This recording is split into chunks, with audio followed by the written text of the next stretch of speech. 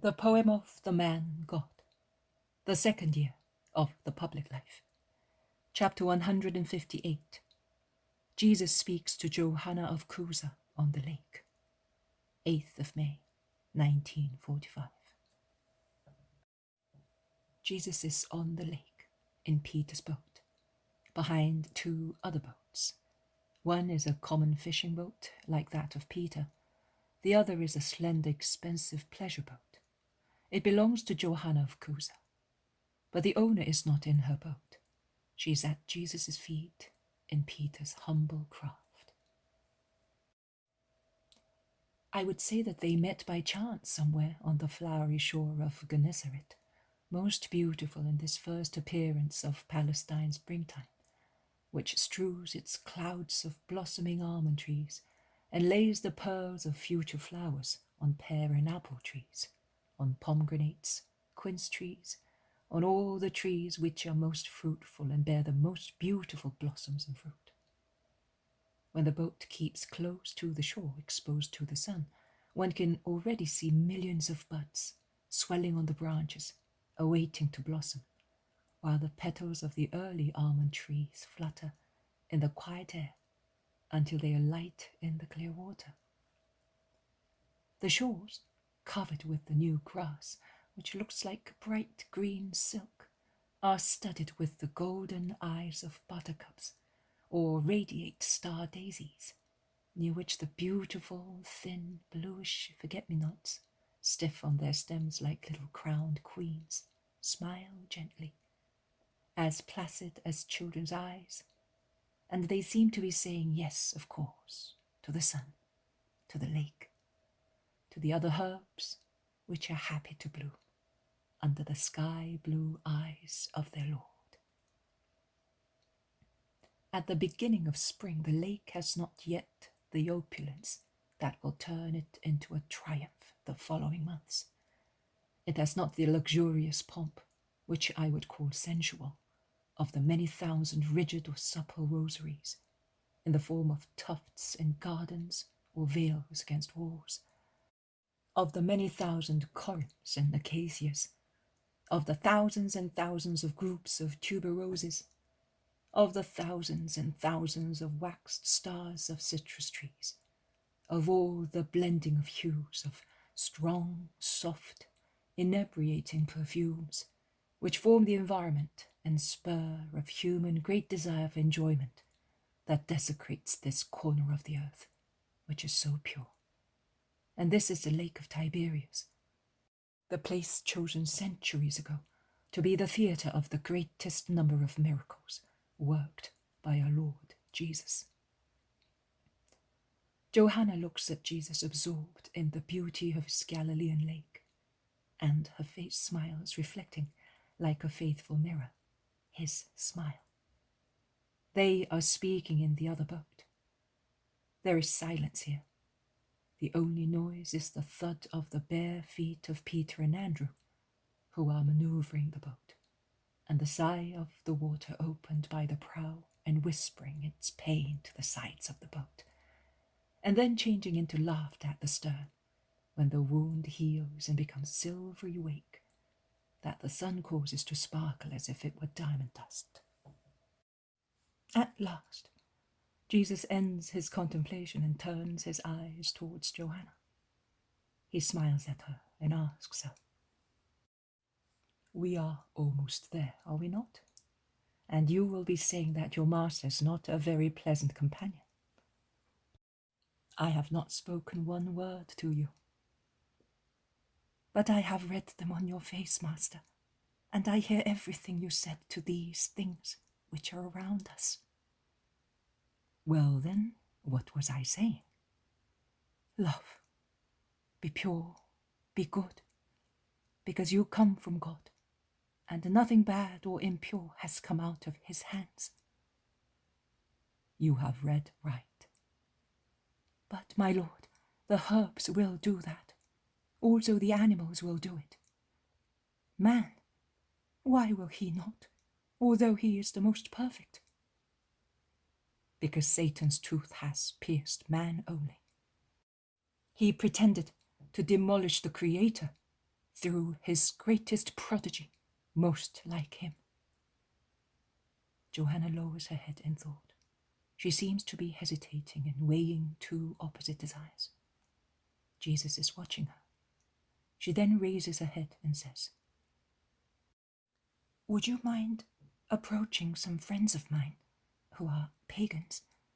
You know, Chuza is a courtier, and the tetrarch, and even more so the true mistress of the court, Herodians, to whose will every desire of Herod yields, as it is fashionable, to show that they are more refined than any other Palestinian, to be protected by Rome, by worshipping Rome and everything that is Roman, flirts with the Romans of the proconsular household, and almost imposes them onto us. Really, I must say that the women are not worse than we are. Also amongst us, on these very shores, there are some women who have fallen very low. And what can we speak of unless we speak of Herodians? When I lost my child and I was ill, they were very good to me, although I did not seek them. And after, we have remained friends. But if you tell me that it is wrong, I will put an end to it." "No? Thank you, my lord. The day before yesterday I was with one of these friends. It was a friendly visit, as far as I was concerned, a duty call with regard to Chuza. It was an order of the tetrarch, who would like to come back here, but does not feel too safe, and so he enters into more interested relations with Rome in order to be protected. Nay, please, you are a relative of the Baptist, are you not? Well, tell him not to be too trustful. He should never leave Samaria. On the contrary, if he does not mind, he should hide there for some time. The snake is going near the lamb, and the lamb has a lot to be afraid of everything. Let him be watchful, master. But it must not be known that I said it. It would be the end of Chuza." "Don't worry, Johanna. I will inform the Baptist in such a way that no harm will be done." "Thank you, my lord. I want to serve you, but by doing so I would not like to harm my husband. Nay, I will not always be able to come with you. Sometimes I will have to stay, because he wants me to, and it is just—" "You will stay, Johanna. I understand everything. Say no more, because it is not necessary." "But will you want me to be near you in the most dangerous hours for you?" "Certainly, Johanna." Oh, what a burden it was for me having to say that, and actually giving voice to the words. But now I am relieved. If you have faith in me, you will always be relieved. But you were talking about a Roman lady friend. Yes, she is a close friend of Claudia, and I think she might be a relative of hers too. And she would like to speak to you. Or at least listen to you. And she is not the only one. Now that you have cured Valerius' child, and the news travelled as quick as lightning, they are more anxious than ever. At the banquet the other evening, there was a lot of talking in your favour and against you, because some Herodians were present, as well as some Sadducees, although if you asked them, they would deny it. And there were also some women, rich, but not honest. There was, I regret telling you because I know that you are a friend of her brother, but there was Mary of Magdala, with her new friend and another woman, a Greek, I think, as dissolute as she. You know, among heathens, women are at table with men, and that is very, what a nuisance. My friend was so kind as to choose my husband as my companion, and that was a great grief. But the others, oh, well, they were talking about you, because Faustina's miracle caused a stir. And if the Romans admired you as a great doctor or magician, forgive me, my lord, the Herodians and the Sadducees vomited venom on your name. And Mary, oh Mary, how horrible! She began sneering, and then, no, I will not tell you. I wept all night over it. Never mind, she will recover. But she is all right, you know. Her body is. All the rest is poisoned. She will recover. You say so. The Roman women, you know what they are like, said, "We are not afraid of witchcraft, neither do we believe in lies. We want to judge by ourselves." And after they said to me, "Could we not hear him?" Tell them that at the end of the month of Shabbat, I will be in your house. I will tell them, my lord. Do you think they will come to you? There is a world to be rebuilt in them. First, it is necessary to destroy, then to build. But it is not impossible. Johanna, there is your house and your garden. Work in it for your master, as I told you. Goodbye, Johanna. The Lord be with you. I bless you in his name. The boat draws near to the shore. Johanna begs, "Are you really not coming?" "Not now. I must revive the flames. In the absence of a few months, they have almost gone out, and time flies." The boat stops in the little bay which penetrates into Chuza's garden. Some servants rush to assist the mistress in getting off. Her boat arrives at the wharf after Peter's, and John, Matthew, the Iscariot, and Philip come off it and get on board Peter's boat, which slowly departs and resumes its voyage to the opposite shore.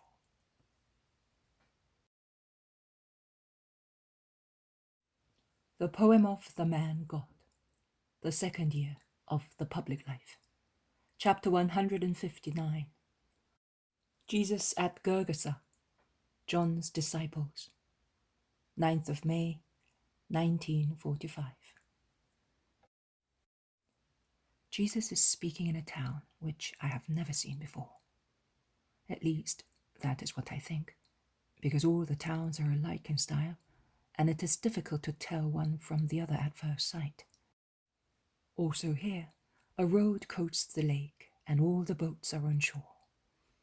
Large and small houses are set in a row on the other side of the road, but the hills are much more distant, and so the little town is on a charming plain which stretches along the eastern shores of the lake, protected from the winds by the range of hills, and warmed by the sun which here, more than in the other parts of the country, increases the blossoming of the trees. I think that Jesus' sermon has already begun because he says, "It is true, you say. We will never abandon you, because to abandon you is to abandon God. But oh, people of Gherghesa, remember that nothing is more changeable than the human mind.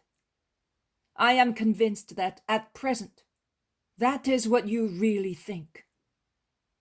My word and the miracle that took place have encouraged you in that direction, and at the present moment you are sincere in what you say. But I wish to remind you of one event. I could quote 1,000, both remote and recent. I will mention only this one. Joshua, the servant of the Lord, on the eve of death, gathered around him all the tribes with their elders, leaders, judges, and scribes, and he spoke to them in the presence of the Lord, reminding them of all the benefits worked by the Lord through his servant. And after enumerating all these things, he asked them to repudiate any god which was not the Lord, or at least to be frank in their faith, choosing with their sincerity either the true God or the gods of Mesopotamia and of the Amorites, so that there should be a clear separation between the sons of Abraham and the paganizing people. An openly declared error is always better than a hypocritical profession and mixture of faiths, which is an insult to God and death to souls. And nothing is easier to maintain and more commonly met than such mixture. The appearance is good. The substance underneath is not good. That state applies also nowadays. Those believers who mix the observance of the law with what is forbidden by the law, those miserable fellows who stagger like drunken people between loyalty to the law and the profit of business and compromise with outlaw, from whom they hope to receive some advantage, those priests or scribes or Pharisees who no longer make the service of God the aim of their lives, but indulge in shrewd politics to triumph over other people, and thus be able to do anything against more honest persons, because they are not the servants of God, but they are servants of power, which they know is strong and useful for their purposes. All those people are nothing but hypocrites, who mix our God with false gods. The people replied to Joshua, "Never let it be that we shall abandon the true God to serve false gods." Joshua told them what I have just told you about the holy jealousy of the Father, about his will to be loved exclusively, with our whole selves, about his justice in punishing those who are untruthful. Punishment. God can punish just as he can reward us. It is not necessary to be dead to receive our reward or punishment. Consider, O people of Israel, whether God, after giving you so much, freeing you from the Pharaohs, leading you safely through the desert and the snares of enemies, allowing you to become a great and respected nation, full of glory, has not punished you once, twice, 10 times for your sins. Consider what you have become now. And I, who see you throwing yourselves headlong into the most sacrilegious idolatry, I see also into which abyss you are about to fall, because you always persevere in the same faults.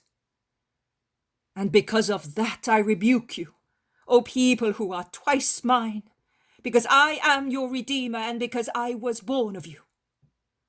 My reproach is not hatred, it is not grudge, nor intolerance, it is love, even if it is severe. Joshua then said, "You are witnesses, you have chosen the Lord." And they all replied, "Yes, we are." And Joshua, who was wise besides being brave, knowing how fleeting the will of man is, wrote in the book all the words of the law and of the covenant, and he put them in the temple, and also in the sanctuary of the Lord in Shechem, which contained the tabernacle for the occasion. He set a great stone as witness and said, "This stone which has heard all your words to the Lord shall remain here as a witness, so that you may not lie and deny the Lord your God."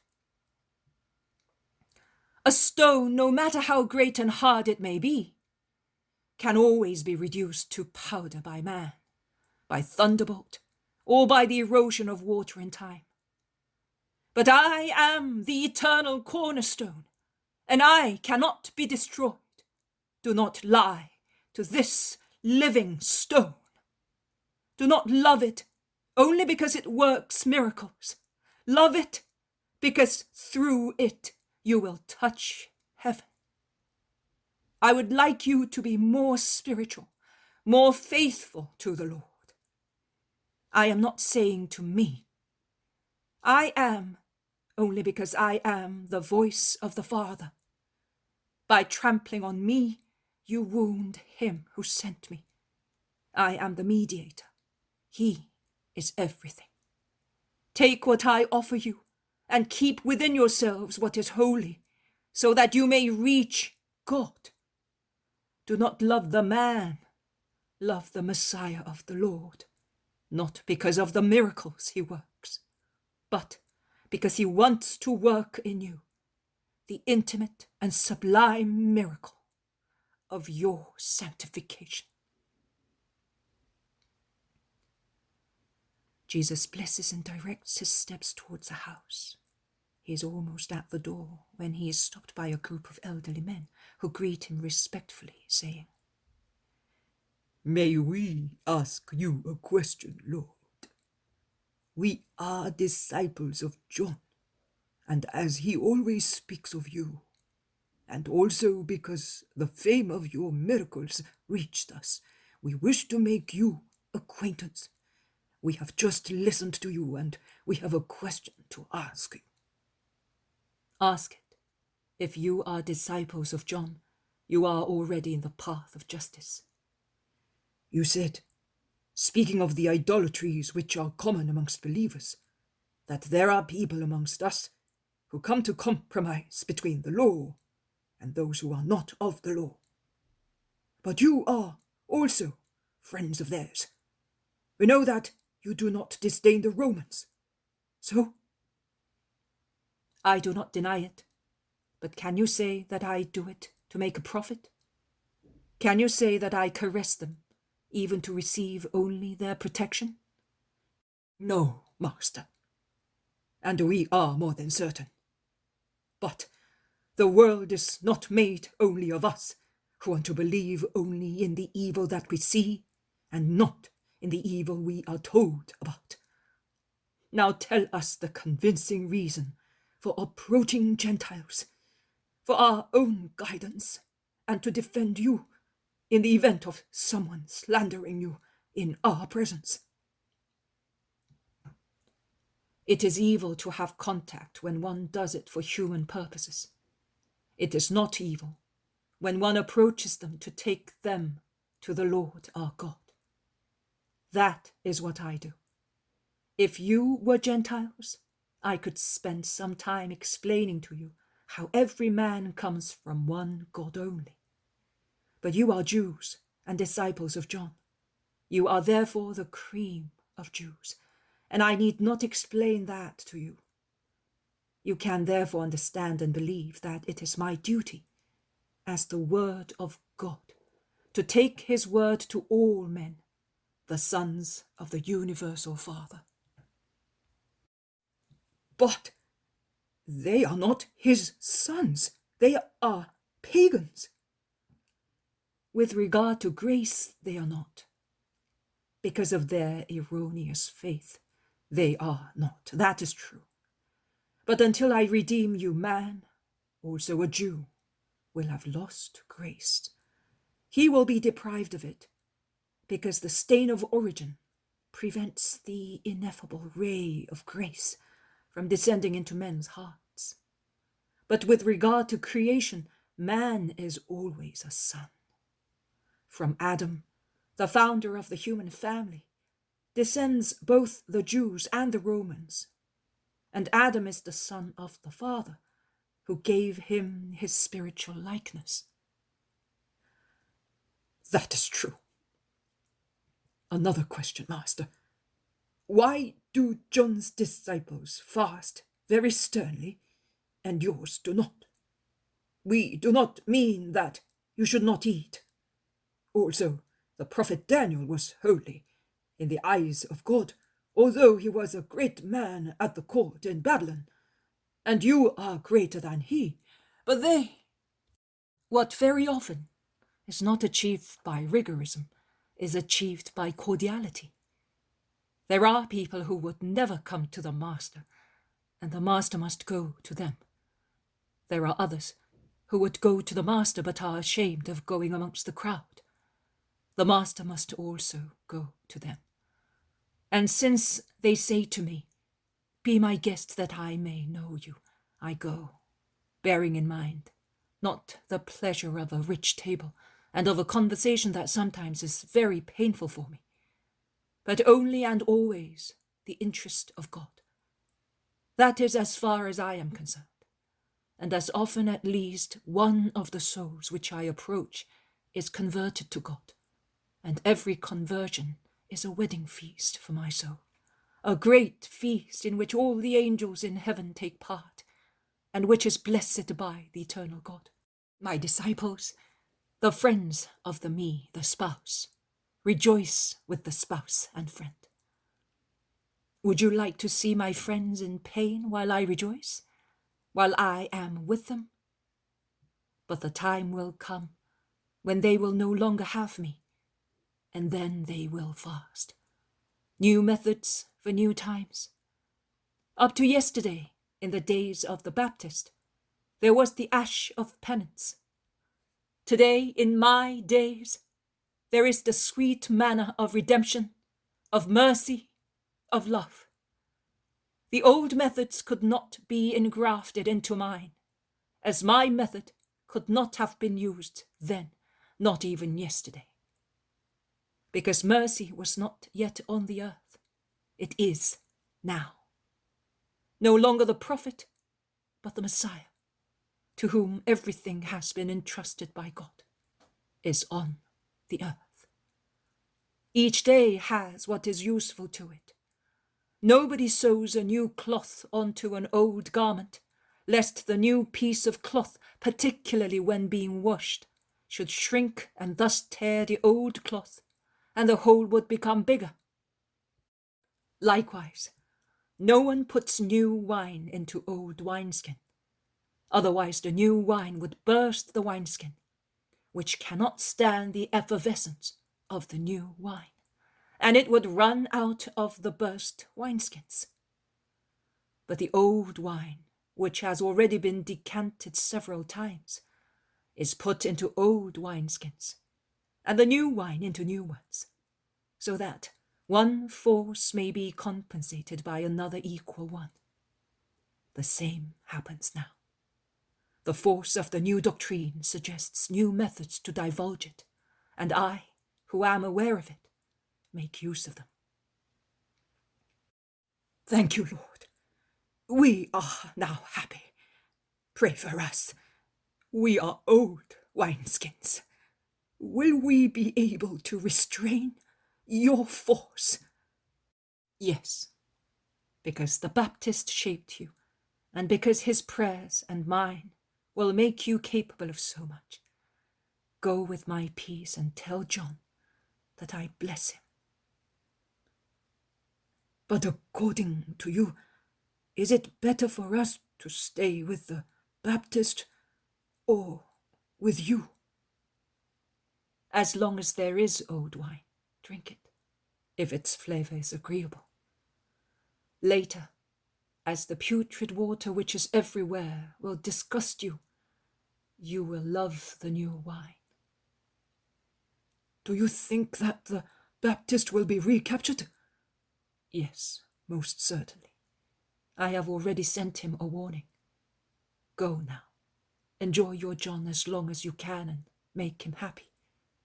Afterwards, you will love me, and you will find it hard. Also because no one who has become used to old wine will all of a sudden wish to have new wine. One says, the old one was better, and in fact, I will have a different flavor, which will seem sour to you. But you will relish its vital flavor day by day. Goodbye, friends. May God be with you.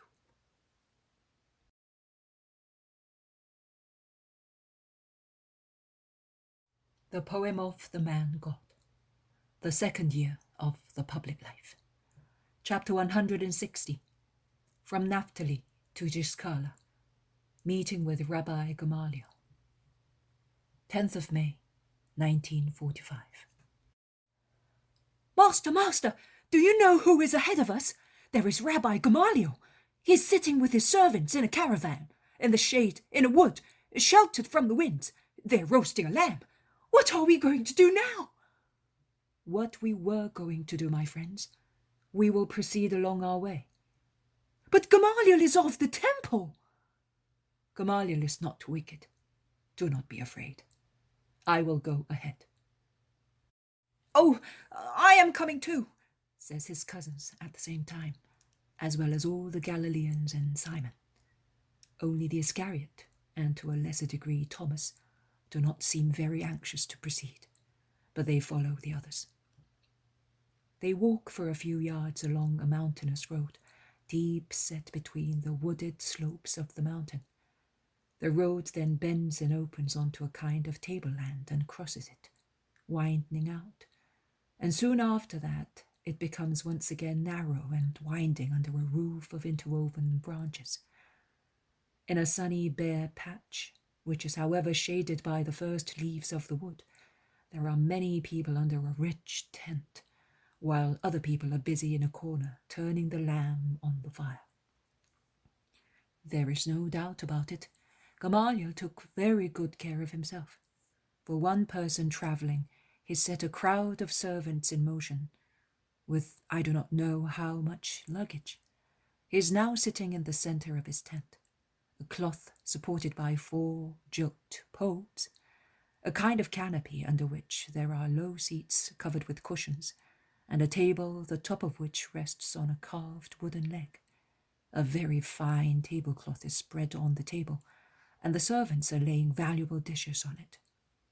Gamaliel looks like an idol, with his hands open on his knees, stiff and hieratic. He looks like a statue to me. The servants move round him like large butterflies, but he pays no attention to them. He's pondering, his eyelashes rather lowered on his severe eyes, and when he raises them, his deep, very dark, pensive eyes are displayed in all their severe beauty at the sides of a long, thin nose, and under the high, rather bold forehead of an elderly man. His forehead is marked by 3 parallel wrinkles and by a large bluish vein, which forms a V-shaped angle in the center of his right temple. The noise of the oncoming people causes the servants to turn around. Gamaliel also looks round. He sees Jesus approaching ahead of everyone, and he makes a gesture of surprise. He stands up and moves to the edge of the tent, but no further. From there, he bows low with his arms crossed on his chest. Jesus replies to him in the same way. "You are here, Rabbi?" asks Gamaliel. "I am here, Rabbi," replies Jesus. "May I ask you where you are going?" "It is a pleasure for me to tell you. I am coming from Naphtali, and I am going to Giscala." "On foot? But it is a hard and long road. Along these mountains, you are tiring yourself too much." "Believe me, if I am welcomed and listened to, all tiredness disappears." "Well then, allow me to be for once the one who will remove your fatigue. The lamb is ready. We would have left the leavings to the birds, because I never take them with me. You can see that it is no trouble for me to offer food to you and to your followers. I am friendly to you, Jesus. I do not consider you inferior to me, but greater than I am." "I believe you, and I accept your hospitality." Gamaliel speaks to a servant who appears to be the highest in authority and who passes on the order. The tent is extended, and more seats and dishes for Jesus' disciples are taken off the many mules. They bring bowls to purify their fingers. Jesus performs the rite with the greatest courtliness, whereas the apostles, on whom Gamaliel is casting sharp, sidelong glances, do so as well as they can, with the exception of Simon, Judas of Kerioth, Bartholomew, and Matthew, who are more accustomed to Jewish refinements. Jesus is beside Gamaliel, who is alone on one side of the table. The Zealot is in front of Jesus. After the prayer of thanksgiving, which Gamaliel says with calm solemnity, the servants carved the lamb and divided among the guests, and they fill the cups with wine or water sweetened with honey for those who prefer it. We have met by chance, Rabbi. I was never expecting to see you on the way to Giscala. I am going towards the whole world. Yes, you are the indefatigable prophet. John is the stationary one. You are the roaming one. It is easier, therefore, for souls to find me. I would not say so. Your continuous moving about disorientates them. I disorientate my enemies, but those who want me, because they love the word of God, find me. Not everyone can come to the Master, and the Master, who wants everybody, goes to everybody, helping thus the good and warding off the conspiracies of those who hate me. Are you referring to me? I do not hate you. Not to you, but since you are just and frank, you can say that I am speaking the truth. Yes, it is so.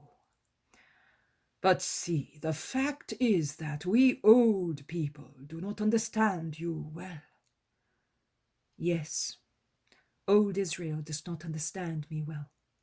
That is her misfortune. No. Yes, Rabbi.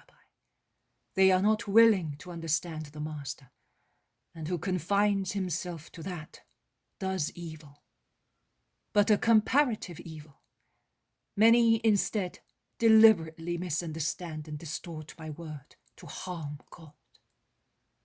God, he is above human snares.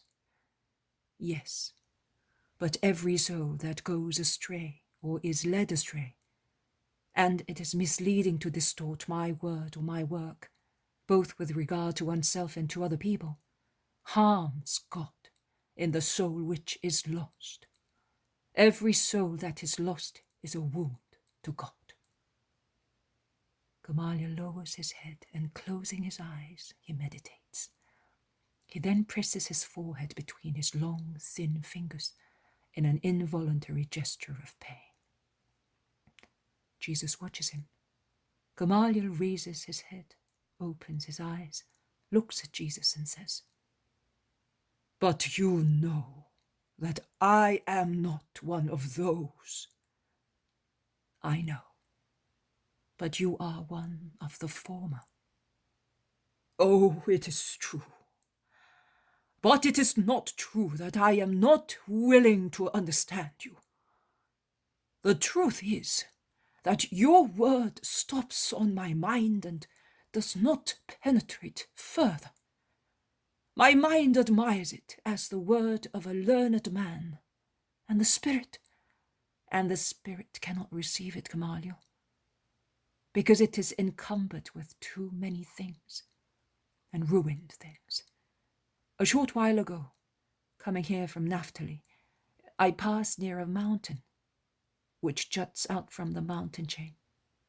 I was pleased to pass there to see the two beautiful lakes of Gennesaret and Merom from high above, as eagles and the angels of the Lord see them. To say once again, thank you, Creator, for the beauty you grant us.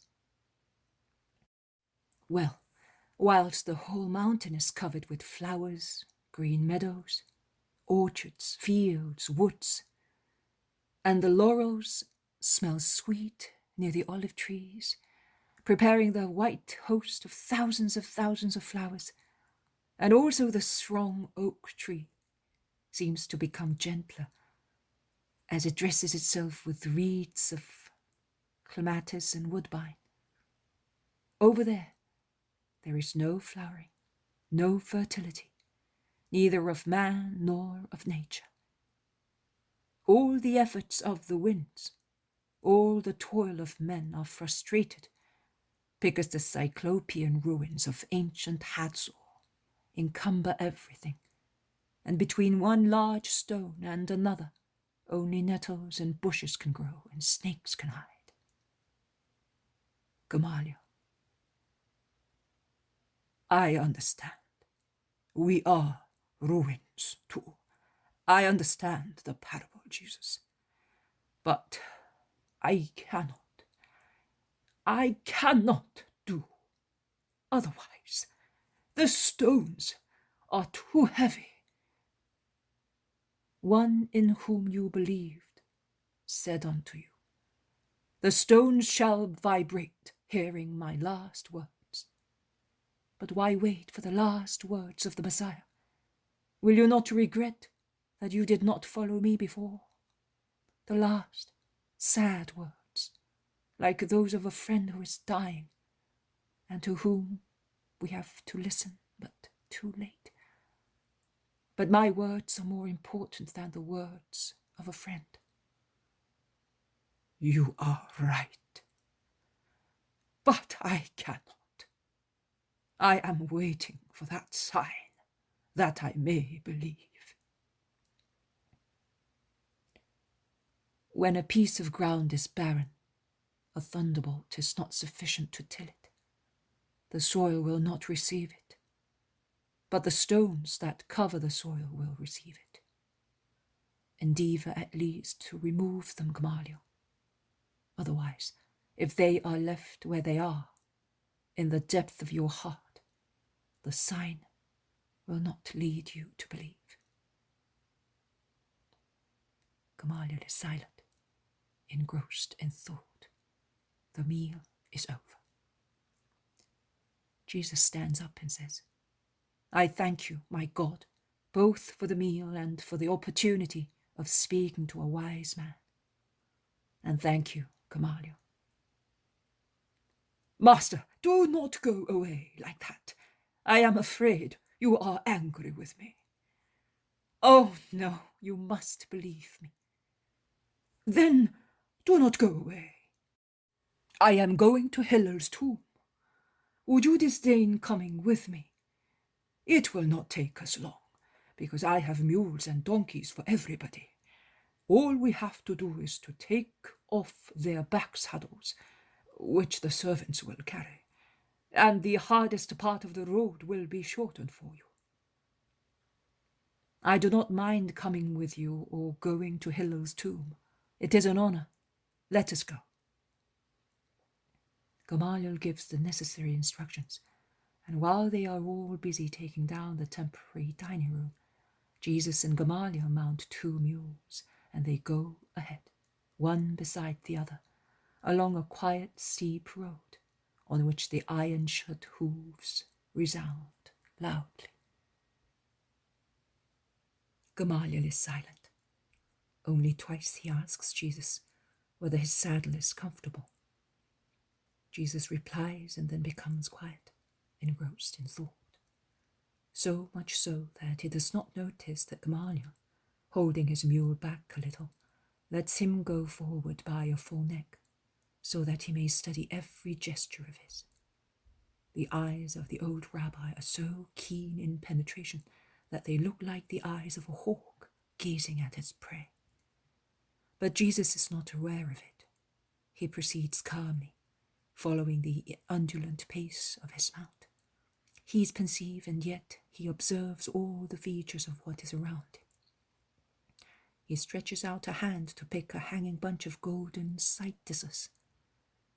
He smiles at 2 little birds which are building their nests in a thicker juniper.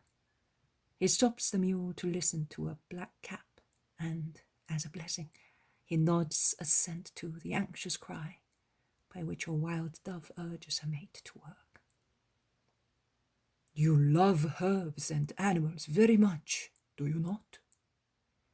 Yes, very much. They are my living book. Man always has the foundations of faith in front of him. Genesis lives in nature. Now one who knows how to see knows also how to believe. This flower, so sweet in its scent and in the substance of its pendulous corollas, and in such a contrast with this thorny juniper and with that furze, how could it have made itself by itself? And look, that robin redbreast, Could it have made itself with that dried bloodstain on its soft throat? And those two doves, where and how have they been able to paint those onyx collars on the veil of their grey feathers?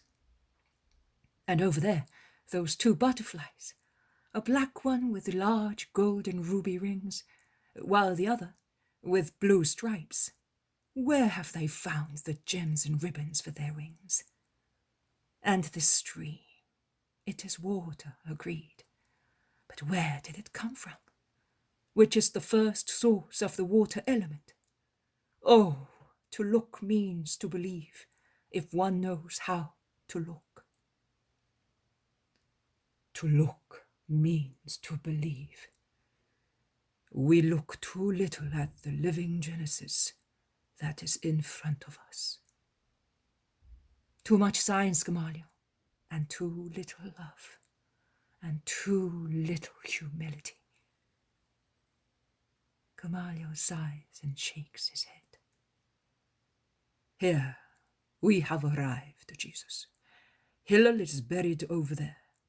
Let us dismount and leave our mules here. A servant will take them.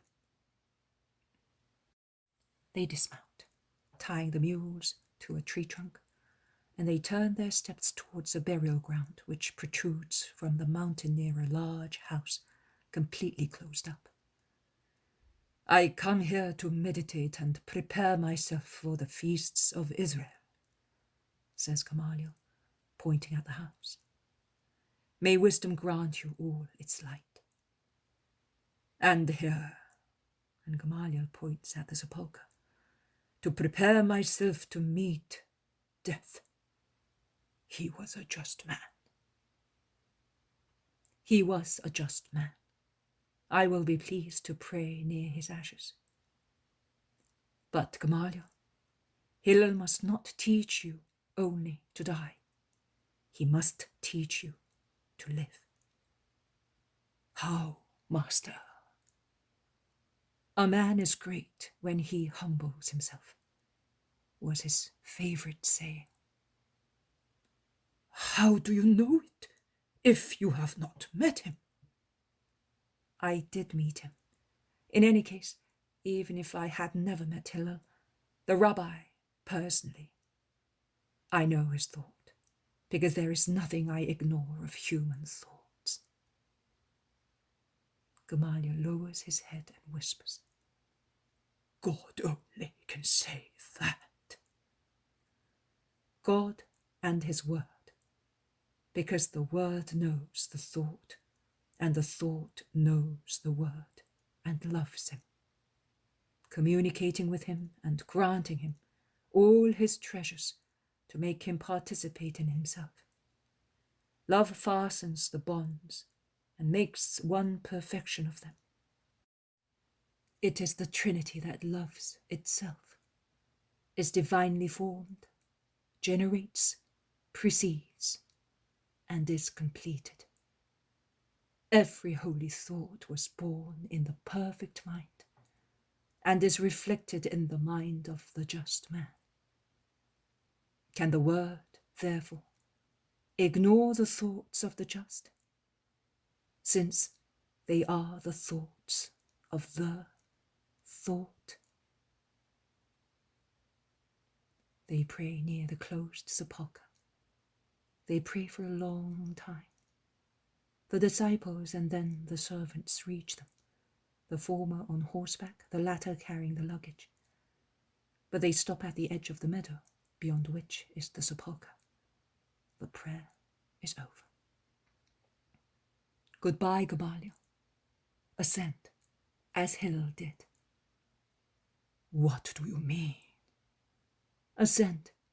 He is ahead of you, because he knew how to believe more humbly than you. Peace be with you.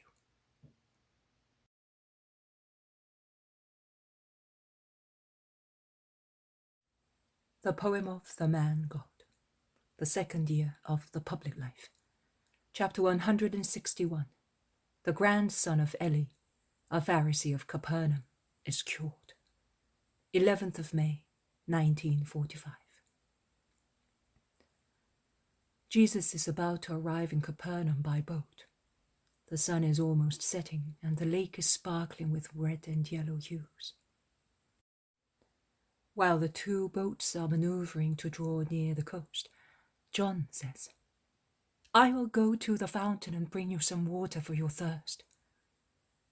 "The water is good here," exclaims Andrew. "Yes, it is good, and your love makes it even better for me." "I will take the fish home. The women will prepare them for supper. After, will you speak to us and to them?" "Yes, Peter, I will." "It is more pleasant now to come back home. Heretofore, we looked like so many nomads. But now, with the women, there is more order, more love. And then, when I see your mother, I no longer feel tired. I don't know." Jesus smiles and is quiet. The boat grounds on the shining shore.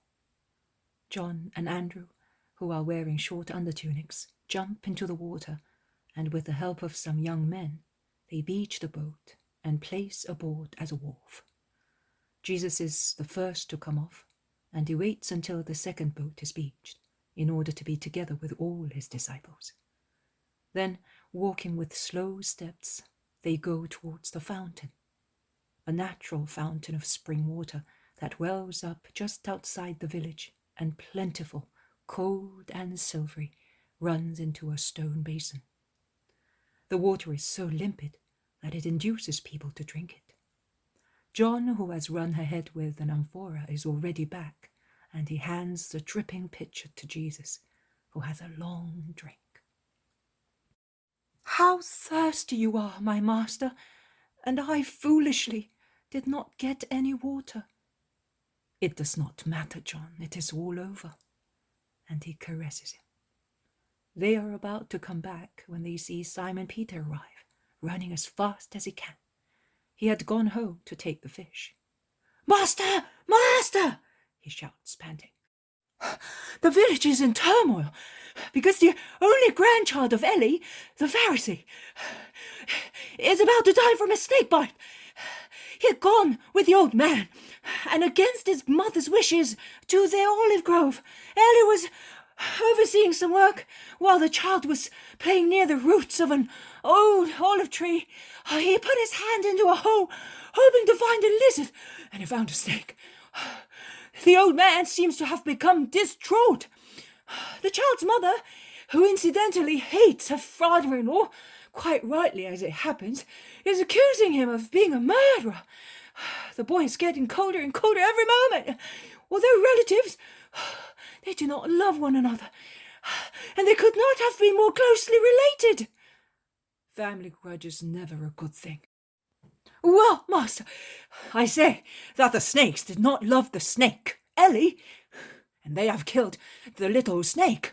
I am sorry that he saw me, and he shouted after me, 'Is the master there?' And I am sorry for the little one. He was a nice boy, and it is not his fault that he was the grandson of a Pharisee." "Of course it is not his fault." They walk towards the village, and they see a crowd of people, shouting and weeping, coming towards them, with the elderly Eli in front of them. "He has found us! Let us go back!" "Why?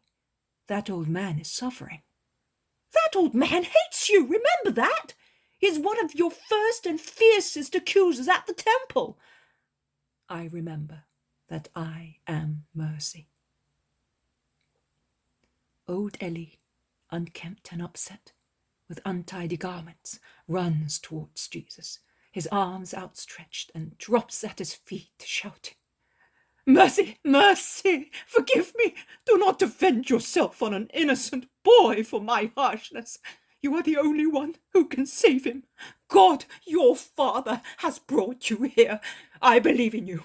I venerate you. I love you. Forgive me. I have been unfair, a liar, but I have been punished. These hours all alone serve as a punishment. Help me. It is the boy, the only son of my dead son, and she is accusing me of killing him." And he weeps, striking his head on the ground rhythmically. "Come on, do not cry like that." Do you want to die without having to look after your grandson anymore? He's dying! He's dying! Perhaps he's already dead. Let me die too. Don't let me live in that empty house. Oh, my sad last days. Ellie, get up and let us go. You are you really coming? But do you know who I am? An unhappy man. Let us go.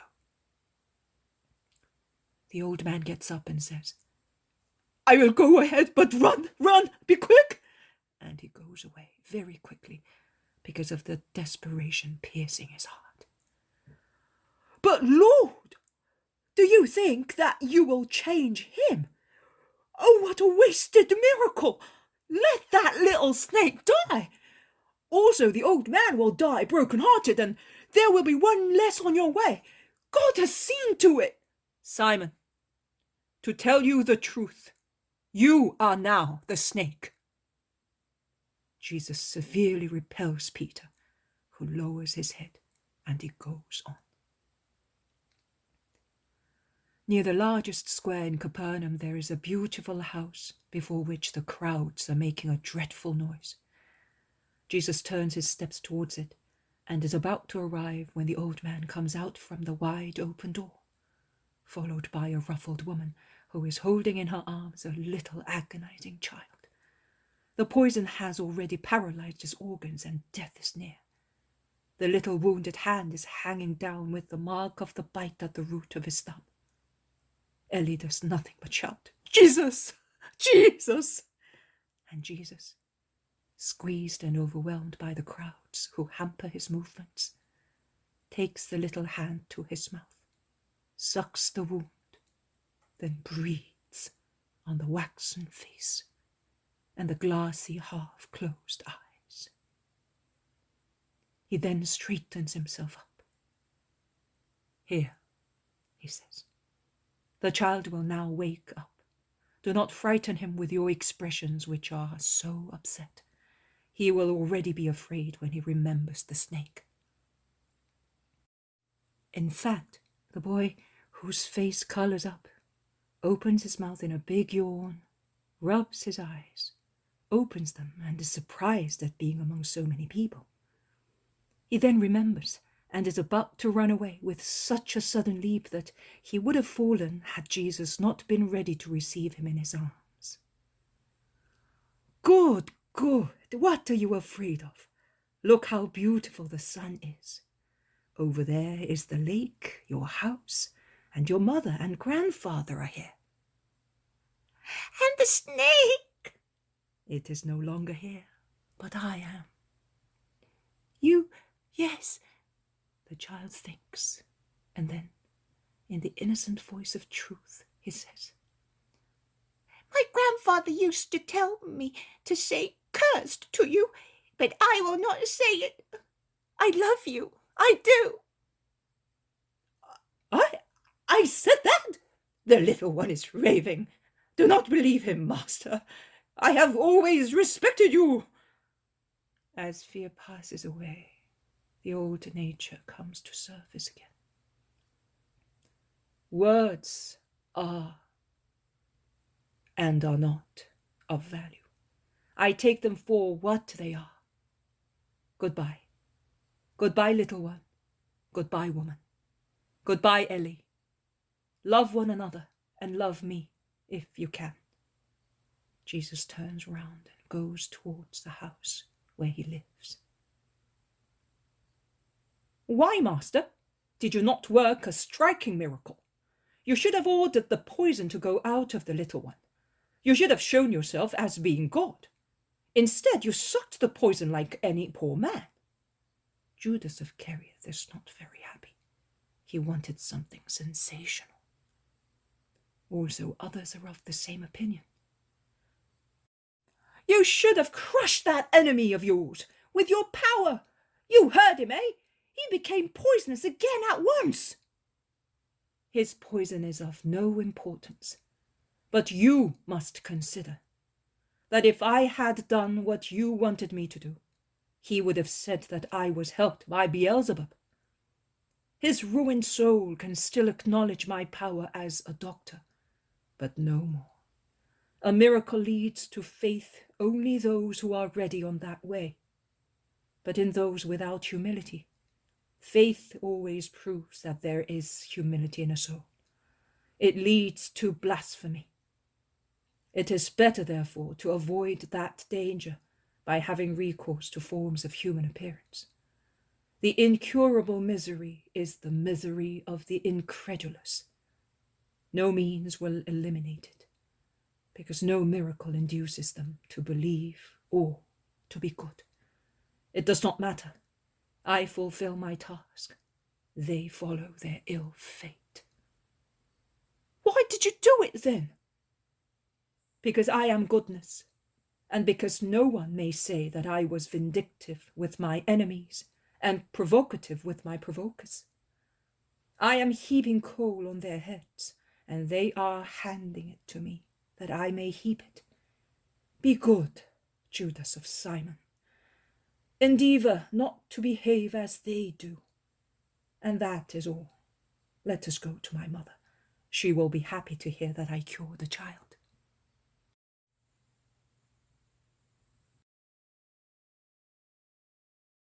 The poem of the man God, the second year of the public life. Chapter 162. Jesus in the house in Capernaum after the miracle on Elijah. 13th of May, 1945.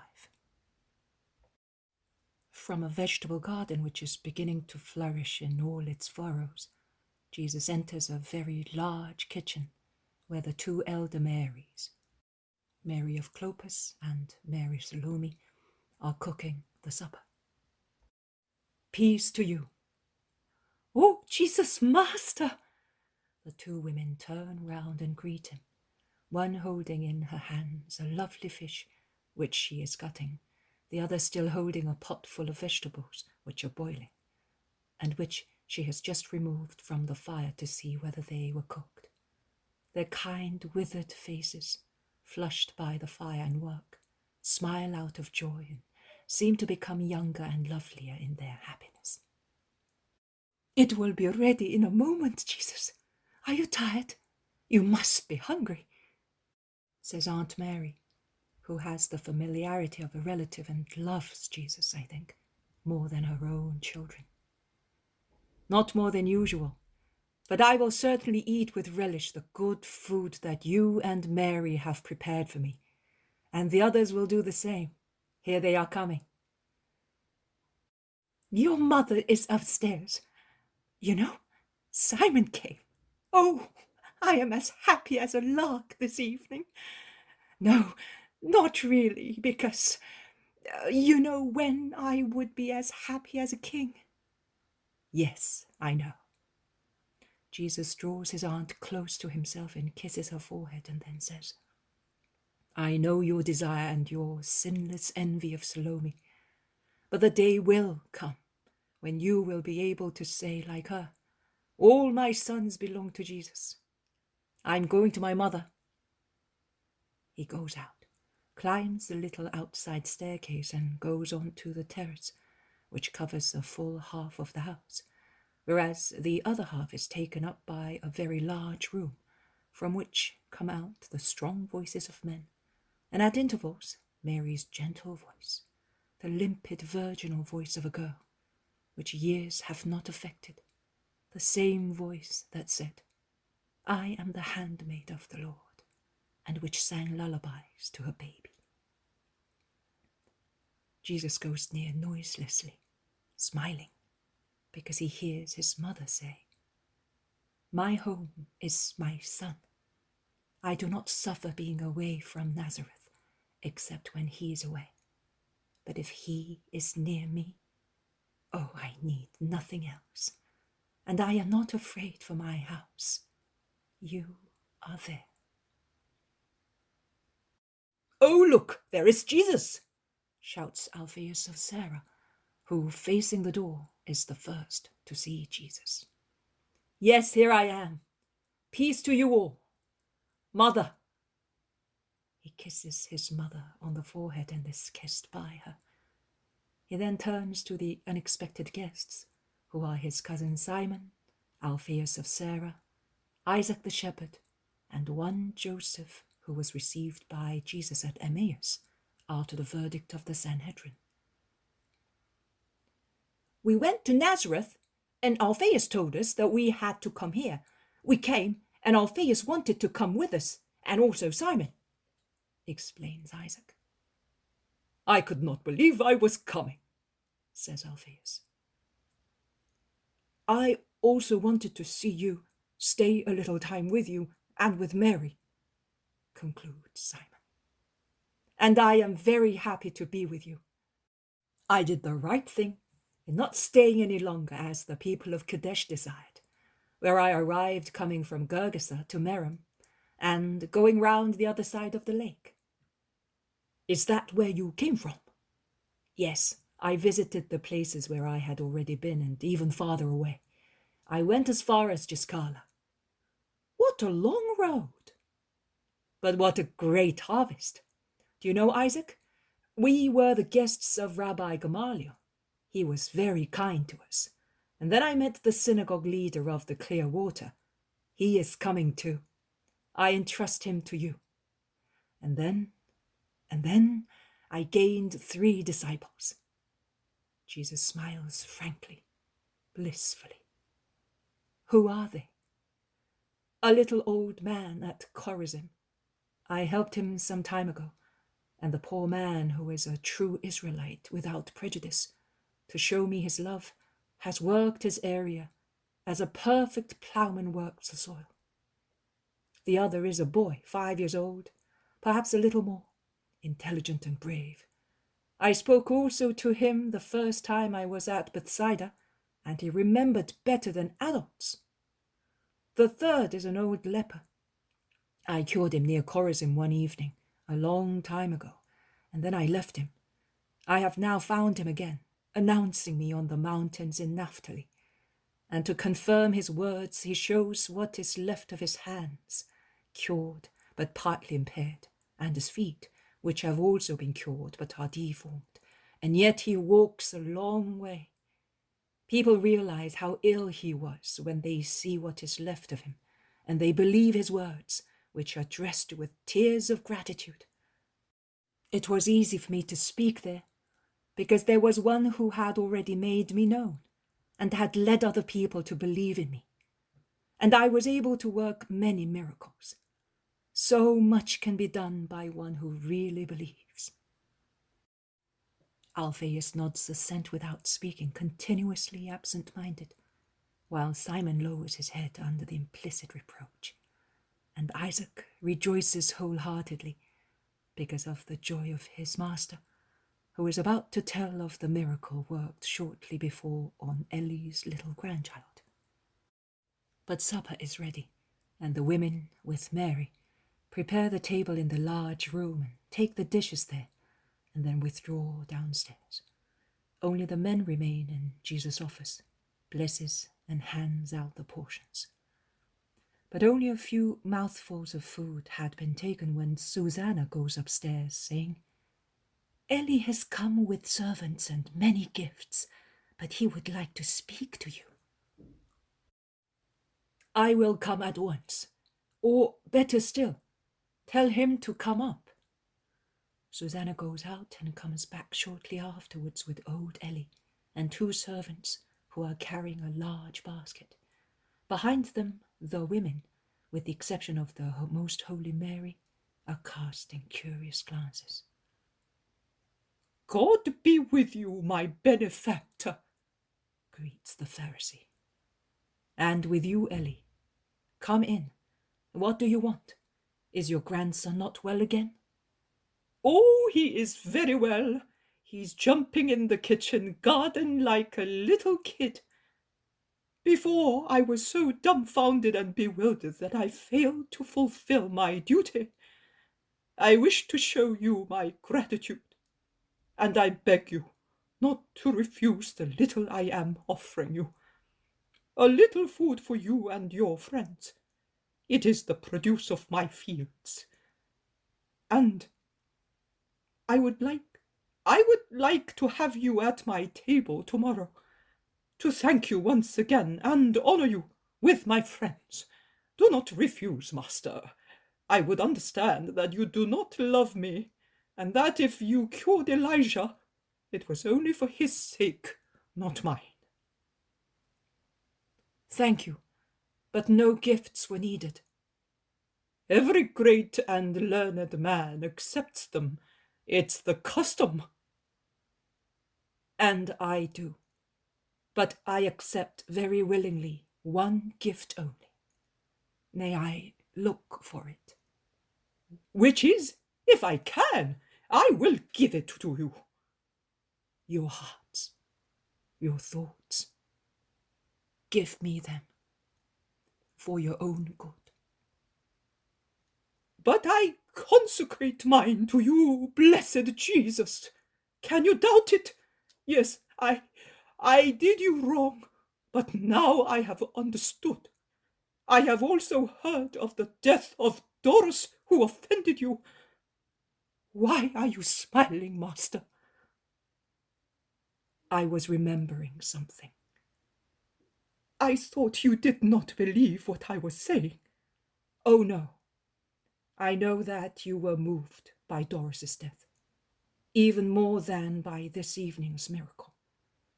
But do not be afraid of God if you have really understood, and if from now on you wish to be my friend. I can see that you really are a prophet. It is true.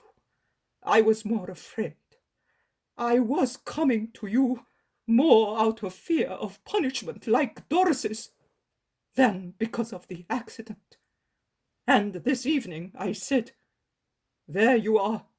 The punishment has come, and it is even more severe because it did not strike the old oak in its own life, but in its love, in its joyful life, by striking the little oak in which I rejoiced.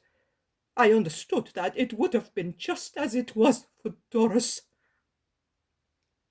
You understood that it would have been just, but you did not believe yet in him who is good. You are right, but it is no longer so. Now I have understood. So, are you coming to my house tomorrow? Ellie, I had decided to leave at dawn, but I will postpone my departure by one day, that you may not think that I despise you.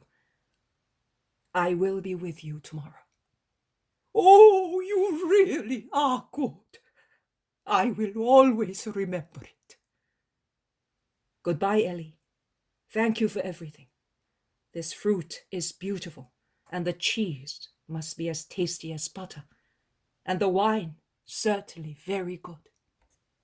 But you could have given everything to the poor in my name. There is something for them, if you wish so, at the bottom, under the rest. It was an offering for you. Well, we will distribute it tomorrow together, before or after the meal, as you prefer. May the night be a peaceful one for you, Ellie. And for you. Goodbye. And he goes away with his servants. Peter, who with all the mimicry of which he is capable has pulled out the contents of the basket to hand it back to the servants, puts the purse on the table in front of Jesus and says, as if he were concluding an internal speech, and it will be the first time that the old owl gives alms. It is true, confirms Matthew. I was greedy, but he surpassed me. He doubled his capital by usury. Well, if he mends his ways, it's a good thing, is it not? Says Isaac. It certainly is a good thing, and it appears to be so, state Philip and Bartholomew. Oh, Ellie, a convert! Peter laughs heartily. Simon, the cousin, who has been pensive all the time, says, Jesus, I would like to follow you.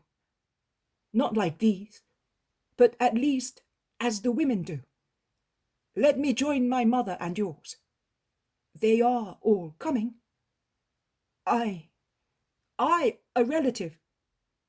I do not expect to have a place amongst the disciples, but at least as a good friend. May God bless you, my son. How long I have been waiting to hear you say that, shouts Mary of Alphaeus. Come, I reject no one, neither do I force anyone. I do not even exact everything from everybody. I take what you can give me. It is a good thing that the women are not always alone when we go to places unknown to them. Thank you, brother. I am going to tell Mary, says Simon's mother, and she adds, she is down in her little room praying. She will be happy. It is rapidly growing dark. They light a lamp to go down the staircase, which is already dark in twilight, and some go to the right, some to the left, to rest. Jesus goes out and walks to the shore of the lake. The village is quiet. The streets are deserted. There is no one on the shore or on the lake in the moonless night. There are only stars to be seen in the sky and the murmur of the surf to be heard on the shining shore.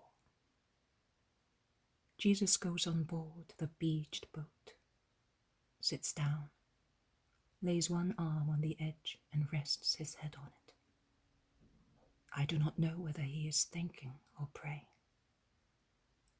Matthew approaches him very quietly. Master, are you sleeping?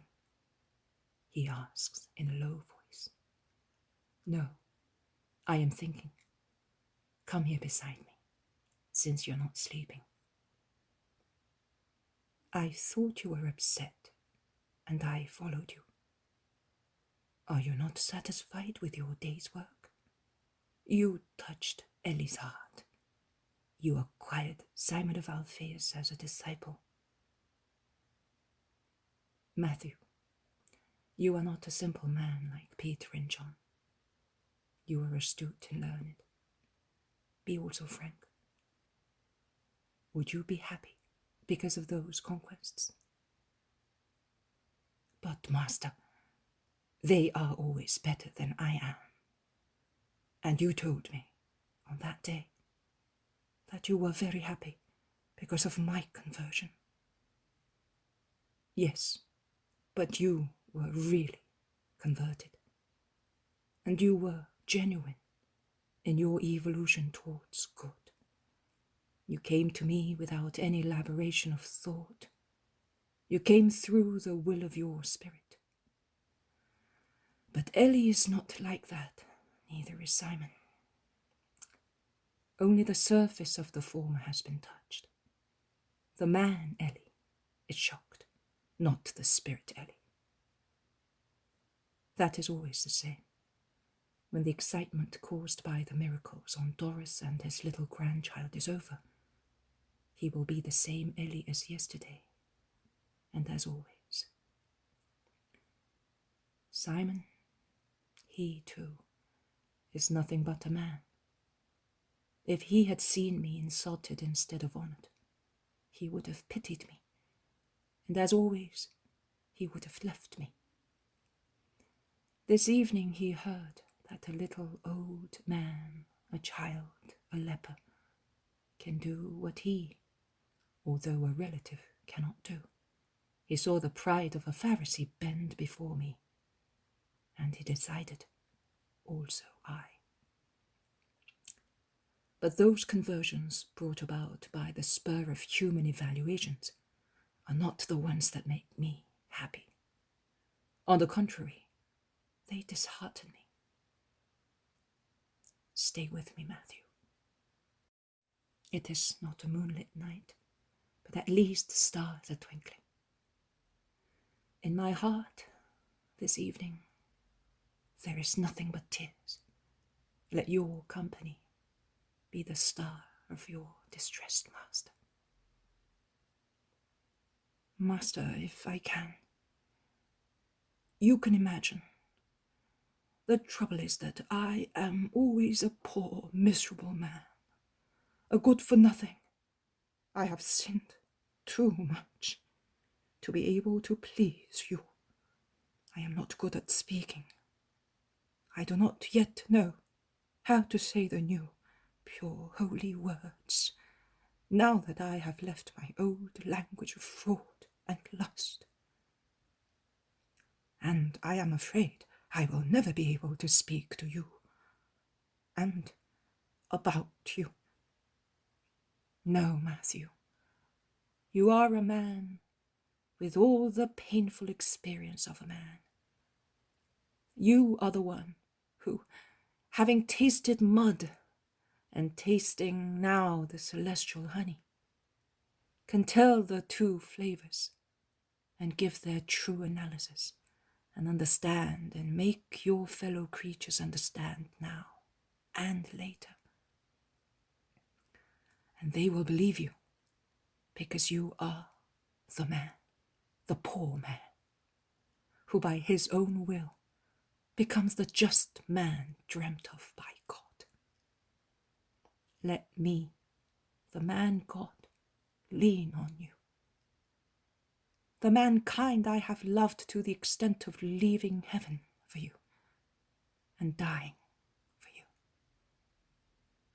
No, not to die. Don't tell me that you are dying for me. Not for you, Matthew, but for all the Matthews of the world and centuries. Embrace me, Matthew.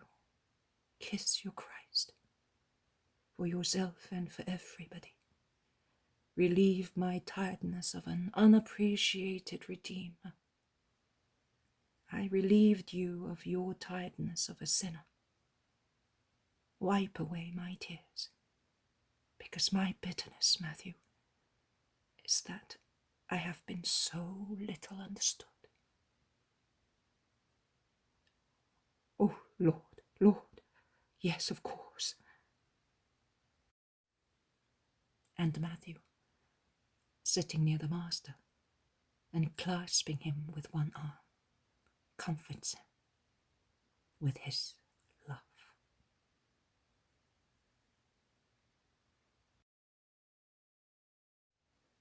The poem of the man God, the second year of the public life. Chapter 163. Dinner in the house of Eli, the Pharisee of Capernaum. 14th of May, 1945. Eli's house is very busy today. Servants and maidservants go and come, and amongst them there is little Elijah, a lively little child. Then there are two stately personages and two more. I know the former two, as they are the ones who went with Eli to Matthew's house. I do not know the latter two, but I hear them being called Samuel and Joachim. Jesus comes last with the Iscariot. After solemn reciprocal salutations, there is the question. Only with this one, and the others? The others are all around the country. They will come in the evening. Oh, I am sorry. I thought it was true. Last night I invited only you, meaning all the rest with you. Now I was afraid they might be offended, or they might disdain to come to my house, owing to past light disagreements. The old man laughs. No, my disciples do not nourish proud touchiness or incurable grudge. Of course. Very well. Let us go in, then. The usual purification ceremony, and then they go into the dining room, which opens onto a large yard where the first roses bring a happy note. Jesus caresses little Elijah, who is playing in the yard and who has only 4 little red marks on his hand from the past trouble. He does not remember his past fear, but he remembers Jesus, and he wants to kiss him and be kissed by him with the spontaneity of children. With his little arms around Jesus' neck, he speaks to him through his hair, confiding that when he is big, he will go to him and asks, "Do you want me?" "I want everybody. Be good and you will come with me." The little boy goes away, bounding about. They sit at the table and Eli wishes to be so perfect that he puts Jesus beside him, and on the other side Judas, who is thus between Eli and Simon, as Jesus is between Eli and Uriah. The meal begins. Their conversation at first is inconsequential. It then becomes interesting. And since wounds are sore and chains are heavy, the talk turns to the eternal topic of the enslavement of Palestine by Rome. I do not know whether it was done deliberately or without any evil purpose. I know that the 5 Pharisees complain of the new Roman abuses as of a sacrilege, and they want to get Jesus interested in the discussion. You know, they want to pry into our income, down to the last coin. And as they have realized that we meet in the synagogue to speak about that and about them, now they are threatening to come in without any respect. I am afraid they will enter also the houses of priests one of these days, shouts Joachim. What do you say about that? Do you not feel disgusted? Asks Eli. Jesus replies to the direct question. As an Israelite, yes. As a man, no. Why that distinction? I do not understand. Are you 2 in 1? No, but there is in me flesh and blood, that is, the animal, and there is the spirit of an Israelite, compliant with the law, suffers because of such violations. The flesh and blood do not suffer because I lack the goad that hurts you. Which one? Interest. You said that you meet in the synagogues to speak also of business without fear of intrusive ears. And you are afraid you will no longer be able to do so, and consequently, you are afraid you may not be able to conceal even a small coin from the tax collectors, and that you may be taxed exactly according to your assets. I possess nothing. I live on the charity of my neighbors and on my love for them. I have neither gold, nor fields, nor vineyards, nor houses, except my mother's house in Nazareth, which is so small and poor as to be ignored by the tax assessors. Consequently, I am not afraid that they may find out that my statement of income is untrue, and that I may be fined and punished. All I possess is the word that God gave me, and that I give. But it is such a sublime thing that man has no means whatsoever to affect it. But if you were in our position, what would you do? Well, do not take it amiss if I tell you quite frankly my opinion, which is in contrast to yours. I solemnly tell you that I would behave differently. How? Not offending against the holy truth. It is always a sublime virtue, even when it is applied to such human things as taxes.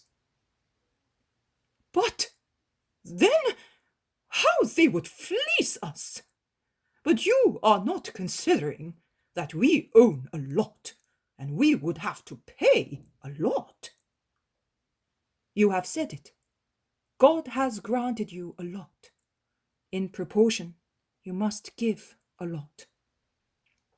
Why behave so badly, as unfortunately many do, so that poor people are taxed out of proportion? We are aware of the situation. How many taxes there are in Israel are taxes which are unjust. The great, who already have so much, benefit by them, whereas they are the despair of poor people who have to pay them and have to starve to find the money. Love for our neighbor does not recommend that. We Israelites should be so thoughtful as to take upon us the burden of the poor. You are saying that because you are poor too. No, Uriah, I am saying that because it is justice. Why has Rome been able to oppress us thus? Because we sinned, and we are divided by hatred. The rich hate the poor hate the rich. Because there is no justice, and the enemy takes advantage of the situation and has subdued us. You have mentioned various reasons. Are there any more?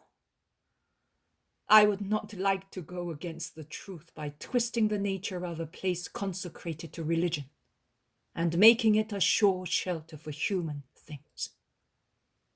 Are you reproaching us? No, I am replying to you. Listen to your own consciences. You are masters, and therefore, I would say that it is time to rise, to rebel, to punish the invader and restore our kingdom. True, you are right, Simon. But the Messiah is here. He must do it, replies Eli. But the Messiah, for the time being, forgive me, Jesus, is only goodness. He advises everything except to rebel. We will listen, Simon. Remember the book of Kings. Saul was at Gilgal. The Philistines were at Michmash. The people were afraid and dispersed. The prophet Samuel was not coming. Saul decided to precede the servant of God and offer the sacrifice himself. Remember the answer that Samuel, on his arrival, gave to the imprudent Saul.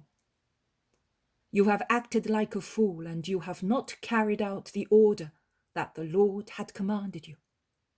If you had not done that, now the Lord would have confirmed your sovereignty over Israel forever. But now your sovereignty will not last. An untimely and proud action served neither the king nor the people. God knows the hour, man does not. God knows the means, man does not.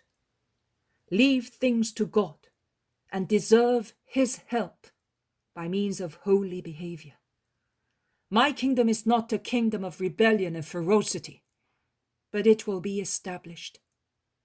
It is not a preserve for a few people. It will be universal.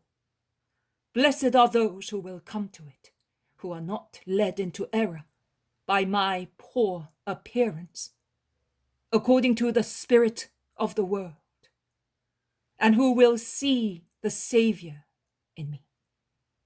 Be not afraid, I shall be king, the king who came from Israel, the king who will extend his kingdom all over mankind. But you, masters of Israel, must not misunderstand my words and those of the prophets who announce me.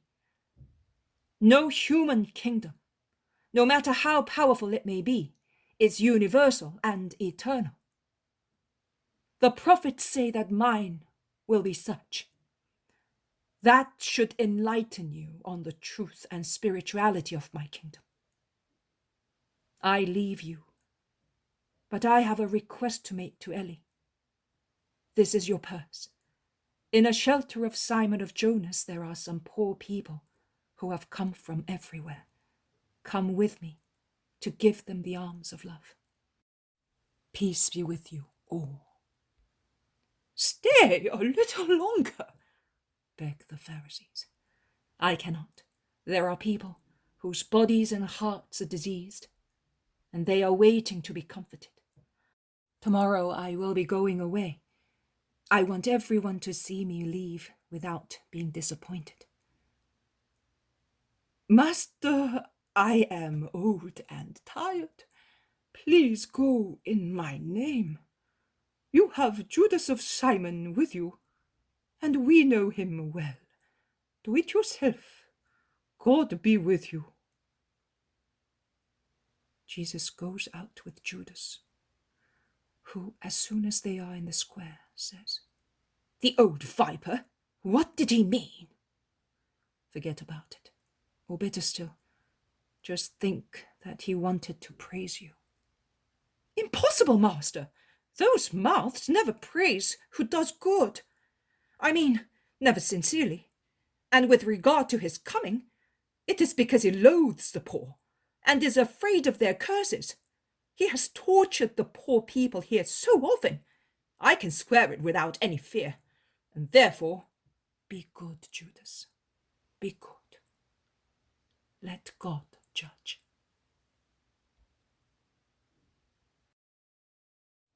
The poem of the man God, the second year of the public life. Chapter 164. Towards the retreat on the mountain before the election of the apostles. 15th of May, 1945. The boats of Peter and John are sailing on the placid lake, followed by, I think, all the boats that exist on the shores of Tiberias, because they are so numerous, large and small, coming and going, endeavoring to reach and overtake the boat in which Jesus is, and then forming a long line behind it. Prayers, entreaties, requests and outcries can be heard over the blue waves. Jesus promises, replies, and blesses.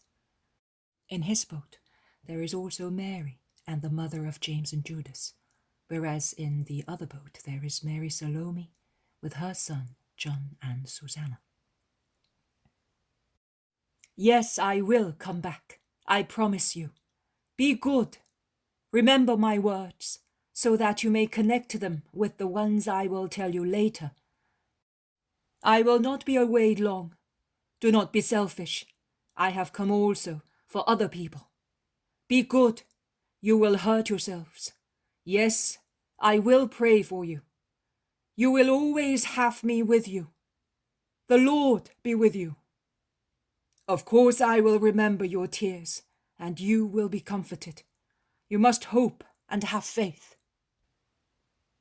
And thus, blessing and promising while the boat is moving, they reach the shore.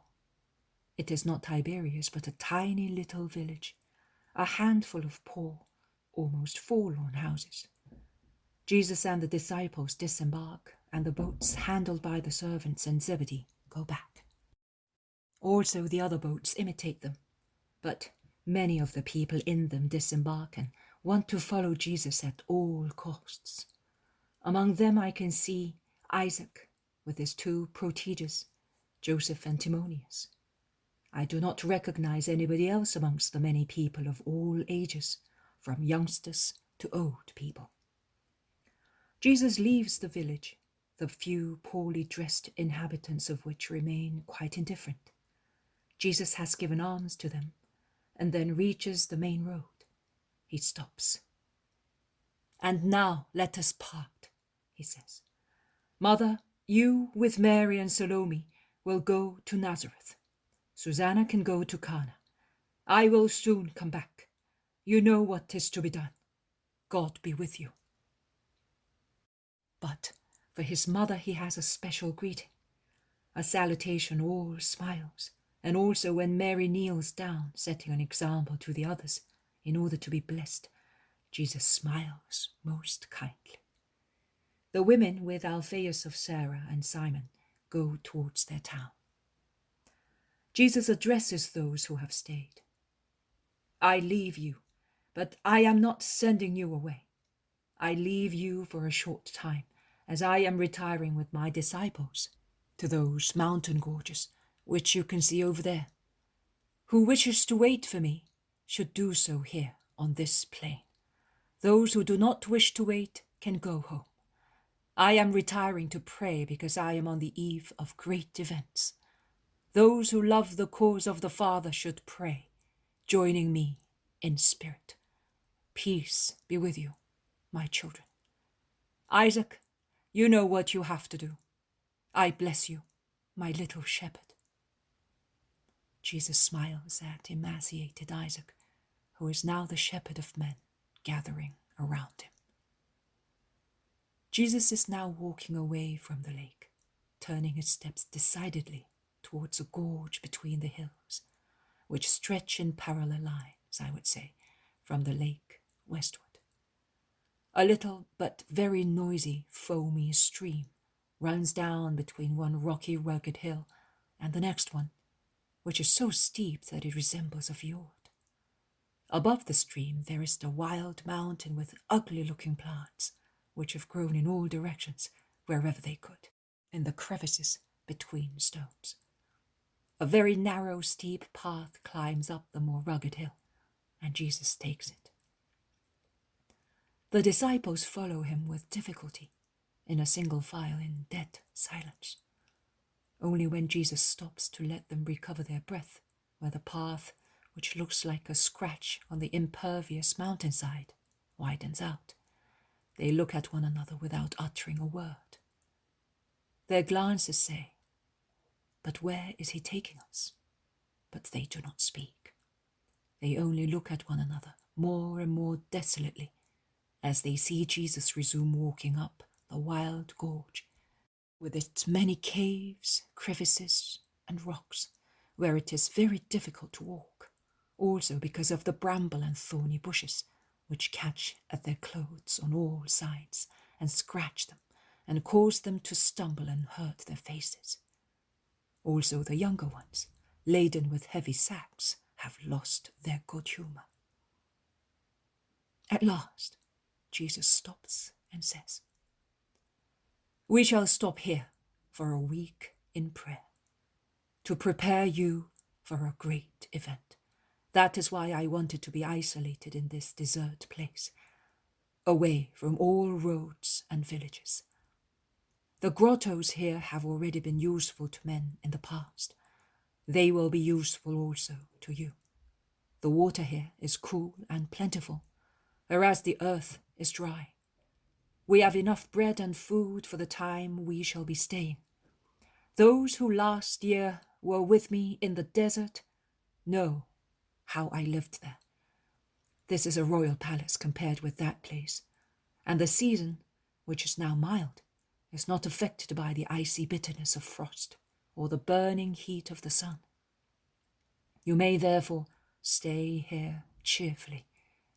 Perhaps we shall never again be all together like this, and all alone. This retreat must unite you, making not 12 men of you, but one only institution. Are you not saying anything? Are you not asking any questions? Lay on that rock the loads that you are carrying, and throw down the valley the other load that you have in your hearts, your humanity.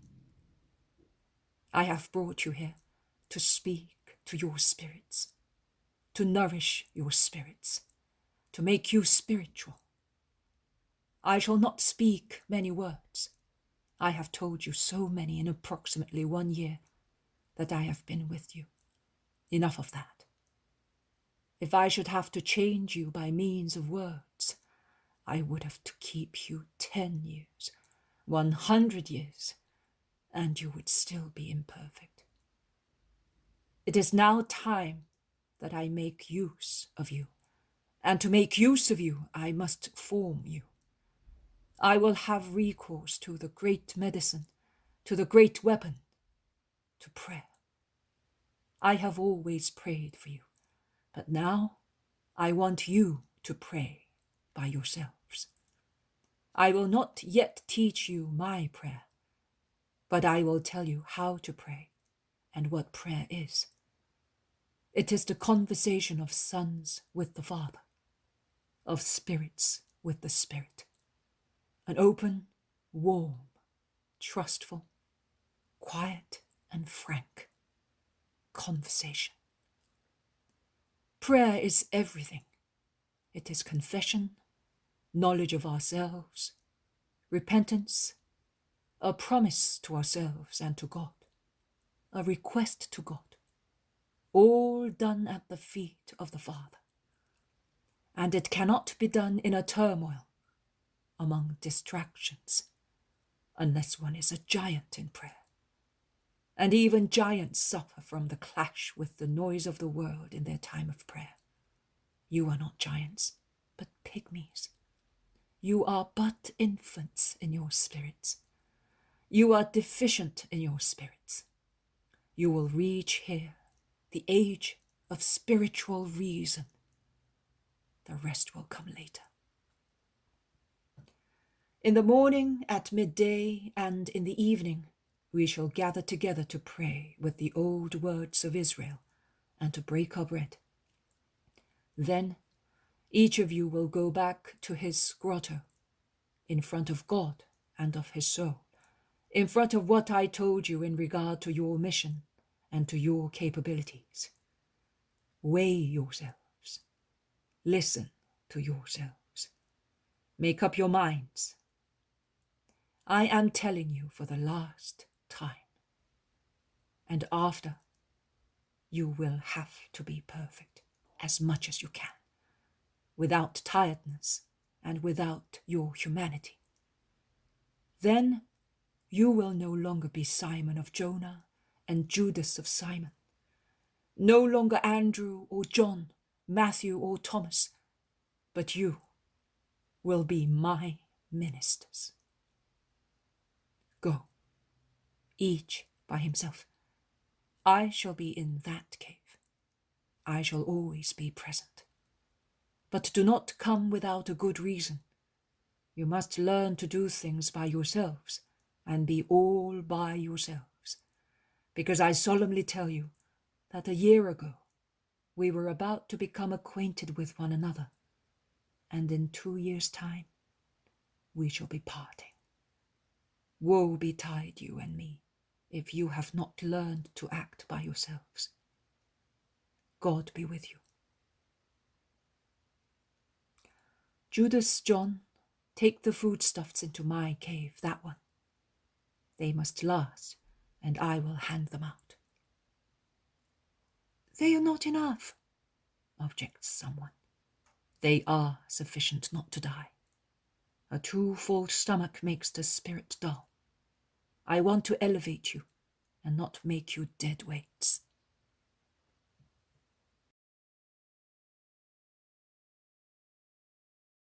The poem of the man God, the second year of the public life. Chapter 165, the election of the 12 apostles. 16th of May, 1945. It is dawning, and the soft light whitens the mountains and seems to soften the wild mountainside. Only the gurgling sound of the foamy stream at the bottom of the valley can be heard, a sound which becomes a strange noise when echoed by the mountain and its many caves. Where the disciples have rested, there is some gentle rustling among the leaves and the herbs. The first birds to awake, or the last night birds returning to their hiding places. A group of hares or wild rabbits, gnawing at a low bush of blackberries, ran away frightened by a falling stone. They then go back cautiously, moving their ears in all directions to pick up every sound. And when they see that everything is peaceful, they return to the bush. All the leaves and stones are wet with dew, and in the wood there is a strong smell of moss, mint, and marjoram. A redbreast flies down to the edge of a cave, the roof of which is formed by a huge protruding stone, and standing upright on its very thin legs, ready to fly away, it moves its little head round, looks into the cave and at the ground, chirping inquisitively and gluttonously because of some breadcrumbs on the ground.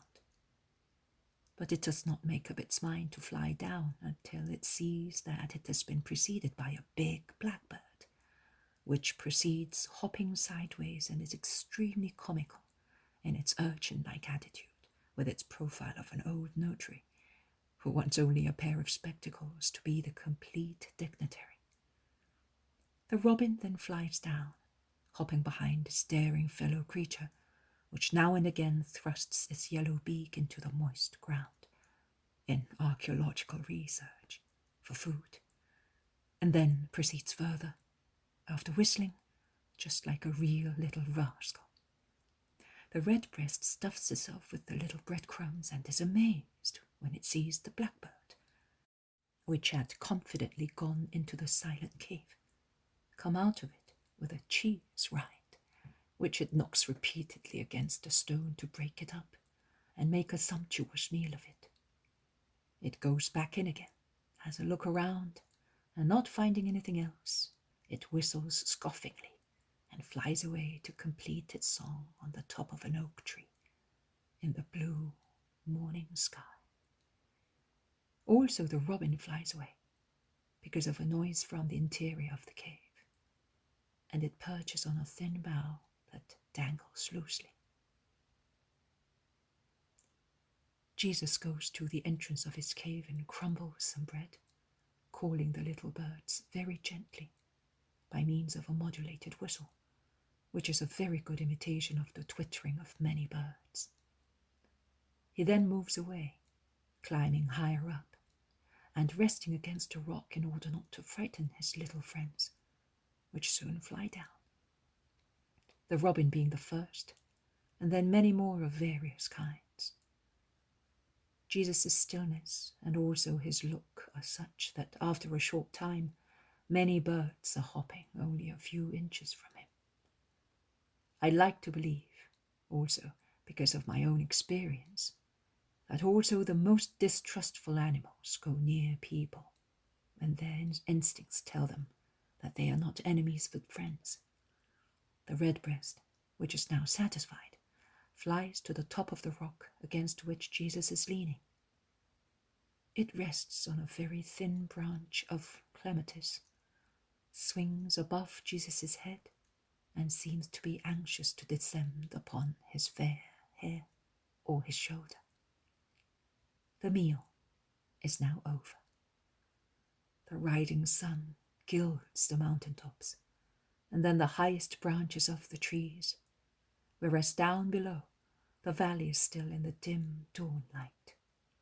The little birds, satisfied and full, fly towards the sun and sing at the top of their voices. And now let us go and wake up these other children of mine, says Jesus, and he walks down, as his cave is the highest one, and he enters the various caves, calling the sleeping apostles by their names.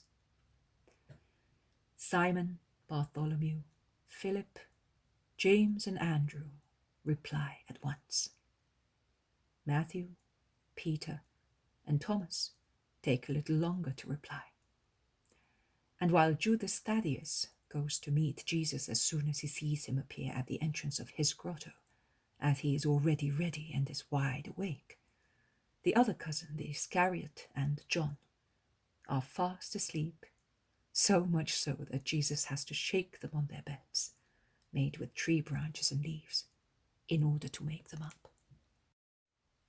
John, the last to be called, is so sound asleep that he does not realize who is calling him, and in the haze of his interrupted sleep he whispers, "Yes, Martha, I'm coming at once."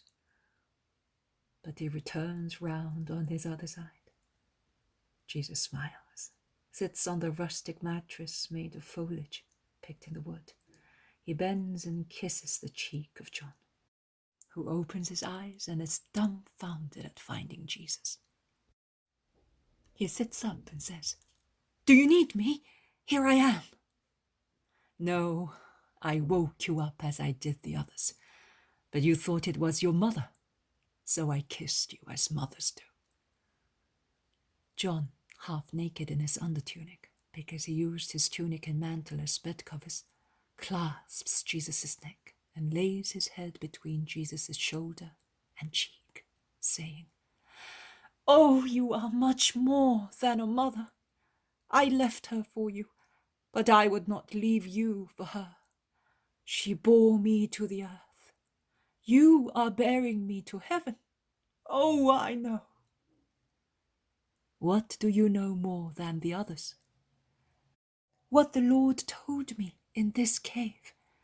See, I never came to you, and I think my companions said it was due to indifference and pride.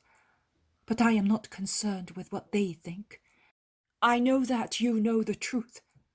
I was not coming to Jesus Christ, the incarnate Son of God, but to what you are in the bosom of the fire.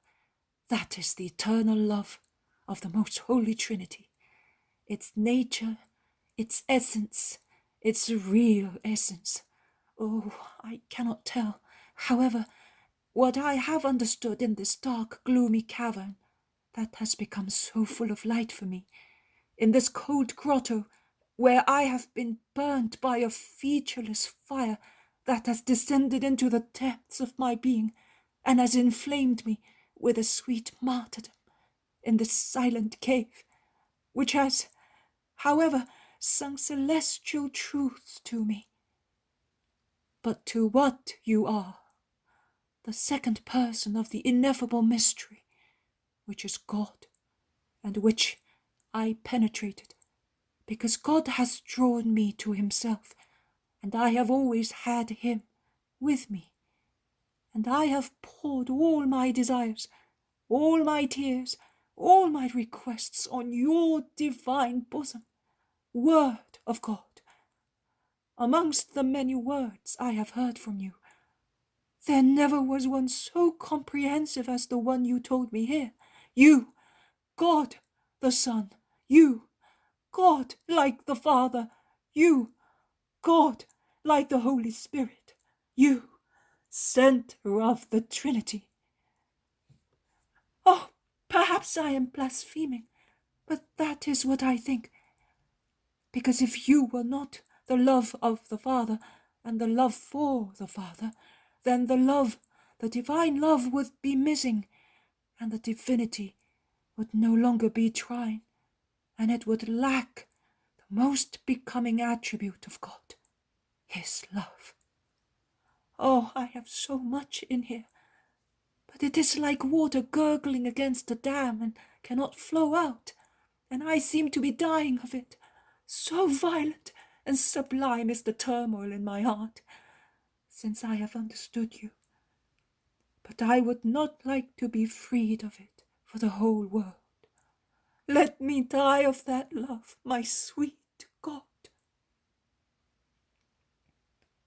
John smiles and weeps, panting, inflamed by his love, relaxing on Jesus' chest, as if it were exhausted by his ardor, and Jesus caresses him, burning with love himself.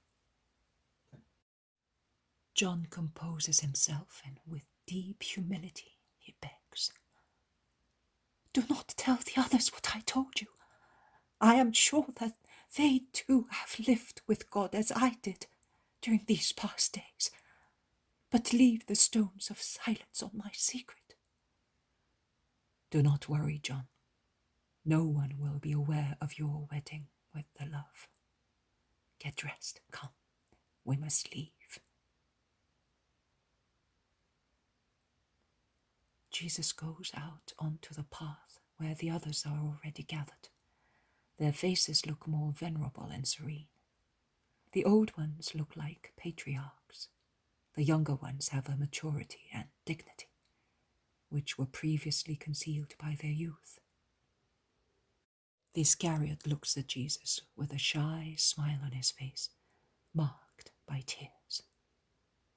Jesus caresses him passing by. Peter is silent, and his silence is so strange that it is more striking than any other change. He looks at Jesus attentively, but with a new dignity that makes his bald forehead look more spacious and his eyes more severe, whereas before they were full of gentle intelligence only. Jesus calls him near himself and keeps him there while waiting for John, who at last comes out. I could not say whether his face looks more pale or more flushed. It is certainly burning with a flame that does not change its colour, and yet is most obvious. They all look at him. Come here, John, near me, and you too, Andrew, and you, James of Zebedee. Then you, Simon, and you, Bartholomew, Philip, and you, my cousins, and Matthew. Judas of Simon here, in front of me. Thomas, come here. Sit down. I must speak to you. They all sit down quietly, like good children, all engrossed in their internal world, and yet paying attention to Jesus, as they never did before. Do you know what I have done to you? You all know. Your souls told your minds, but your souls, which were the queens these past days, have taught your minds two great virtues: humility and silence. The son of humility and prudence, which are the daughters of charity. Only 8 days ago, you would have come to proclaim your cleverness and your new knowledge, like clever children who are eager to astound people and overcome their rivals. Now, you are silent.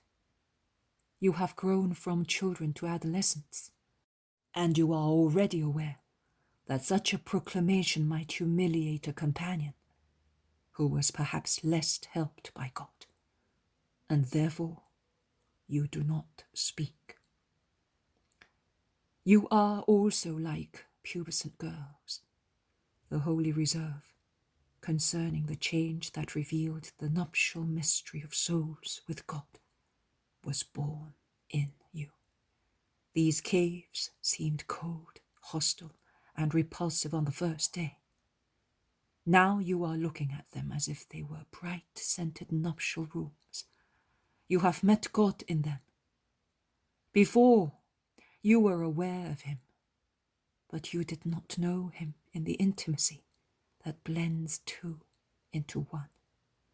Amongst you, there are some who have been married for years, some who have had but a disappointing relationship with women, some who are chaste owing to various reasons. But the chaste ones now know what perfect love is, as the married ones know. Nay, I can say that nobody knows what perfect love is, as he who is unaware of carnal lusts, because God reveals himself in his fullness to the pure, both because he takes delight in giving himself to those who are pure, as he, the most pure one, finds part of himself in the creature free from lust, and because he wishes to compensate the creature for what it denies itself for his love. I solemnly tell you that because of the love I have for you, and of the wisdom I possess, if I did not have to accomplish the work of the Father, I would keep you here and be with you, isolated, as I am sure that I would soon make great saints of you, and you would no longer be subject to confusion, defections, failures, slackening, recurrences. But I cannot. I must go. And you must go. The world is waiting for us. The desecrated and desecrating world, which needs teachers and redeemers, is waiting for us. I wanted you to know God, so that you may love him more than you love the world, which with all its affections is not worth one single smile of God. I wanted to make it possible for you to meditate on what the world is and what God is, so that you may yearn for what is better. At present you are yearning only for God. Oh, I wish I could secure you in your yearning of the present moment. But the world is waiting for us, and we shall go to the world which is waiting for us for the sake of the holy charity that by my order is sending you to the world as it sent me. But I implore you, lock in your hearts like a pearl in a coffer, the treasure of the past days in which you have examined, cured, elevated, renovated, and united yourselves to God. And keep and preserve these precious memories in your hearts, like the witness stones erected by the patriarchs in remembrance of the alliance with God. As from today, you are no longer my favorite disciples, but the apostles, the chiefs of my church. All the hierarchies of the church throughout centuries shall descend from you and will call you masters, having as their master your God in his treble power, wisdom, and charity.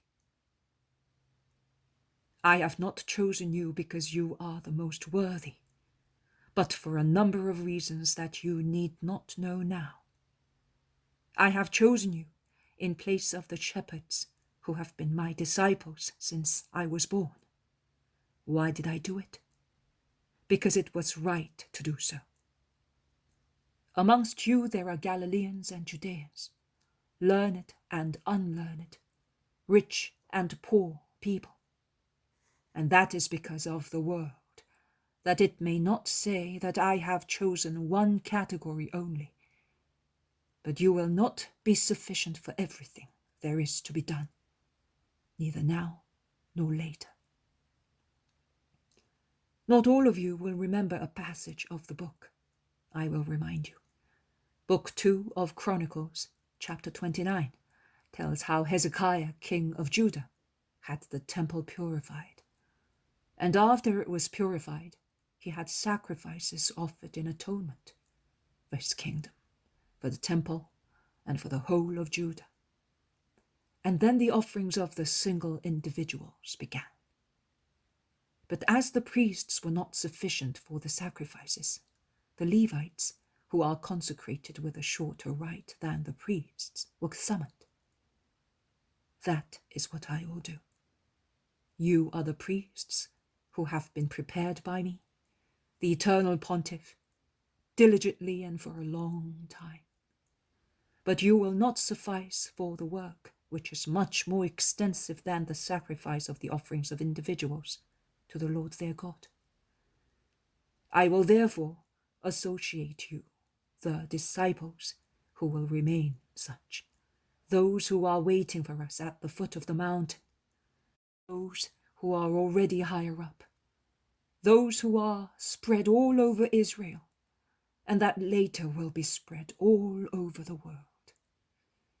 They will be entrusted with equal tasks, because the mission is only one, but their position will be different in the eyes of the world, but not in the eyes of God, where there is justice, so that the obscure disciple, ignored by the apostles and by his brethren, who lives a holy life taking souls to God, will be greater than a known apostle who has only the name of apostle and lowers his apostolic dignity for human purposes.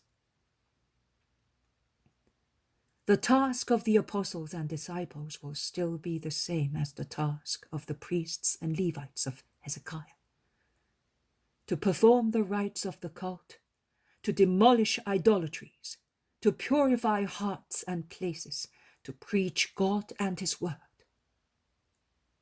There is not a more holy task on the earth, neither is there a dignity higher than yours. That is why I say to you, listen to yourselves and examine yourselves. Woe betide the apostle who falls. He drags many disciples with him, and they drag a greater number of believers, and the ruin grows larger and larger, like a falling avalanche or a ring that expands on the lake when several stones are thrown in the same spot. Will you all be perfect? No. Will the spirit of the present moment last? No. The world will throw its tentacles to choke your souls. That will be the victory of the world, to extinguish the light in the hearts of saints. The world, a son of sin for 5/10, a servant of Satan for 3 more tenths, indifferent to God for the remaining 2/10. Defend yourselves from yourselves, against yourselves, against the world, flesh, and the demon. Above all, defend yourselves from yourselves. Stand on your guard, my children, against pride, sensuality, duplicity, tepidity, spiritual drowsiness, and against avarice.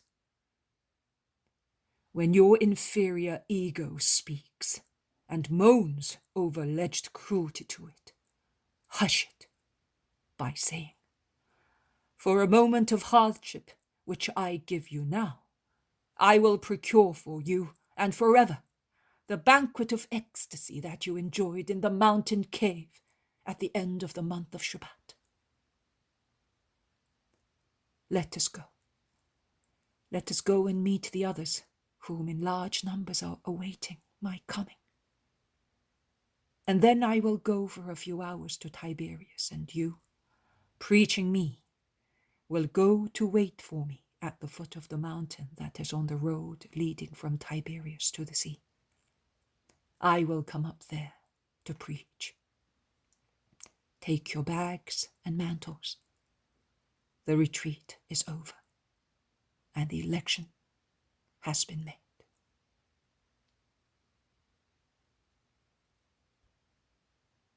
May 17th, 1945.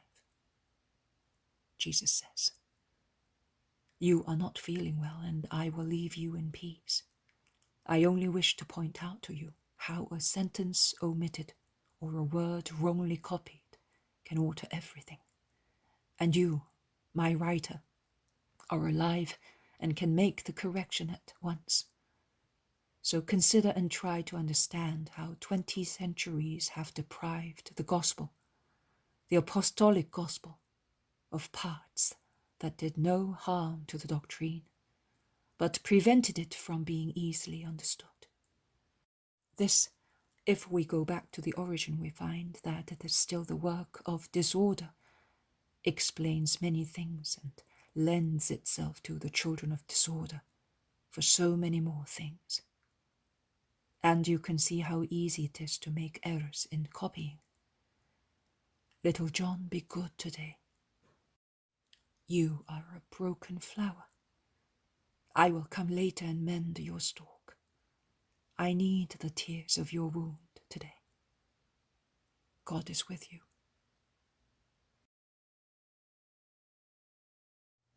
The poem of the man God, the second year of the public life, chapter 166, the first sermon of Simon Zealot and John, 18th of May, 1945. Jesus, halfway down the mountain, finds many disciples and many more people, who by degrees have joined the disciples. They have come here urged by the need of a miracle, by the desire to hear Jesus' word, and have been guided here either by information of people or by the instinct of their souls. I think that the guardian angels of men have led them to the Son of God, as they were desirous of God. And I do not think I am telling an idle story. If we consider with what prompt and shrewd perseverance Satan led enemies to God and to his word, every time his diabolical spirit could exhibit to men the semblance of a fault in Christ, it is admissible to think also that the angels were no way inferior to demons, and they led non-demoniacal spirits to Christ. And Jesus does his utmost for all those who have been waiting for him patiently and fearlessly, and grants them miracles and the comfort of his word. How many miracles! As many as the flowers decorating the mountain crags. Some of the miracles are great, like the one for a boy who was rescued from a blazing straw barn and was dreadfully burnt. The child was brought here on a stretcher, crying mournfully, a heap of scorched flesh under a linen cloth, with which he had been covered. So dreadful is the appearance of his burnt body. He is about to breathe his last. Jesus breathes over him and heals his burns that disappear completely, so much so that the boy gets up, absolutely naked, and runs happily towards his mother, who, weeping for joy, caresses his body now entirely cured, without any trace of burns. She kisses his eyes, which were expected to be burnt, and instead are bright and shining with joy. His hair is short, but not destroyed, as if the flames had acted as a razor and not as an instrument of destruction. Other miracles are minor, like the one in favor of a little elderly man suffering from asthmatic spasms, who says, "Not for my own sake, but because I have to act as a father to my little orphan grandchildren, and I cannot work the land with this disease here in my throat, choking me." There is also an invisible but real miracle brought about by Jesus' words. "Amongst you there is one whose soul is weeping, but dare not say the words, 'Have mercy on me.' My reply is, 'Let it be done as you wish.' You have all my pity, that you may know that I am mercy. In my turn, however, I say to you, be generous. Be generous with God. Break all ties with the past. You perceive God, so come to him whom you perceive, with a free heart and complete love." I do not know to whom among the crowd these words are addressed. Jesus says also, "These are my apostles. They are as many Christs, because I have elected them as such. Apply to them trustingly. They have learned from me what is needed for your souls." The apostles, thoroughly afraid, look at Jesus, but he smiles and goes on. "And they will give your souls the light of stars and the refreshment of dew, to prevent you from languishing in darkness. And then I will come and give you perfect light and consolation, and all wisdom, to make you strong and happy, by means of a supernatural strength and joy. Peace be with you, my children. I am expected by other people who are more unhappy and poorer than you are. But I will not leave you alone. I am leaving my apostles with you, which is the same as if I left the children of my love, entrusted to the most amiable and reliable foster mothers." Jesus waves his hand, blesses them, and departs, pushing through the crowd, who do not want to let him go. And just then he works the last miracle. An elderly, partly paralyzed woman, brought here by her grandson, joyfully shakes her right arm, which before she could not move, and shouts, "He touched me lightly with his mantle while passing by, and I am cured. I did not even ask for it, because I am old. But he felt pity also for my secret desire, and with his mantle, the hem of which hardly touched my useless arm, he cured me. Oh, what a great son the holy David has!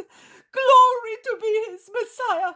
But look, also my leg is moving like my arm. Oh, I feel as if I were only 20 years old." While many people rush towards the old woman, who is shouting her happiness at the top of her voice, Jesus can sneak away without being detained further, and the apostles follow him. When they are in a lonely place, almost down on the plain, they stop for a moment in an area of heathland, which stretches towards the lake.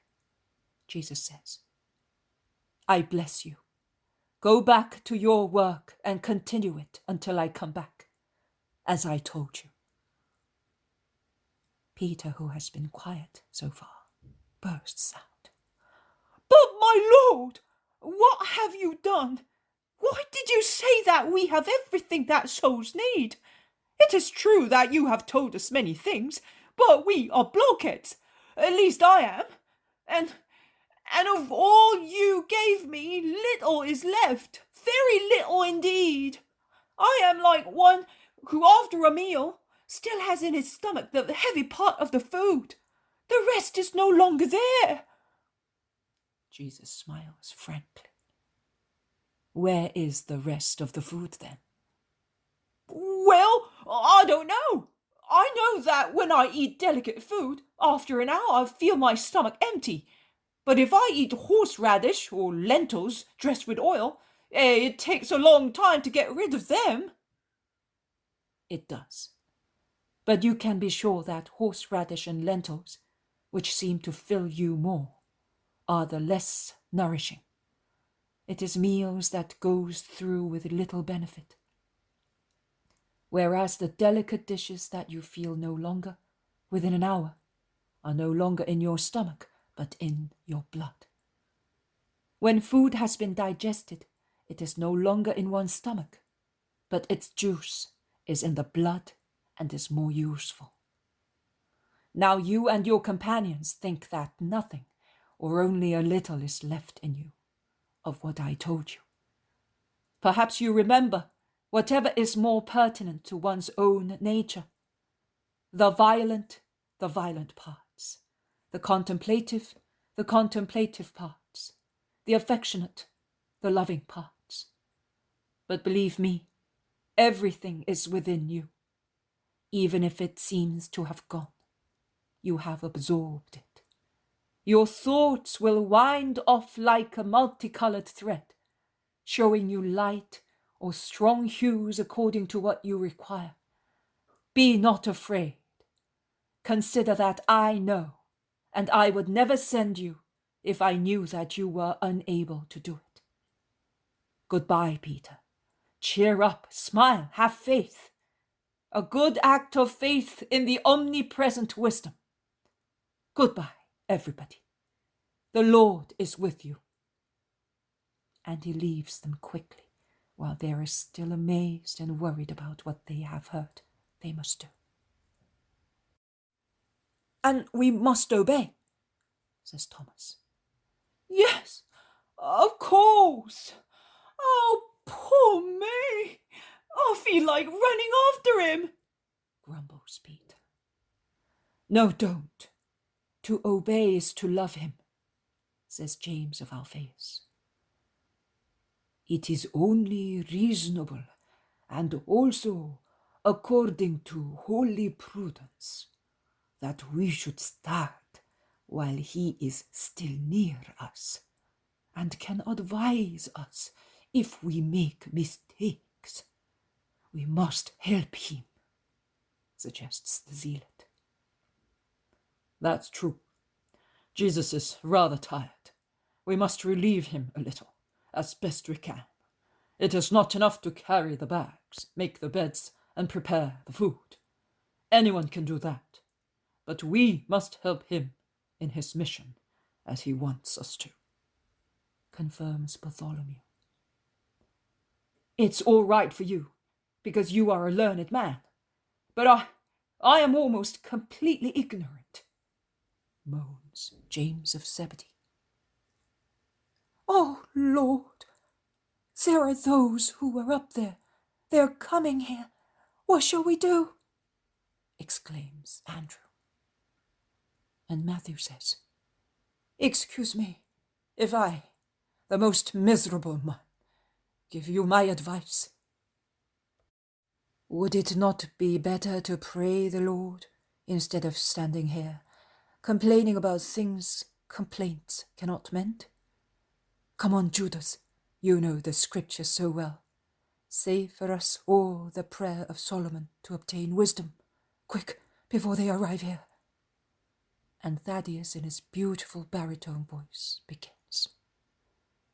God of my ancestors, Lord of mercy, who by your word have made all things, etc., etc., down to all those who were saved by wisdom, who pleased you, O Lord, from the beginning. He finishes in time, just before the people arrive and gather round them, asking thousands of questions as to where the master is gone, when he will come back, and a more difficult one to be answered, requesting, How can they follow the master, not with their legs, but with their souls, along the way pointed out by him? The apostles are embarrassed by the question. They look at one another, and the Iscariot replies, By following perfection, as if his reply explained everything. James of Alphaeus, who is more humble and quiet, becomes pensive, then says, The perfection to which my companion refers is achieved by obeying the law, because the law is justice, and justice is perfection. But the crowd are not yet satisfied, and one who appears to be a leader asks, But we are like little children with regard to doing good. Children do not know yet the meaning of good and evil. They cannot tell one from the other. And on this way, which he points out to us, we are so inexperienced that neither are we able to distinguish between them. There was a way known to us, the old one, which we were taught at school. It is so difficult, long, and frightening. Now, listening to his words, we feel that it is like an aqueduct we can see from here. Below, there is the road for animals and men. Above, on the light arches, high up in the sun and in the blue sky, near the tallest branches rustling in the wind and resounding with the singing of birds, there is another road, as smooth, clean, and clear as the inferior one is rough, dirty, and dark. There is a way for the gurgling, limpid water, which is a blessing, because of the water that comes from God and is caressed by what is of God, rays of the sun and of the stars, new leaves, flowers, and wings of swallows. We would like to climb up to that higher way, which is his way, but we do not know how to do so, because we are bound down here, under the weight of the old construction. What shall we do? The person who has spoken is a young man about 25 years old, dark, strong, with an intelligent mien. He does not seem to be a man of the people like the majority of the crowd present. He is leaning on an older man. The Iscariot, tall as he is, sees him and whispers to his companions, explain things properly. There is Hermas with Stephen, who is loved by Gamaliel. And that is enough to embarrass the apostles completely. At last, the Zealot replies, "There would be no arch if there was no foundation in the dark road. The latter is the matrix of the former, which rises from it and climbs towards the blue sky, of which you are desirous.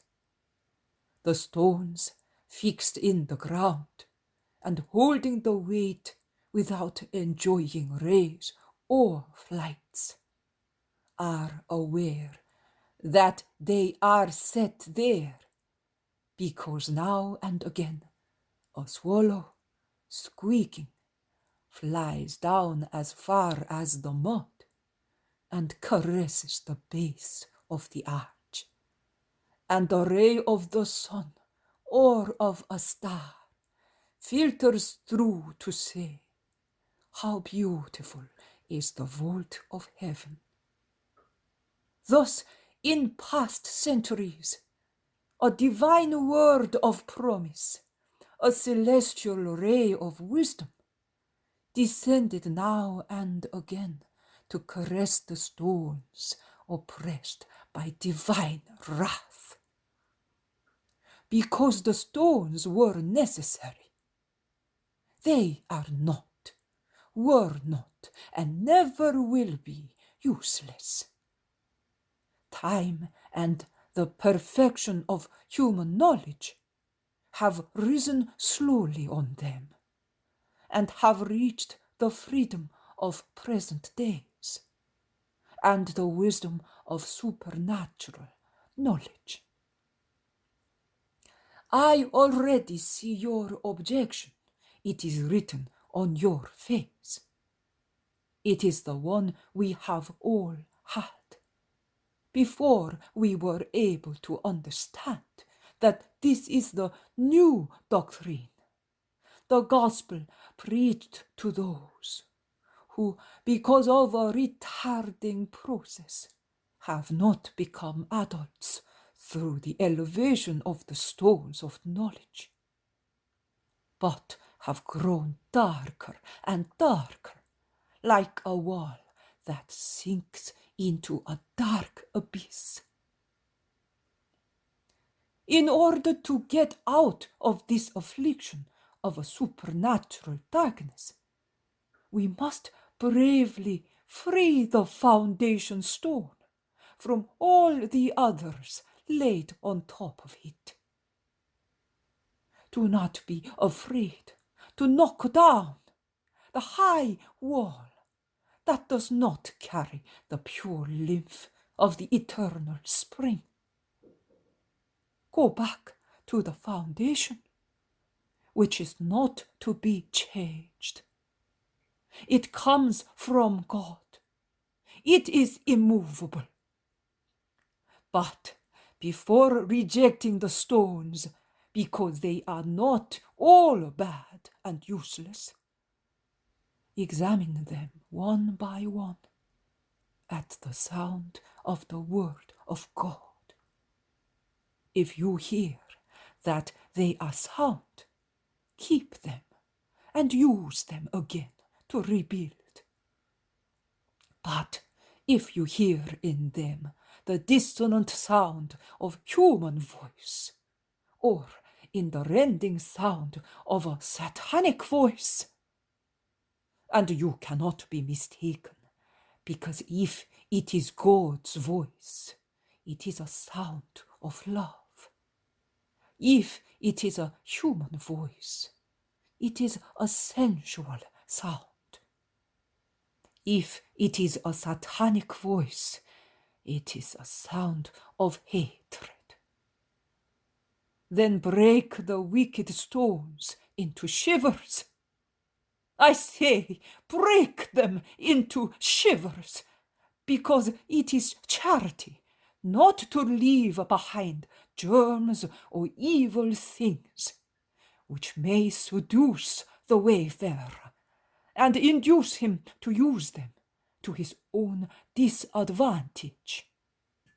Crush, literally, to smithereens all your deeds, writings, teachings, and acts that were no good. It is better to be left with little, to rise by hardly 1 cubit with good stones, rather than by yards with wicked stones. Sunbeams and swallows descend also to low walls, which hardly rise above the ground, and the humble little flowers at the edge of the road easily reach the low stones to caress them.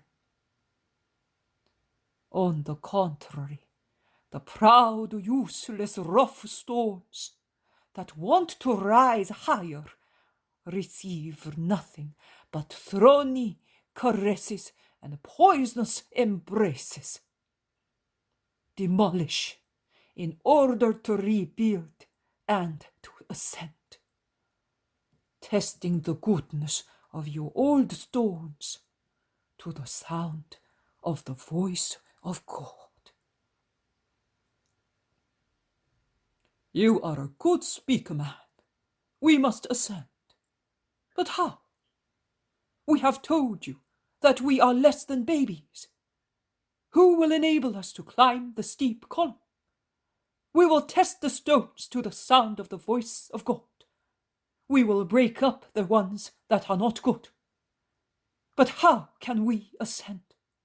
We feel giddy only at the thought of it, says Stephen. John, who has been listening with his head lowered, smiling to himself, raises his head.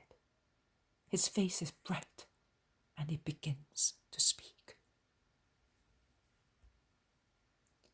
Brothers, the thought of ascending makes you feel giddy. It is true. But who told you that it is necessary to attack the ascent direct? Not only babies, but even adults cannot do it. Only angels can glide in the blue skies, because they are free from all material weight. And only heroes in holiness can do it amongst men.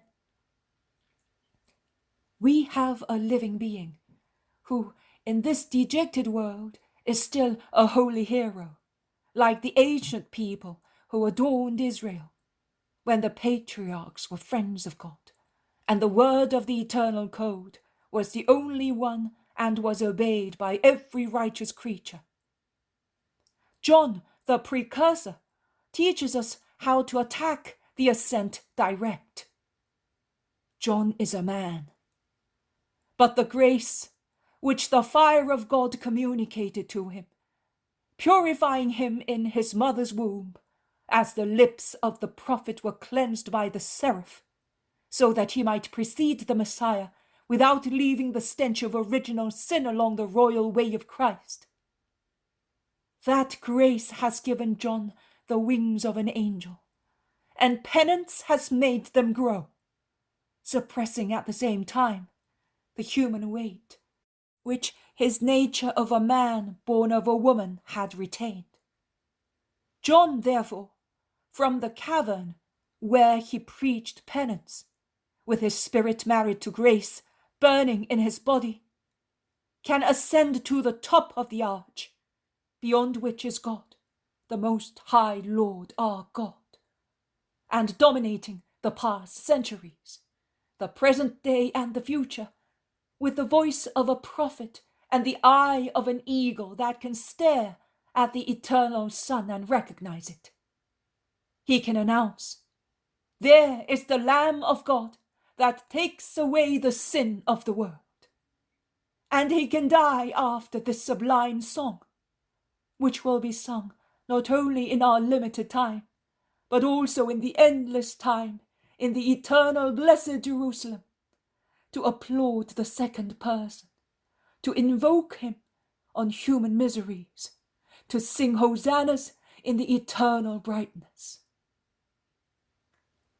But the Lamb of God, the most sweet Lamb, who left his bright abode in heaven, where he is the fire of God in an embrace of fire. Oh, the eternal generation of the Father who conceives his word through his unlimited and most holy thought, and absorbs him, producing an effusion of love, from which the Spirit of love proceeds, the center of power and wisdom. But the Lamb of God, who left his most pure incorporeal form, to enclose his infinite purity, holiness, and divine nature in moral flesh, knows that we have not been cleansed by grace, not yet, and knows that we could not ascend to the high summit where God, one and trine, is, like the eagle which is John. We are little sparrows living on roofs and on roads. We are swallows that fly in the sky, but feed on insects. We are woodlarks who want to sing imitating the angels, but our singing, when compared to theirs, is a dissonant, high-pitched drone of cicadas in summer. The sweet Lamb of God, who came to take away the sin of the world, knows that. Because if he is no longer the infinite Spirit of heaven, having taken human flesh, his infinity is not diminished thereby, and he knows everything, because his wisdom is always infinite. And so he teaches us his way, the way of love. He is the love which out of mercy for us became flesh. And that merciful love created for us a way which also little ones can ascend. And he is the first to ascend it, not because of his own need, but to teach us. Neither would he need to spread his wings to return to the Father. His spirit, I swear it to you, is closed down here, on the miserable earth. But it is always with the Father, because God can do everything, and he is God. But he goes ahead, leaving behind him the perfume of his holiness, the gold and fire of his love. Look at his way. Oh, it does reach the summit of the arch. But how peaceful and safe it is. It is not straight. It is spiral. It is longer. And the sacrifice of his merciful love is revealed by such length, where he delays for the sake of us, the weak ones. It is longer, but better suited to our misery. The ascent to love, to God, is as simple as love. But it is vast, because God is an abyss, which I would say is immeasurable, if he did not bend across to be reached, to be kissed by the souls in love with him. John speaks and weeps, smiling with his lips in the ecstasy of revealing God. The simple way of love is long, because the abyss, which is God, is limitless, and one could climb as much as one would like. But the admirable abyss calls a miserable abyss. It calls it by means of its light and says, "Come to me." Oh, the invitation of God, the invitation of the Father. Listen, listen. The kindest words are coming towards us from the heavens left open, because Christ opened the gates wide and left the angels of mercy and forgiveness to keep them open. so that while men are waiting for the grace, at least light, sense, songs, and peace should flow down to attract the hearts of men in a holy manner. It is the voice of God who is speaking, and the voice says, "Your childhood, but it is your most valuable money. I would like you to become really little, so that you would have the humility, the sincerity, and the love of children, the confident love of children for their fathers. Your inability, but that is my glory. Oh, come. I do not even ask you to test the sounds of the good and bad stones by yourselves. Give them to me. I will pick them, and you will do the rebuilding. The ascent to perfection? Oh, no, my little children. Join hands with my son, your brother now, and thus ascend beside him. To ascend, to come to you, eternal love, to achieve your likeness, that is love. To love, that is the secret. To love, to give oneself. To love, to suppress oneself. To love, to melt. The flesh, it is nothing.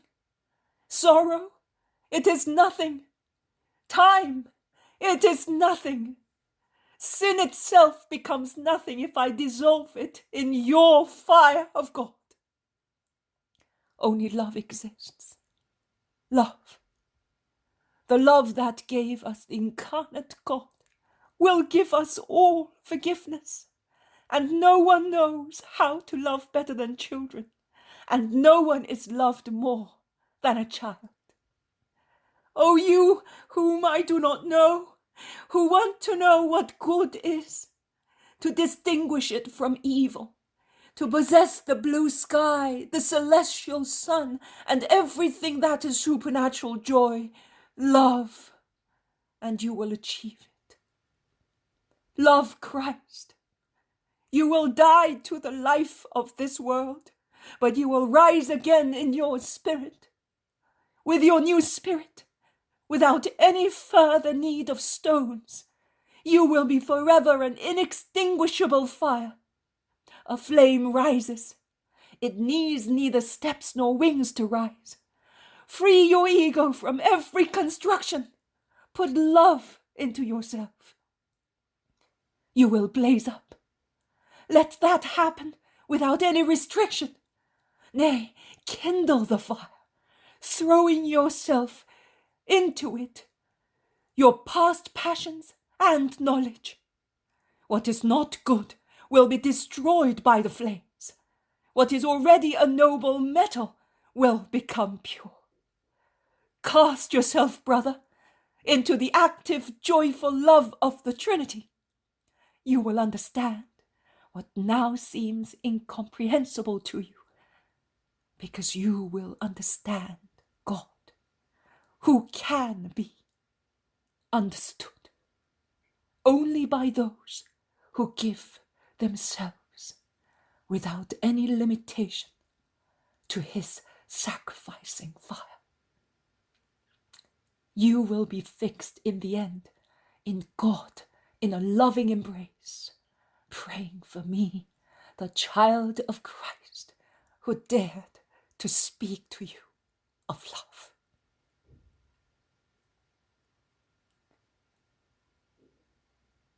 They are all dumbfounded. The apostles, the disciples, the believers. The man to whom the words were addressed is pale, while John's face is flushed, not so much because of the effort as because of his love. Stephen at last shouts, "May you be blessed! But tell me, who are you?" And John, his attitude reminds me so much of the Virgin at the Annunciation, replies in a low voice, bending as if he were adoring him whom he mentions. "I am John. You see in me the least of the servants of the Lord."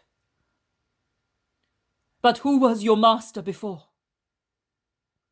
No one but God, because I received my spiritual milk from John, the pre-sanctified of God. Now I eat the bread of Christ, the word of God, and I drink God's fire that comes to me from heaven. Glory be to the Lord. Oh, I am not going to leave you, neither you nor him. I will part from none of you. Take me with you. But Peter is here. He's our chief. And John takes Peter, who is dumbfounded, and proclaims him the first. And Peter collects himself and says, Son, a considered reflection is required for a great mission. This man is our angel, and he inflames us. But it is necessary to know whether the flame will last in us. Measure yourself, and then come to the Lord. We will open our hearts to you as to a most dear brother. In the meantime, if you wish to become better acquainted with our life, you may stay. The flocks of Christ may grow exceedingly, so that the true lambs may be separated from the false rams, choosing among the perfect and imperfect ones. And the first apostolic revelation ends thus.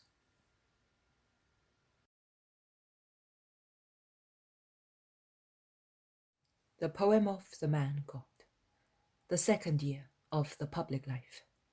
Chapter 167. In the house of Johanna of Chuza, Jesus and the Roman ladies. 19th of May, 1945. Jesus comes off a boat at the wharf at Chuza's garden, helped by a boatman who had taken him there.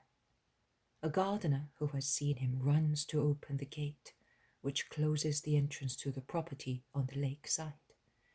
It is a strong, tall gate, which, however, is concealed by a very thick high hedge of laurel and box on the outer side, towards the lake, and by roses of all colours on the inner side, towards the house.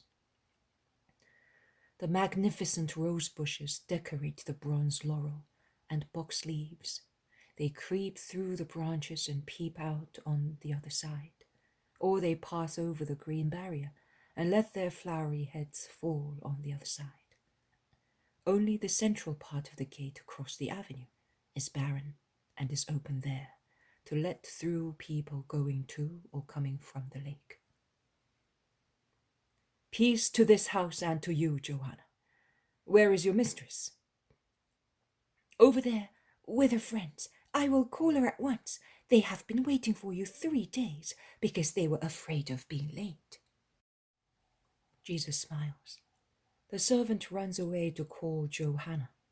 In the meantime, Jesus walks slowly towards the place mentioned by the servant, admiring the wonderful garden, one could say the wonderful rosary, which Chuza had built for his wife.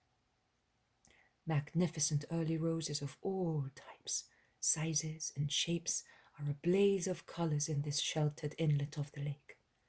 There are other flower plants, but they are not yet in bloom, and their number is minimal as compared to the quantity of rose bushes. Johanna arrives.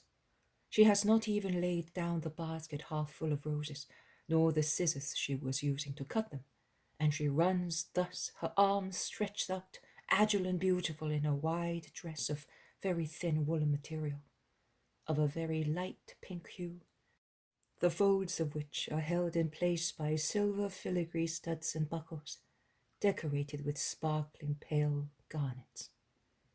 On her dark wavy hair, a mitre-shaped diadem, also in silver and garnets, hold a very light pink byssus veil, which hangs over her back, leaving uncovered her ears, adorned with earrings matching the diadem, her smiling face and thin neck, round which she wears a shining necklace which is made like the rest of her precious ornaments. She drops a basket at Jesus' feet and kneels down to kiss his tunic, among the roses spread on the ground. Peace to you, Johanna. I have come. And I am happy. They have come too. Oh, now I seem to have done the wrong thing by organizing this meeting. How will you manage to understand one another? They are heathens. Johanna is somewhat worried. Jesus smiles, and laying his hand on her head, he says, Be not afraid. We will understand one another very well. You have done the right thing by organizing this meeting. Our meeting will be full of blessings as your garden is full of roses. Now pick up those poor roses which you dropped, and let us go to your friends. Oh, there is any amount of roses. I was picking them to pass the time, and then my friends are so voluptuous. They love flowers as if they were, I do not know. I love them too, see? We have already found a subject on which we can understand one another. Come on, let us pick up these wonderful roses. And Jesus bends to set the example. No, not you, my lord. If you really want to, well, it's done. They walk as far as a bower made by multicolored interlaced rose bushes. 3 Roman ladies are casting glances at them from the threshold. Plautina, Valeria, and Lydia. The first and last ones are hesitant, but Valeria runs out and makes a curtsy, saying, Hail, Saviour of my little Fausta! Peace and light to you and to your friends. The friends curtsy without speaking. We already know Plautina, tall, stately, with beautiful, dark, rather authoritative eyes, under a smooth, very white forehead, a perfect straight nose, a well-shaped, rather tumid mouth, a roundish, well-defined chin. She reminds me of some beautiful statues of Roman empresses. Heavy rings shine on her beautiful hands, and large golden bracelets round her statuesque arms, on her wrists, and above her elbows, which appear pinkish white, smooth and perfect, under her short draped sleeves. Lydia, on the other hand, is fair-haired, thinner, and younger. Her beauty is not the stately beauty of Plautina, but she possesses all the grace of feminine youth, which is still a little unripe. And since we are on a pagan subject, I could say that if Plautina looks like the statue of an empress, Lydia could well be Diana, or a gentle, modest-looking nymph. Valeria, who is not in the desperate situation in which we saw her at Caesarea, appears in the beauty of a young mother, rather plumply shaped, but still very young, with the quiet look of a mother who is happy to breastfeed her own child and see it grow healthily. Rosy and brown, her smile is a quiet but a very kind one. I am under the impression that the 2 ladies are of a lower rank than Plautina, whom they respect as a queen, as is obvious also from their attitude. Were you attending to flowers? Go on, go on.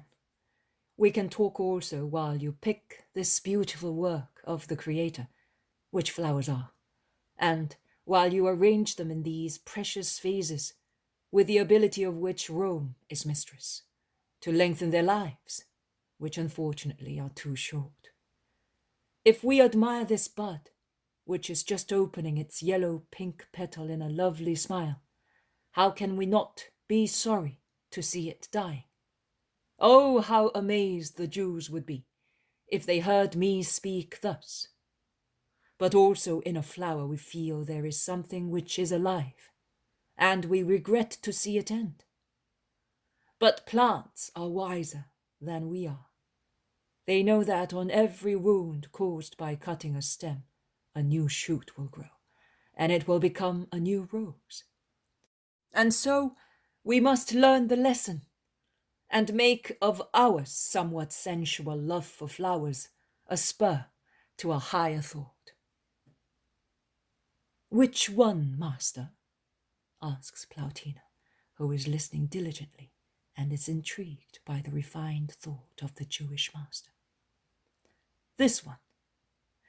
That as a plant does not die as long as its roots are nourished by the soil, it does not die because its stems die. So mankind does not die because one being ends his earthly life. But new flowers are always born.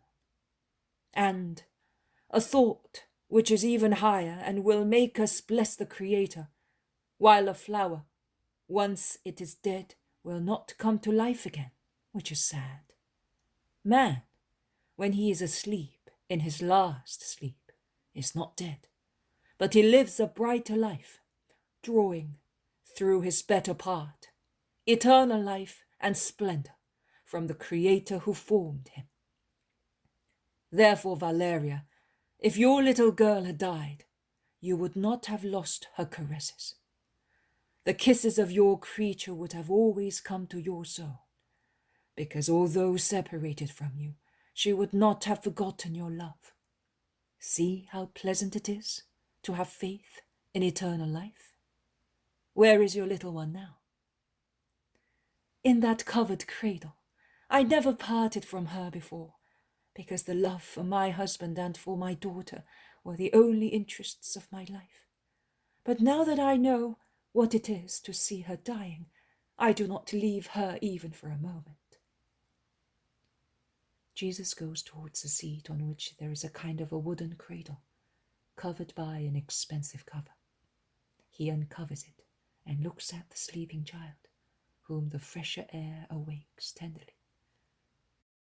Her little eyes seem surprised when they open, and her lips part in an angel's smile, while her tiny hands, which heretofore were closed, are now open and anxious to get hold of Jesus' wavy hair. The twittering of a sparrow marks the progress of speech in her little mind. At last, the great universal word trills. "Mummy!" Pick her up, says Jesus, who moves to one side to let Valeria bend over the cradle. She will give you trouble. I will call a slave and have her taken into the garden. Trouble? Oh, no. Children are never any trouble. They are always my friends. Have you any children or grandchildren, Master? Asks Plautina, who watches how Jesus, smiling, teases the baby to make her laugh. No, I have neither children nor grandchildren, but I love children as I love flowers, because they are pure and without malice. Nay, give me your little one, woman. It is such a great joy for me to press a little angel to my heart. And he sits down, holding the little baby, who watches him and ruffles his beard, and then finds something more interesting to do, playing with the fringes of his mantle and with the cord of his tunic, to which she devotes a long, mysterious speech. Plautina says, "Our good and wise friend, one of the few who does not disdain us and does not become corrupt associating with us, will have told you that we were anxious to see you and hear you, to judge you for what you are, because Rome does not believe in idle stories. Why are you smiling, Master?" I will tell you later. Go on. Because Rome does not believe in idle stories, and wants to judge with the true knowledge and conscience, before condemning and extolling. Your people exalt you, and calumniate you to the same degree. Your deeds would convince one to exalt you. The words of many Jews would induce people to consider you little less than a criminal. Your words are solemn and wise like a philosopher's. Rome is very fond of philosophic doctrines, and, I must admit it, our present philosophers do not have a satisfactory doctrine. Also, because their ways of living do not correspond to their doctrines. They cannot have a way of living corresponding to their doctrine. Because they are pagans, is that right? No, because they are atheists. Atheists? But they have their gods. They do not even have those anymore, woman. I remind you of the ancient philosophers, the greatest ones. They were heathens too. However, consider how high was the moral tone of their lives. It was mingled with errors, because man is inclined to err. But when they were confronted with the greatest mysteries, life and death, when they had to face the dilemma of honesty or dishonesty, of virtue or vice, of heroism or cowardice, and they considered that, if they turned to evil, a great misfortune would befall their fatherland and their fellow citizens. Then, with a super effort of will, they rejected the tentacles of even polyps, and holy and free, they choose good at all costs, that good which is no one else but God.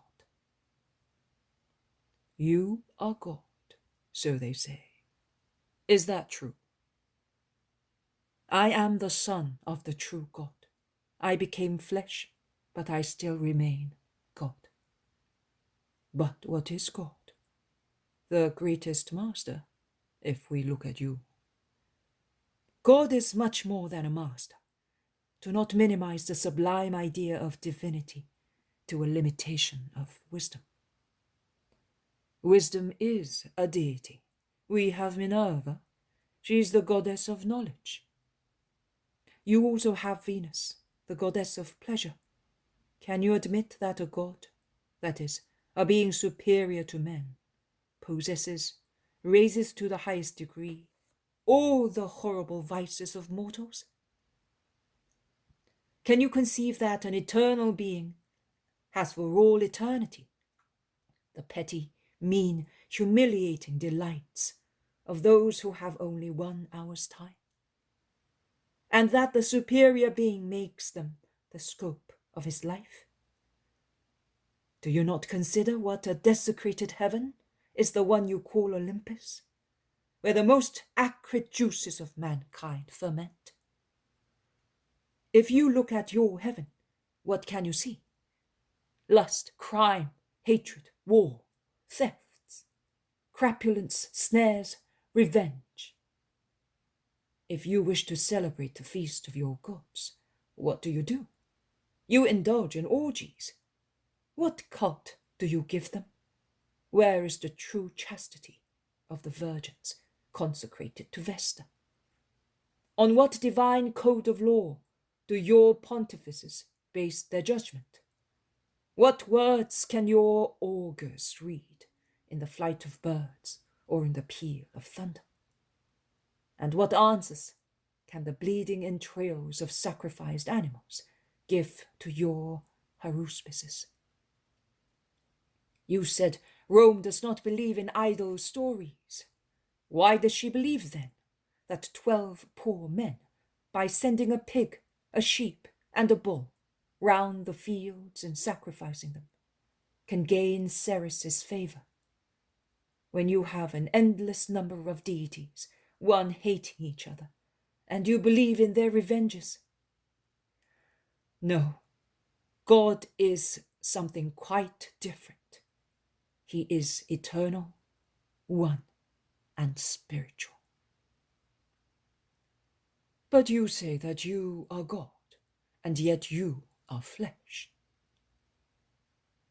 There is an altar with no God in the fatherland of gods. Man's wisdom has devoted it to the unknown God, because wise men, the true philosophers, have realized that there is something beyond the illustrated scenario created for the eternal children, that is, for men whose souls are enveloped in the swaddling clothes of error.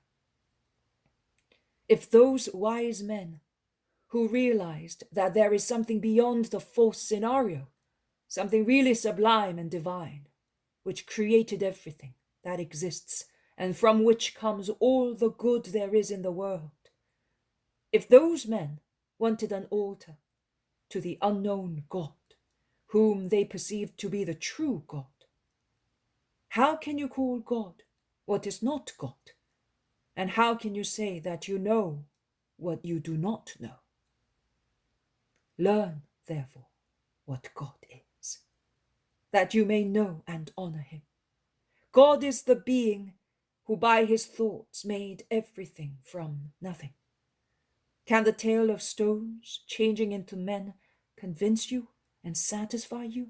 I solemnly tell you that there are men more hard and wicked than stones, and stones more useful than men.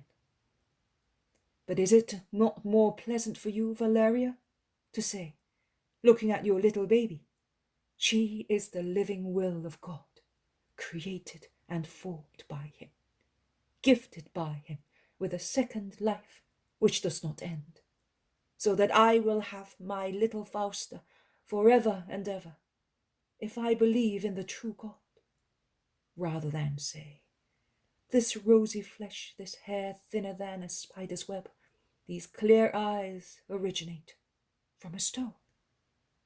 Or to say, I am entirely like a she-wolf or a mare, and like an animal I mate, like an animal I procreate, like an animal I rear, and my daughter is the fruit of my beastly instinct, and she is an animal like me.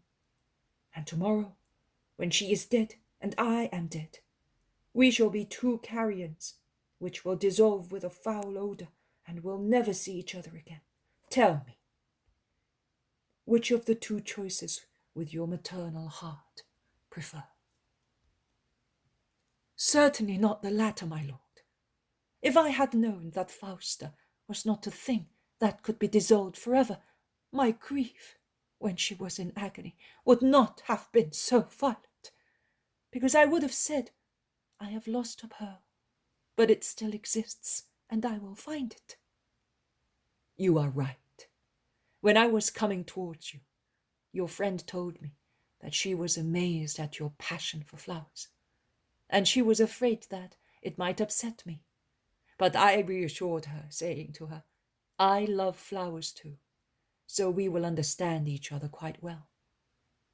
But I wish to bring you to love flowers, as I have brought Valeria to love her baby, of whom she will now take greater care, as she knows that Fausta has a soul, which is a particle of God, enclosed in the body, which her mother made for her.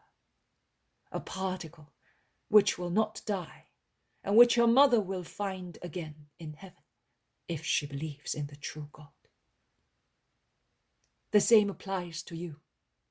Look at this beautiful rose.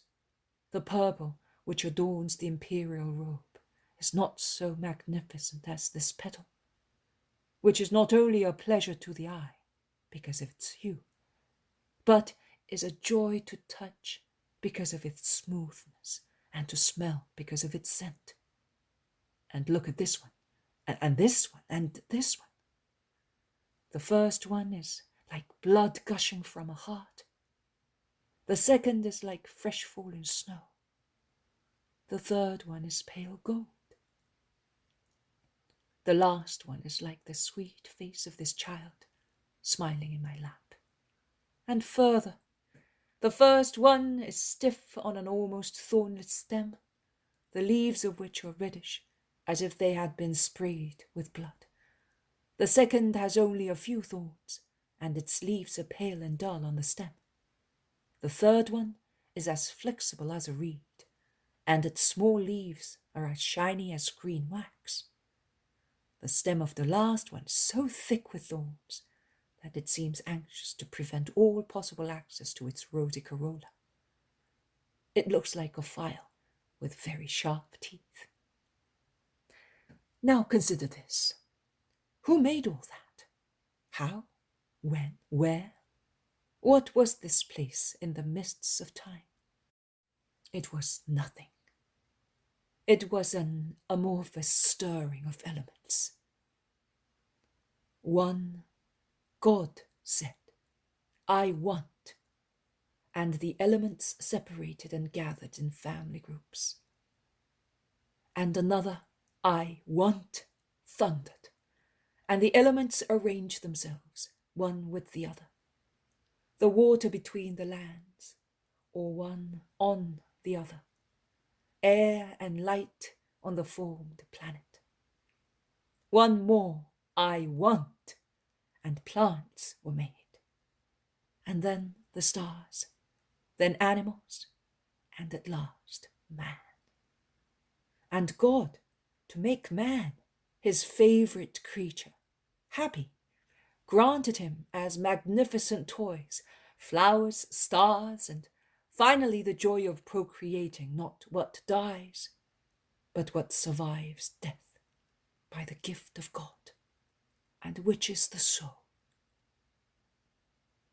These roses are as many wills of the Father. His infinite power makes it clear in an infinite number of beautiful things. My explanation is rather a difficult one because it clashes with the brazen resistance of your beliefs. But I hope, as it is our first meeting, that we have understood one another a little. Let your souls ponder on what I have told you. Have you any questions to ask? Ask them. I am here to clarify things. Ignorance is not a disgrace. It is disgraceful to persist in ignorance where there is someone willing to clarify doubts. And Jesus, as if he were the most experienced father, goes out holding the little child who is taking her first steps and wants to go towards a jet of water swaying in the sunshine. The ladies remain where they were, speaking to one another. And Johanna, hesitating between two desires, is standing on the threshold of the bower. At last, Lydia makes up her mind and, followed by the others, goes towards Jesus, who is laughing because the little one is trying to take the solar spectrum with her hand and grasps nothing but light, and she insists over and over again, babbling with her rosy lips. Master, I have not understood why you said that our masters cannot lead a good life because they are atheists. They believe in Olympus, but they believe... They have but the outward appearance of belief.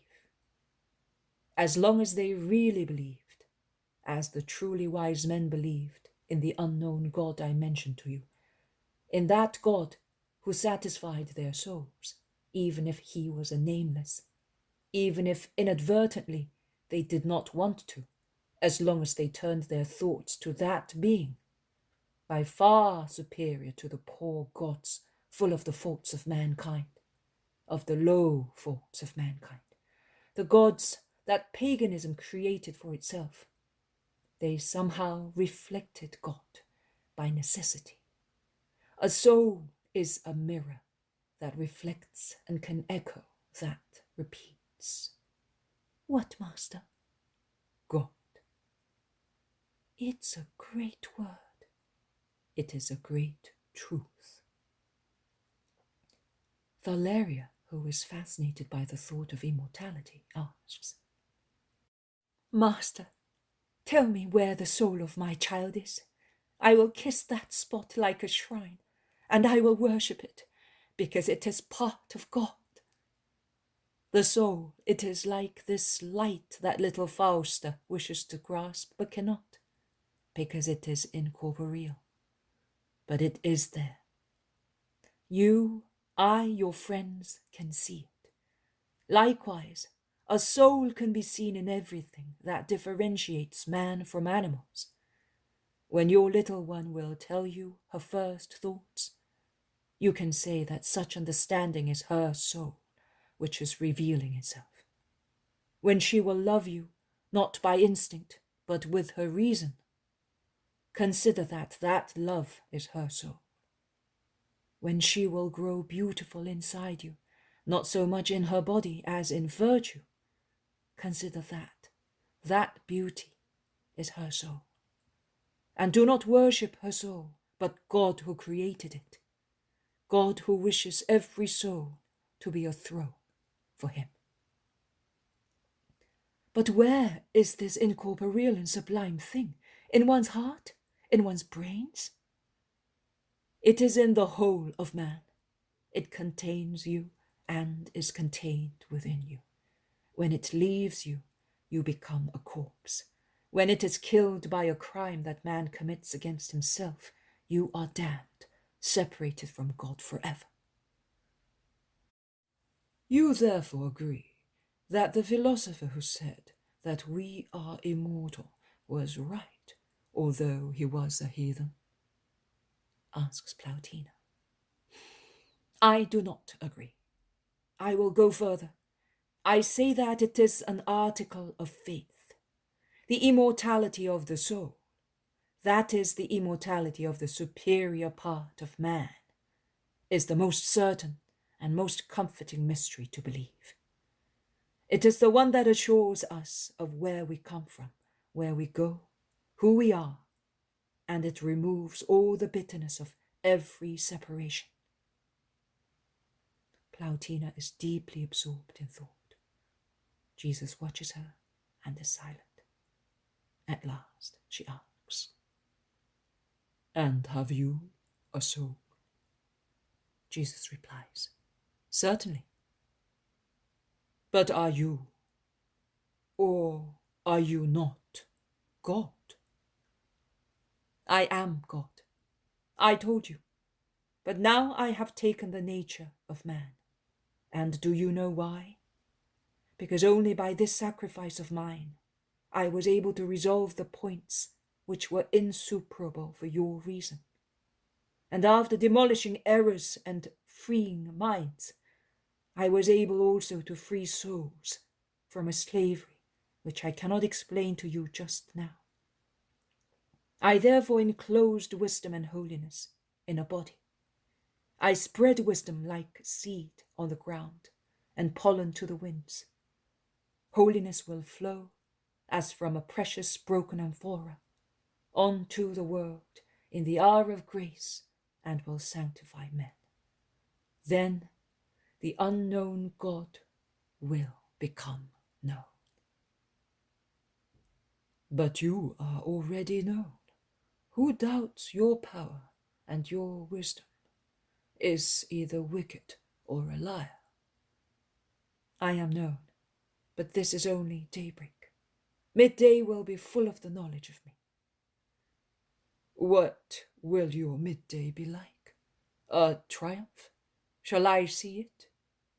Truly it will be a triumph, and you will be present. But because you loathe what you know, and you crave for what you ignore, your soul hungers. That is true. I hunger the truth. I am the truth. Then give yourself to me, who am hungry. All you have to do is to come to my table. My word is the bread of truth. But what will our gods say if we abandon them? Will they not avenge themselves on us? Asks fearful Lydia. Woman, have you ever seen a foggy morning? The meadows are lost in the vapor that conceals them. Then the sun shines and the vapor is dissolved, and the glistening meadows are more beautiful. The same applies to your gods. The fog of a poor human thought, which, ignoring God and needing to believe, because faith is a permanent necessity for man, created Olympus, a real non-existent idol story. And thus your gods, when the sun, that is the true God, rises, will dissolve in your hearts without being able to do any harm, because they do not exist. We shall have to listen to you again, quite a lot. We are most definitely before the unknown. Everything you say is new to us. But does it disgust you? Can you accept it? Plautina replies, sure of herself. No, it does not. I feel more proud of the little I know now, and which Caesar does not know, than I do of my name. Well then, persevere. I leave you with my peace. What? Are you not staying, my lord? Johanna is desolate. No, I am not staying. I have a lot to do. Oh, I wanted to speak to you about my trouble. Jesus, who had begun to walk after saying goodbye to the Roman ladies, turns round and says, "Come as far as the boat, and you will tell me what your pain is." And Johanna goes, and she says, Chuza wants to send me to Jerusalem for some time, and I am not happy about it. He is doing it because he does not want me to be confined any longer, now that I am healthy. "You, too, are creating useless fogs for yourself," says Jesus, who is stepping onto the boat. "If you considered that you can thus give me hospitality or follow me more easily, you would be happy and would say, 'Bounty has seen to it.'" Oh, that is true, my lord. I had not thought about that. So you can see. Be a good wife and obey. Obedience will give you the reward of having me as your guest at next Passover, and the honor of helping me to evangelize your friends. My peace be always with you. The boat sets out, and it all ends. The poem of the man God. The second year of the public life. Chapter 168. Aglae, in Mary's house at Nazareth. 20th of May, 1945. Pentecost. Mary is working quietly at a piece of cloth. It is evening. All the doors are closed. A 3-flame lamp lights up the little room in Nazareth, particularly the table at which the Virgin is sat. The cloth, perhaps a bedsheet, hangs from the chest and from her knees onto the floor, so that Mary, who is wearing a dark blue dress, seems to emerge from a pile of snow. She's alone. She's sewing fast, her head bent on her work, and the light of the lamp causes the top part of her hair to shine with a pale gold tints. The rest of her face is in half light. There is dead silence in the tidy room. No noise can be heard, either from the road, deserted at night, or from the kitchen garden. The heavy door of the room where Mary works, where she takes her meals and receives her friends, and which opens onto the kitchen garden, is closed, so that not even the noise of the fountain water running into the basin can be heard. It is really the stillness of the night. I wonder what Mary is thinking of while her hands are working swiftly. There is a light tapping at the main door. Mary looks up and listens. The tapping has been so light that Mary must be thinking that it was caused by some night animal or by the wind, and she bends her head once again to her work. But the knocking is repeated more loudly. Mary stands up and goes to the door. Before opening, she asks, "Who is knocking?" A thin voice replies, "O woman, in the name of Jesus, have mercy on me." Mary opens the door at once, holding the lamp up to see the pilgrim.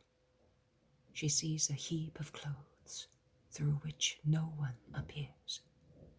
A poor heap of clothes, stooping very low and saying, "Hail, my lady." And then once again, "In the name of Jesus, have mercy on me. Come in and tell me what you want. I do not know you." Nobody and many know me. Vice knows me, and holiness knows me. But now I need piety to open her arms to me. And you are piety. And she weeps. "Come in, then, and tell me. You have said enough to make me understand that you are unhappy. but I do not yet know who you are. Your name, sister? No, no, no, not sister. I cannot be your sister. You are the mother of God. I am evil. And she cries louder and louder under a mantle, which covers her completely. Mary lays the lamp on a chair. She takes the hand of the unknown woman kneeling on the threshold and compels her to stand up. Mary does not know her, but I do. She is the veiled woman of the clear water. She stands up, dejected, trembling, shaken by her sobs, and is still reluctant to go in. She says, I am a heathen, my lady. I am filth for you Jews, even if I were holy. I am twice filth, because I am a prostitute. If you come to me, if you look for my son through me, you can only be a repentant heart. This house welcomes those whose name is sorrow. And she leads her in, closing the door, lays the lamp on the table, and asks her to sit down and says, Speak. But the veiled woman does not want to sit down. Still stooping, she continues to weep. Mary is in front of her, kind and queenly. She waits, praying for her to calm down. Her whole attitude tells me that she is praying, although nothing about her takes the form of prayer. Neither her hands, which are holding all the time the little hand of the veiled woman, nor her lips, which are closed. At last her weeping calms down. The veiled woman dries her face with her veil and then says, And yet I have not come from so far as to be unknown. 'Tis the hour of my redemption, and I must reveal myself, to show with how many wounds my heart is covered. And you are a mother, and his mother. You will, therefore, have mercy on me. Yes, my daughter. Oh, yes, call me daughter. I had a mother and I left her.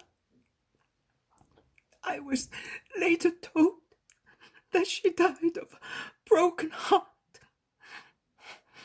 I had a father. He cursed me, and he says to those in town, I no longer have a daughter. She resumes crying more bitterly. Mary turns pale with anguish, but lays her hand on her head to comfort her. The veiled woman goes on. No one will call me daughter any more. Yes, caress me thus, as my mother used to do when I was pure and good. Let me kiss your hand and wipe my tears with it. My tears alone will not cleanse me. How much I have wept when I realized. Also, before I used to weep, because it is horrible to be nothing but flesh, abused and insulted by man. But they were the tears of an ill-treated animal that hates and rebels against him who tortures and fouls it more and more, because I changed master. But I did not change my beastly ways. I have been weeping for 8 months because I have understood. I understood my misery and my depravity, and do not wash it away. O Mother, wipe my tears, and I shall be so cleansed as to be able to go near my Saviour. Yes, my daughter, yes, I will. Sit down here, near me, and speak calmly. Leave your burden here, on my knees of a mother. And Mary sits down. But the veiled woman sinks to the ground at her feet, as she wishes to speak to her thus. She begins slowly. I come from Syracuse. I am 26 years old. I was the daughter of a steward, as you would call him. We say a procurator of a wealthy Roman gentleman. I was an only daughter. My life was a happy one. We lived near the seaside, in a beautiful villa, where my father was the steward. Now and again the owner of the villa, or of his wife or children, would come. They treated us very well, and were very good to me. The girls used to play with me. My mother was happy and proud of me. I was beautiful, intelligent, and I succeeded in everything. But I loved frivolous things more than good things. There is a great theatre at Syracuse. A great theatre. Beautiful, huge. It is used for games and plays. Mimers are widely employed in the comedies and tragedies which are performed there. They emphasize the meaning of the chorus by their silent dances. You do not know. But also by means of our hands, or through the movement of our bodies, we can express the feelings of a man agitated by a passion. Young boys and girls are trained as mimers in a special school. They must be as beautiful as gods and as agile as butterflies. I loved to go to a kind of high spot overlooking that place and see the mimers dance. I then imitated them on the flowery meadows, on the golden sands of my land, in the garden of the villa. I seemed an artistic statue, or a light blowing breeze. So clever I was in assuming statuesque postures or flying about almost without touching the ground. My wealthy friends admired me. My mother was proud of me. The veiled woman speaks, remembers, sees, and dreams of her past and weeps. Her sobs are like commas in a speech. One day, it was May. The whole of Syracuse was blooming with flowers. The celebrations were just over, and I had gone into raptures over a dance performed in the theatre. The owners had taken me there with their daughters. I was 14 years old. In that dance, the mimers, who were to represent the springtime nymphs running to worship Ceres, danced crowned with roses and clad with roses, only with roses, because their dresses were very light veils, a cobweb spread with roses. While dancing, they looked like the wings Hebes, so light they glided about, while their magnificent bodies appeared through the ruffled strips of their flowery veils, flowing like wings behind them.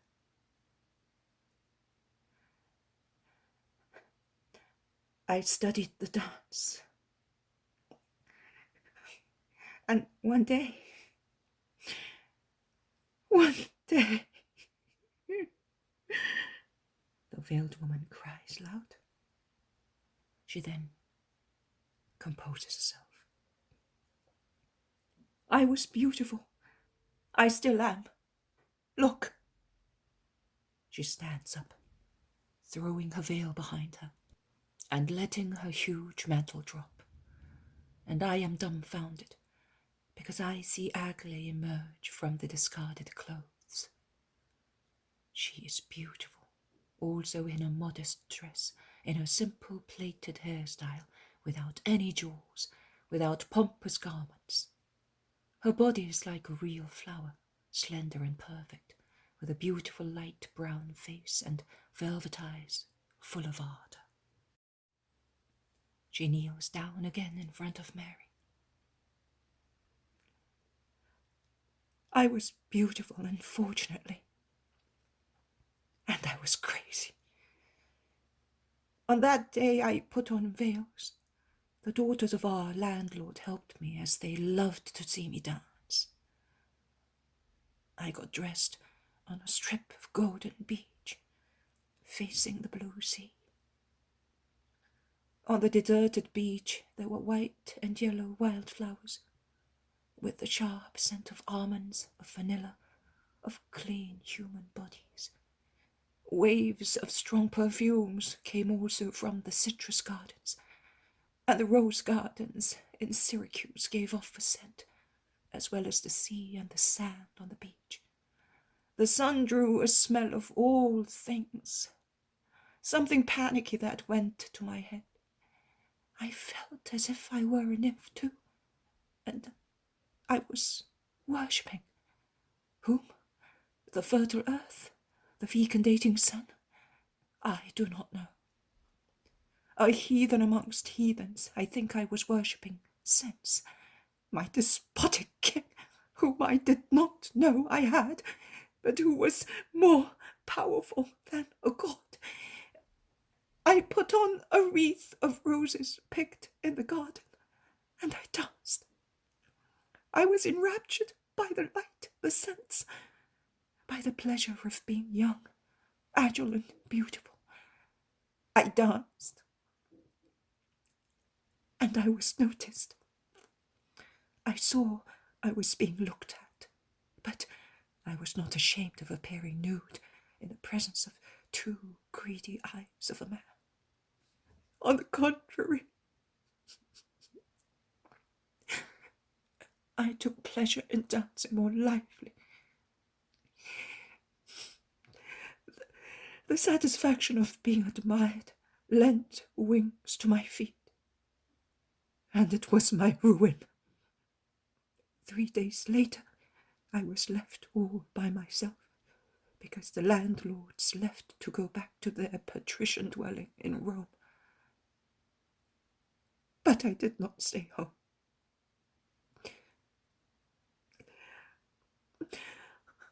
The two admiring eyes had revealed something else to me beyond dancing. They had revealed sensuality and sex. Mary makes an involuntary gesture of disgust, which is noted by Aglae. Oh, but you are pure. Perhaps I disgust you. Speak, my daughter. It is better if you speak to Mary than to him. Mary is a sea that washes. Yes, it is better if I tell you. I thought that myself when I heard that he had a mother. Because before, seeing him so different from every other man, the only thoroughly spiritual man, now I know there is the spirit and what it is. Before, I could not have said of what your son was made, as he was without sensuality, although a man. And within myself I thought he had no mother, but he had descended upon the earth to save the horrible wretches of whom I am the worst. Every day I went back to that place, hoping to see the young, handsome, swarthy man. And after some time I saw him again. He spoke to me. He said to me, "Come to Rome with me. I will take you to the imperial court. You will be the pearl of Rome." I replied, "Yes, I will be your faithful wife. Come and see my father." He laughed mockingly and kissed me. He said, "Not my wife, but you shall be the goddess and I your priest, and we will reveal the secrets of life and pleasure to you." I was thoroughly infatuated. I was a young girl, but although a young girl, I knew what life is. I was shrewd. I was infatuated, but not yet depraved. And I was disgusted by his proposal. I tore myself away from his embrace, and I ran home. But I did not speak to my mother about it, and I did not resist the desire to see him again. His kisses had made me more enthralled than ever, and I went back. I had hardly reached the deserted beach when he embraced me, kissing me frenziedly, with a storm of kisses, with loving words, with questions. Is there not everything in this love? Is this not sweeter than a bond? What else do you want? Can you live without this? Oh, mother, I eloped the same evening with the filthy patrician, and I became a rag, trampled on by his beastliness. I was not a goddess, but mud, not a pearl, but trash. Life was not revealed to me, but the filth of life, the infamy, the disgust, the pain, the shame, the infinite misery of not even belonging to myself.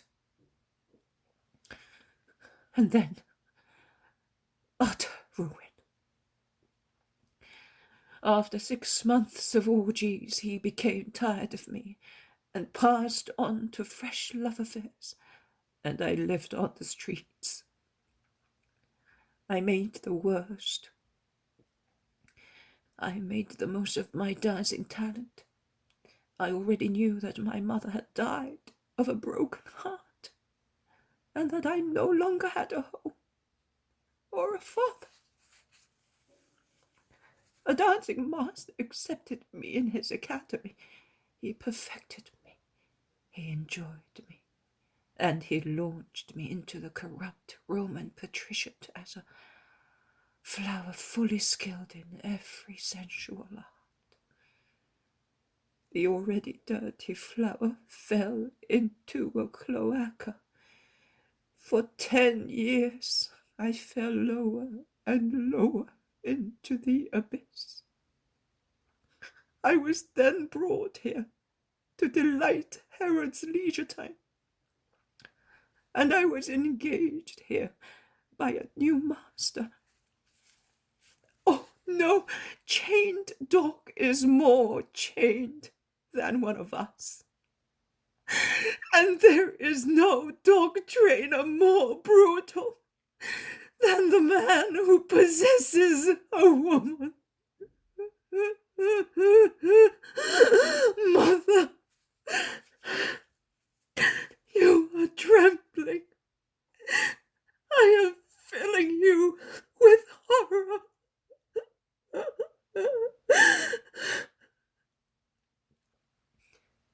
Mary has taken her hand to her heart as if it had been wounded. But she replies, "No, not you. The evil, which is such a powerful master on the earth, is horrifying me. Go on, my poor creature." He took me to Hebron. Was I free? Was I rich? Yes, I was, because I was not in jail, and I was covered with jewels. No, I was not, because I could see only those whom he wanted, and I had no right to myself.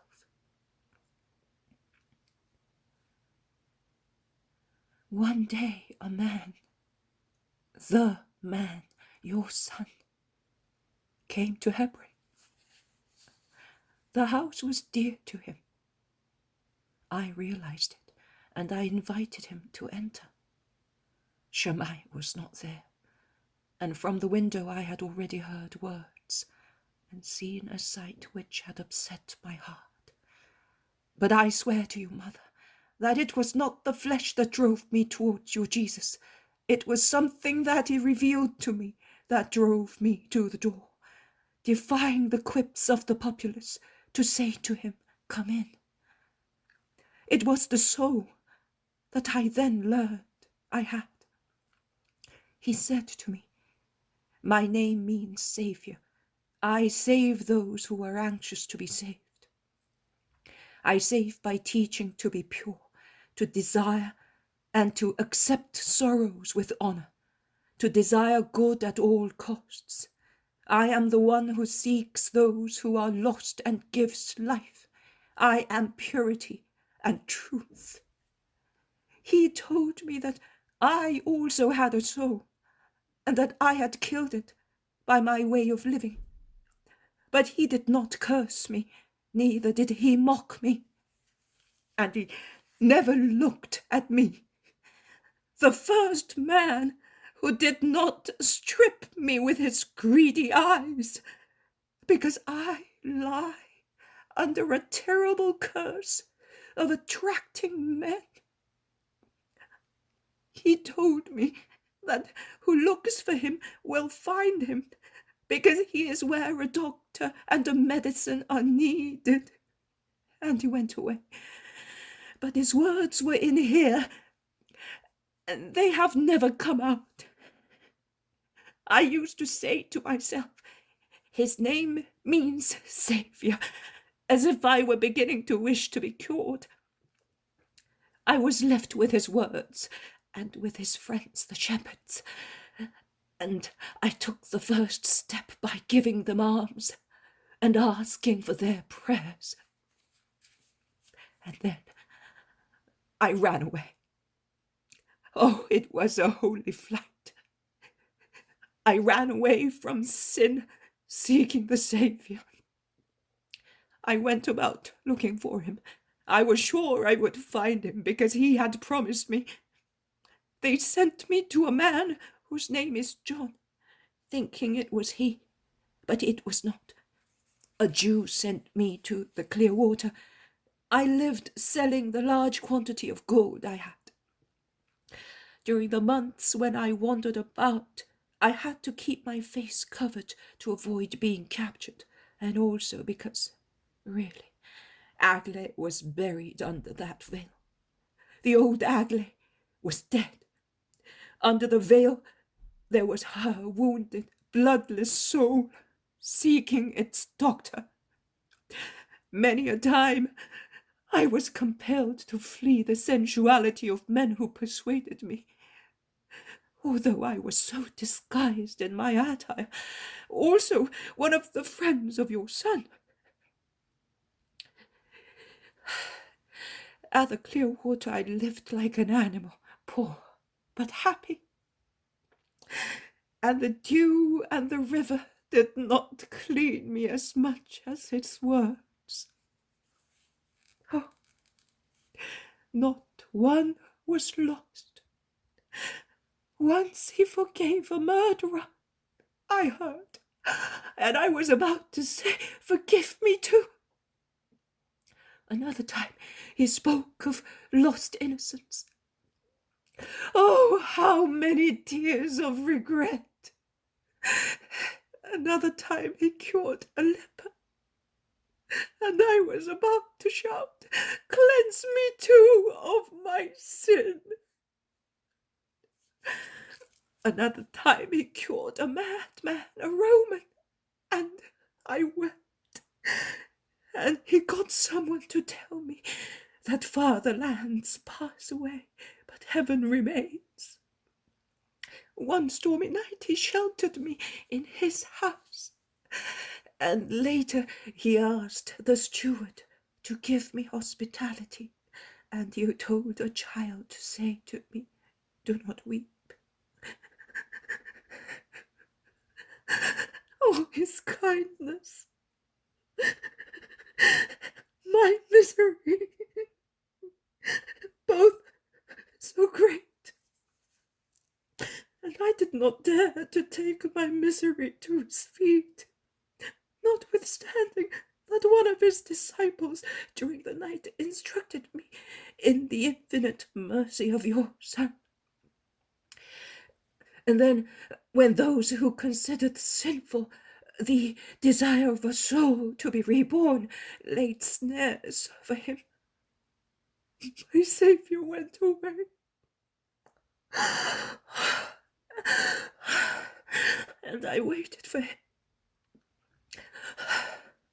But he was awaited also by the vengeance of those who are by far less worthy of looking at him than I am, because I, as a heathen, sinned against myself, whereas they, who already know God, sinned against the Son of God. And they hit me, and they have hurt me more with their accusations than with stones. They have wounded my soul more than my body. As they led me to despair.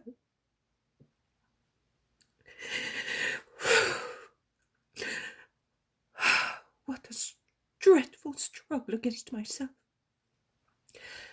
Worn out, bleeding, wounded, feverish. Without my doctor, homeless, without food. I looked behind me and in front of me. My past would say to me, "Come back." My present said, "Kill yourself." My future used to say, "Hope." I did hope. I did not commit suicide. I would, if he rejected me, because I do not want to be what I was. I dragged myself to a village asking for shelter, but they recognized me.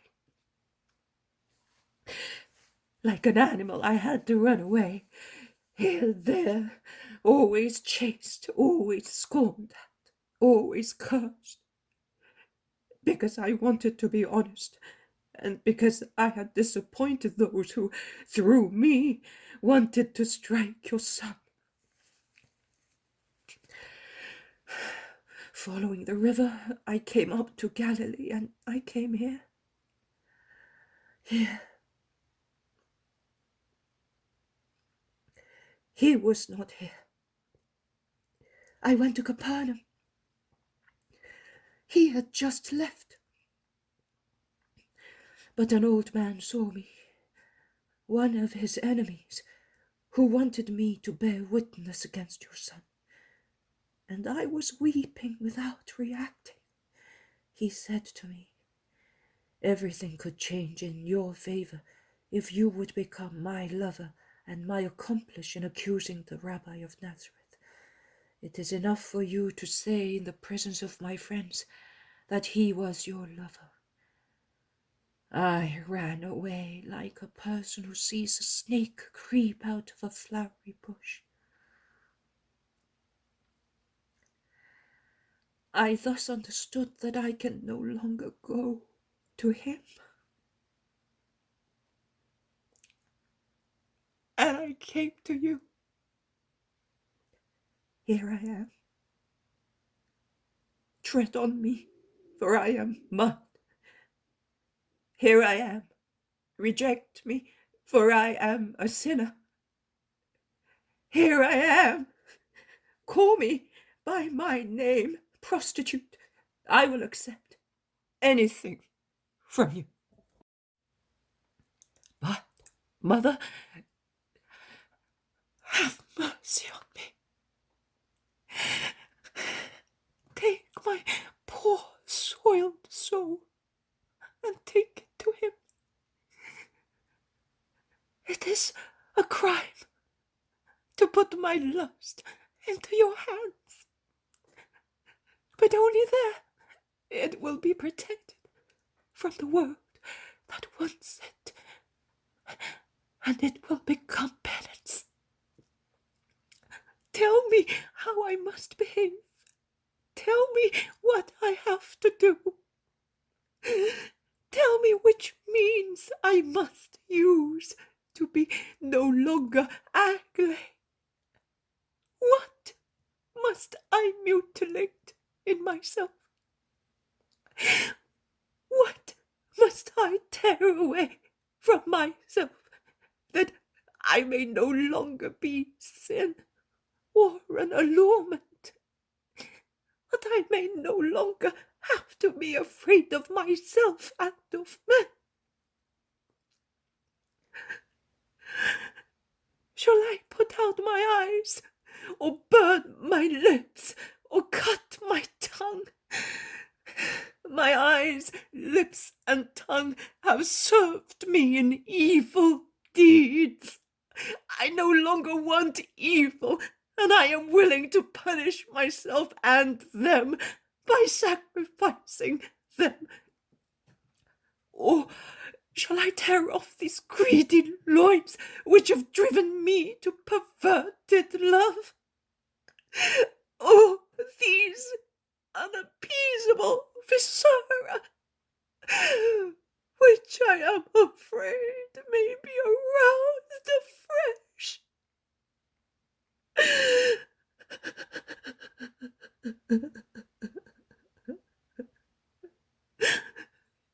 Tell me. Please tell me. How can a woman forget she's a female? And how can she make other people forget?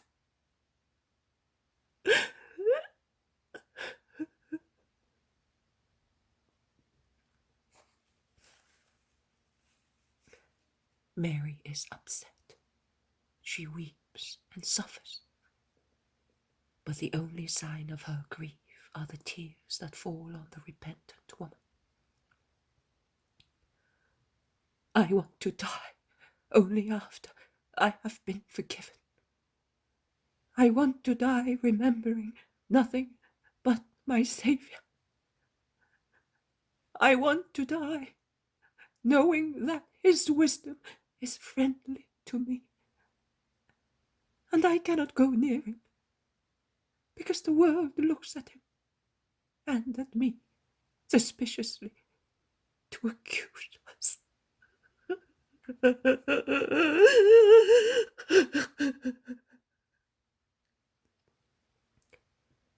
Aglae cries, prostrate with grief. Mary stands up whispering, how difficult it is to be a redeemer. She is almost breathless. Aglae, who hears the whisper and understands a gesture, moans. See, you can see that you are disgusted too. I will now go away. I am done for. No, my daughter, you are not done for. No, you are beginning now. Listen, poor soul. I am not moaning because of you, but because of the cruel world.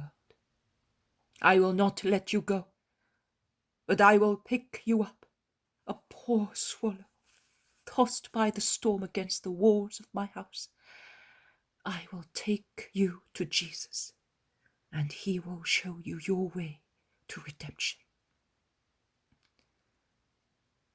I no longer hope. The world is right. I cannot be forgiven. You cannot buy the world. You can buy God. Let me speak to you in the name of the supreme love, who gave me a son, that I may give him to the world. He took me out of the blessed simplicity of my consecrated virginity, so that the world might receive forgiveness. He drew my blood not from my childbirth, but from my heart, by revealing to me that my creature is the great victor. Look at me, daughter.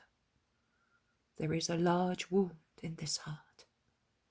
It has been groaning for over 30 years, and it is becoming deeper and deeper, and it consumes me.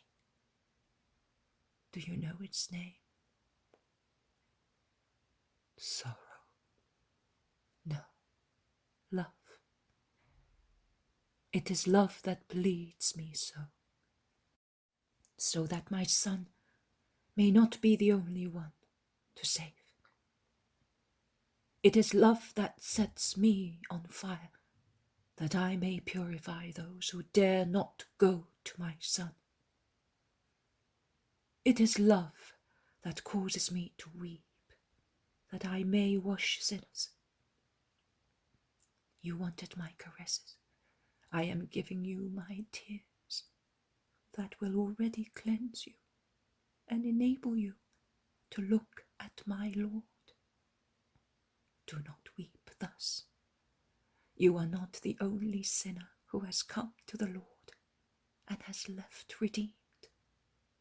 Other women came. Many more will come. You are not sure that he can forgive you. But can you not see in everything that happened to you the mysterious will of divine goodness? Who brought you to Judea? Who took you into John's house? Who placed you at the window that morning? Who lit a light to illuminate his words for you? Who made you understand that charity, when joined to the prayers of those who have been helped, obtains help from God? Who gave you the strength to run away from Shammai's house and to persevere during the first days until his arrival? Who led you onto his way? Who enabled you to live as a repentant sinner, to cleanse your soul more and more? Who gave you a martyr soul, a believer's soul, a persevering and pure soul? Do not shake your head. Do you think that only he is pure, who has never known sensuality? Do you think that a soul can never again become virgin and beautiful? Oh, my daughter, between the purity which is entirely a grace of the Lord and your heroic ascent to climb back to the summit of your lost purity, you must believe that yours is the greater. You are building it against sensuality, against need and habit. For me, it is a natural endowment, like breathing. You have to break off your thoughts, your feelings, your flesh, in order not to remember, not to desire, not to yield. Can a little child a few hours old have carnal desires? And does he have any merit thereby? The same applies to me. I do not know what the tragic hunger is that made mankind a victim. I know but the most holy hunger for God. But you did not know it, and you learned it by yourself. But you subdued the other hunger, the tragic and horrible one, for the sake of God, your only love at present. Smile, daughter of divine mercy. My Son is working in you what he told you at Hebron. He has already done that. You are already saved because of your good will to be saved, because you have come to know of purity, of sorrow, of good. Your soul has revived. Yes, you need his word saying to you in the name of God, you are forgiven. I cannot say that, but I give you my kiss as a promise, as a beginning of forgiveness. O eternal Spirit, a little of you is always in your Mary. Allow her to pour forth your sanctifying spirit on this creature who is weeping and hoping.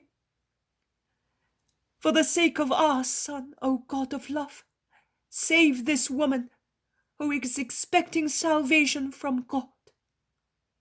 May the grace with which the angel said that God has filled me, may that grace, by a miracle, rest upon her and support her, until Jesus, the blessed Saviour, the supreme priest, absolves her in the name of the Father and of the Son and of the Spirit. It is late, my daughter. You are tired and worn out. Come, rest.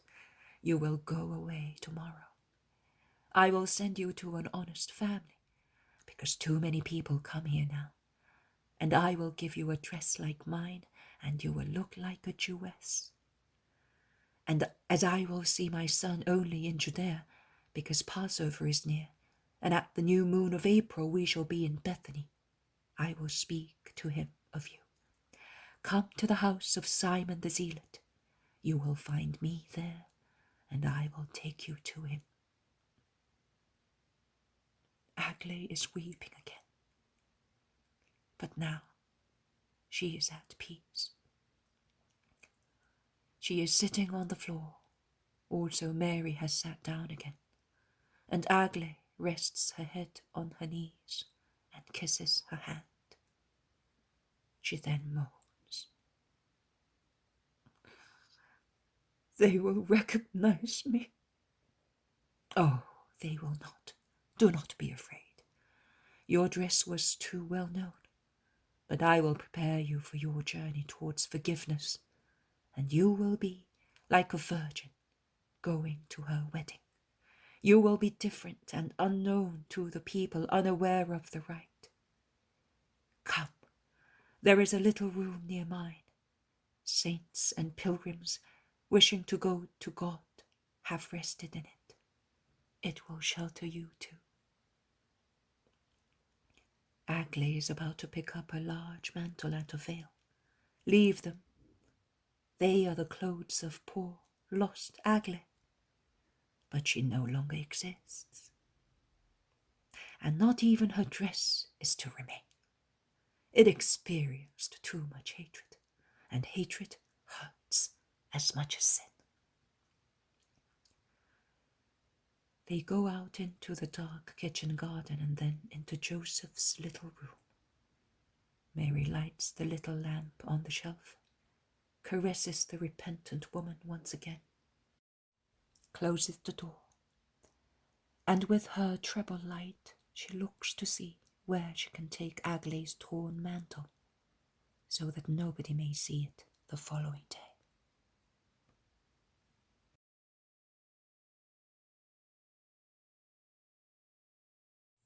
The poem of the man God, the second year of the public life. Chapter 169, the Sermon of the Mount. You are the salt of the earth. 22nd of May, 1945. Jesus is walking fast along a main road. He is alone. He is going towards a mountain which rises near a main road running eastwards from the lake, and it begins to rise with a low, mild elevation which extends for a good distance, forming a tableland from which one can see all the lake and the town of Tiberias towards the south, as well as other towns not quite so beautiful, stretching towards the north. There is then a crag, and the mountain rises rather steeply up to a peak, and then slopes down and rises once again up to another peak, similar to the previous one, thus forming a kind of a strange saddle. Jesus begins climbing towards the tableland along a mule track, which is still quite comfortable, and reaches a small village, the inhabitants of which work the tableland where the corn is beginning to come to ear. He goes through the village and proceeds through the fields and meadows, all strewn with flowers and rustling with crops. The clear day displays all the beauty of the surrounding nature.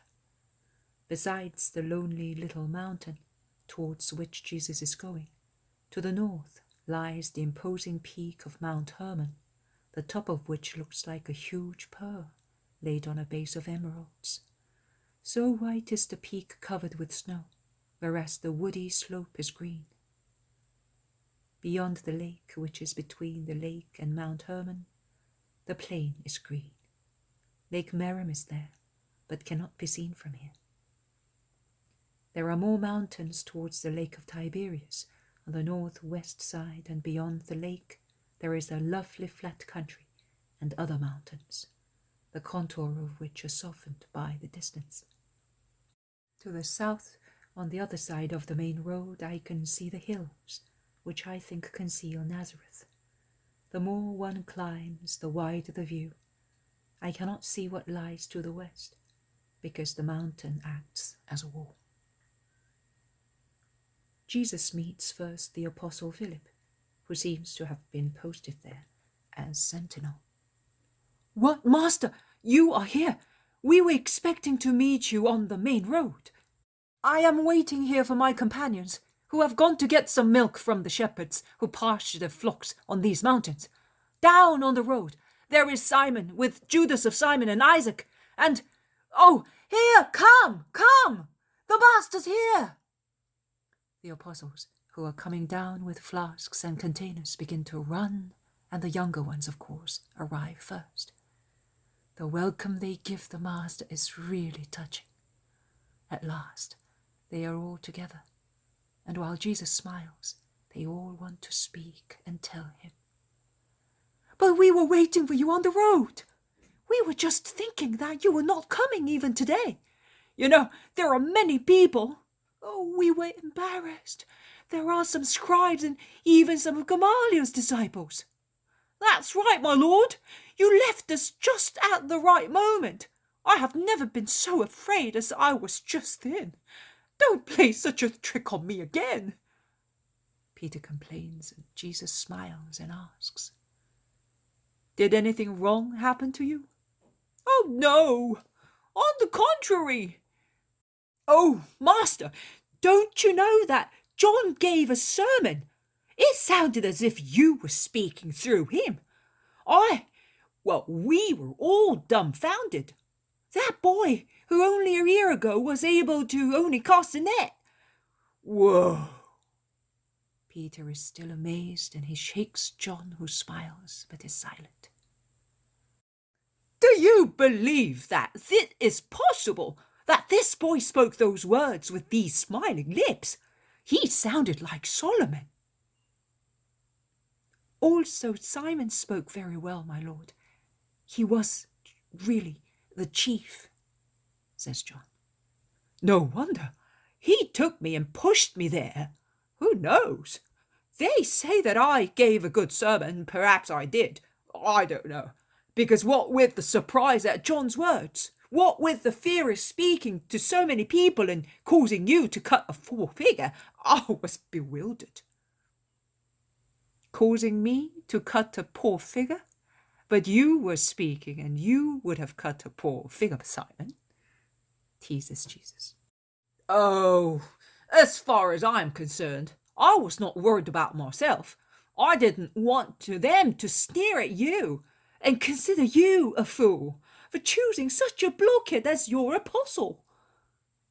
Jesus sparkles with joy because of Peter's humility and love.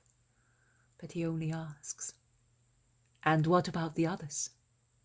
Also, the Zealot spoke very well. But we all know. But this boy was the great surprise. Of course, since we retired to pray, the boy's soul seems to be in heaven all the time. That is true, very true. They all confirm Peter's words, and they continue telling Jesus. You know, among the disciples now, there are two who, according to Judas of Simon, are very important. Judas is very active, of course. He knows many of those high up, and knows how to deal with them. And he likes to speak. He speaks very well. But the people prefer to hear Simon, your cousins, and above all, this boy. Yesterday a man said to me, "That young man speaks very well." He was referring to Judas. "But I prefer you." Ah, poor fellow, he prefers me, and I can hardly put a few words together. But why did you come here? The meeting place was the road, and we would have been there. Because I knew I was going to find you here. Now listen, go down and tell the others to come up, also the known disciples. The people are not to come today. I want to speak to you only. In that case, it is better to wait until evening, when the sun is about to set. The people spread among the nearby villages, and they come back the following morning, waiting for you. Otherwise, who will hold them back? All right, do that. I will wait for you up there at the top. The nights are mild now, and we can sleep in the open. Wherever you wish, master, providing you are with us. The disciples go away, and Jesus resumes climbing up to the top, which is the same one as I already saw last year in the vision for the end of the Sermon of the Mount, and the first meeting with Mary Magdalene. The view is now wider and is becoming brighter in the sunset. Jesus sits on a rock and is recollected in meditation, and he remains thus until the shuffling of feet on the path warns him that the apostles are back. It is getting dark, but the sun still shines on the mountaintop, drawing scents from every herb and flower. There is a strong smell of wild lilies of the valley, while the tall stems of narcissi shake their stars and buds as if they were asking for dew. Jesus gets up and greets them. "Peace be with you." There are many disciples who come up with the apostles. Isaac leads them, smiling. His smiling face is the thin face of an ascetic. They all gather round Jesus, who is greeting Judas Iscariot and Simon Zealot particularly. "I wanted you all here with me, to be for a few hours with you alone, and speak only to you. I have something to tell you, to prepare you for your mission. Let us take our food, and then we shall speak. And while you are sleeping, your souls will continue to relish the doctrine." They have their frugal meal and then form a circle around Jesus, who is sitting on a large stone. They are about 100, perhaps more, between disciples and apostles, a circle of attentive faces, which the flames of two fires light up oddly. Jesus speaks slowly, gesticulating quietly. His face looks paler as it emerges from his dark blue tunic, and also because it is lit up by the rays of the new moon, which illuminates the spot where he is, a small comma of a moon in the sky, a ray of light that caresses the master of heaven and earth. "I waited for you here aside, because you are my friends. I called you together after the first test of the 12, to widen the circle of my active disciples. and to hear from you your first reactions to being guided by those whom I am giving to you to continue my work. I know that everything went well. I supported with my prayer the souls of the apostles who had come out of a prayer retreat with a new strength in their minds and in their hearts. A strength that does not come from human effort, but from a complete reliance in God.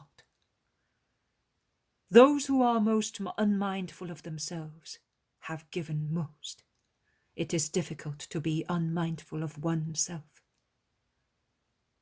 Man is made of recollections, and the ones that raise their voice most are the memories of one's ego. You must distinguish between ego and ego. There is the spiritual ego of the soul that remembers God and its origins from God. And there is an inferior ego of the flesh that remembers its passions and its numberless exigencies concerning its whole being. There are so many voices to form a choir, and unless the spirit is quite strong, they overcome the solitary voice of the spirit that remembers its nobility as child of God. It is therefore necessary, with the exception of this holy memory, that should always be stimulated and kept green and bright. It is necessary to learn how to forget yourselves in all the memories, the needs, the timid reflections of the human ego, in order to be perfect. In the first test of my 12, those who have given most are the ones who forgot themselves most. They forgot not only their past, but also their limited personality. They are the ones who no longer remembered what they were, and were so united to God as to be afraid of nothing. Why were some standoffish? Because they remembered their habitual scruples, their usual considerations, and prejudice. Why were others laconic? Because they remembered their doctrinal inability, and they were afraid of cutting a bad figure or causing me to cut one. Why the showy ostentation of others? Because they remembered their usual pride, their desire to show off, to be applauded, to rise above the others, to be someone. Finally, why the sudden revelation of a triumphal, rabbinic, persuasive, firm eloquence in others? Because they, and they alone, did remember God.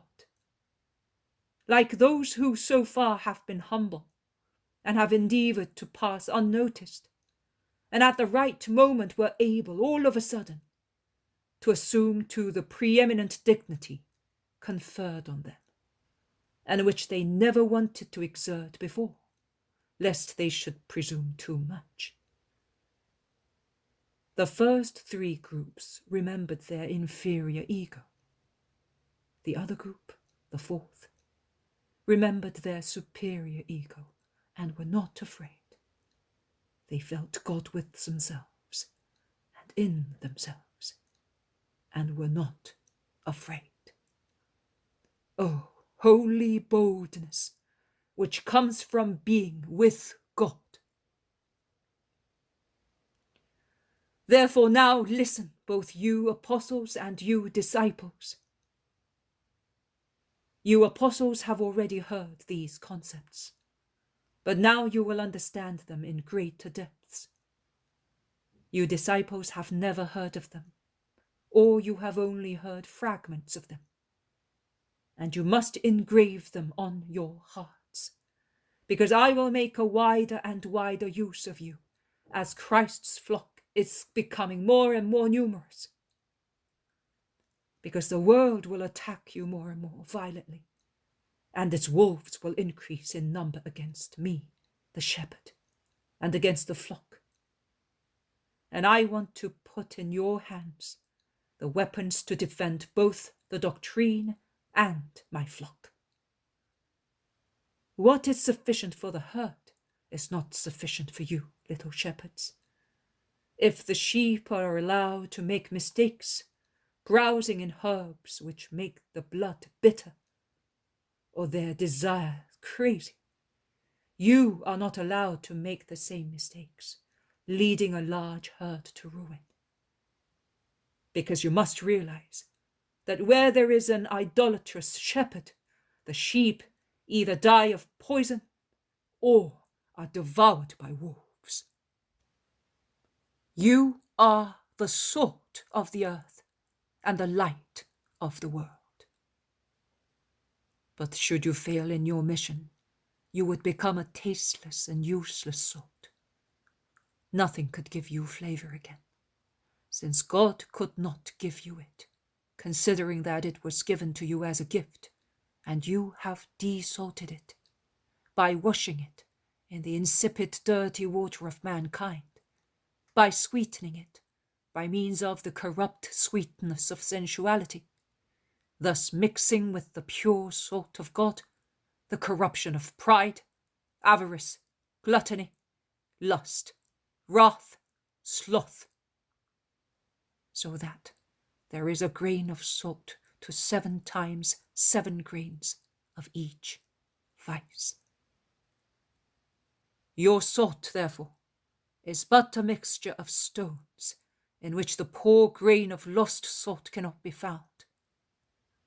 A mixture of stones screeching under your teeth and leaving in your mouths the flavor of earth that makes food disagreeable and disgusting. It is not even useful for inferior uses, as the flavor of the 7 vices would harm also every human employment. The salt then can only spread arid, trodden on by the careless feet of the people. How many people will thus be able to tread heavily on the men of God? Because those chosen men will allow the careless people to trample on them, as they no longer are substance, employed to give the flavor of noble heavenly things, as they are nothing but corruption. You are the light of the world.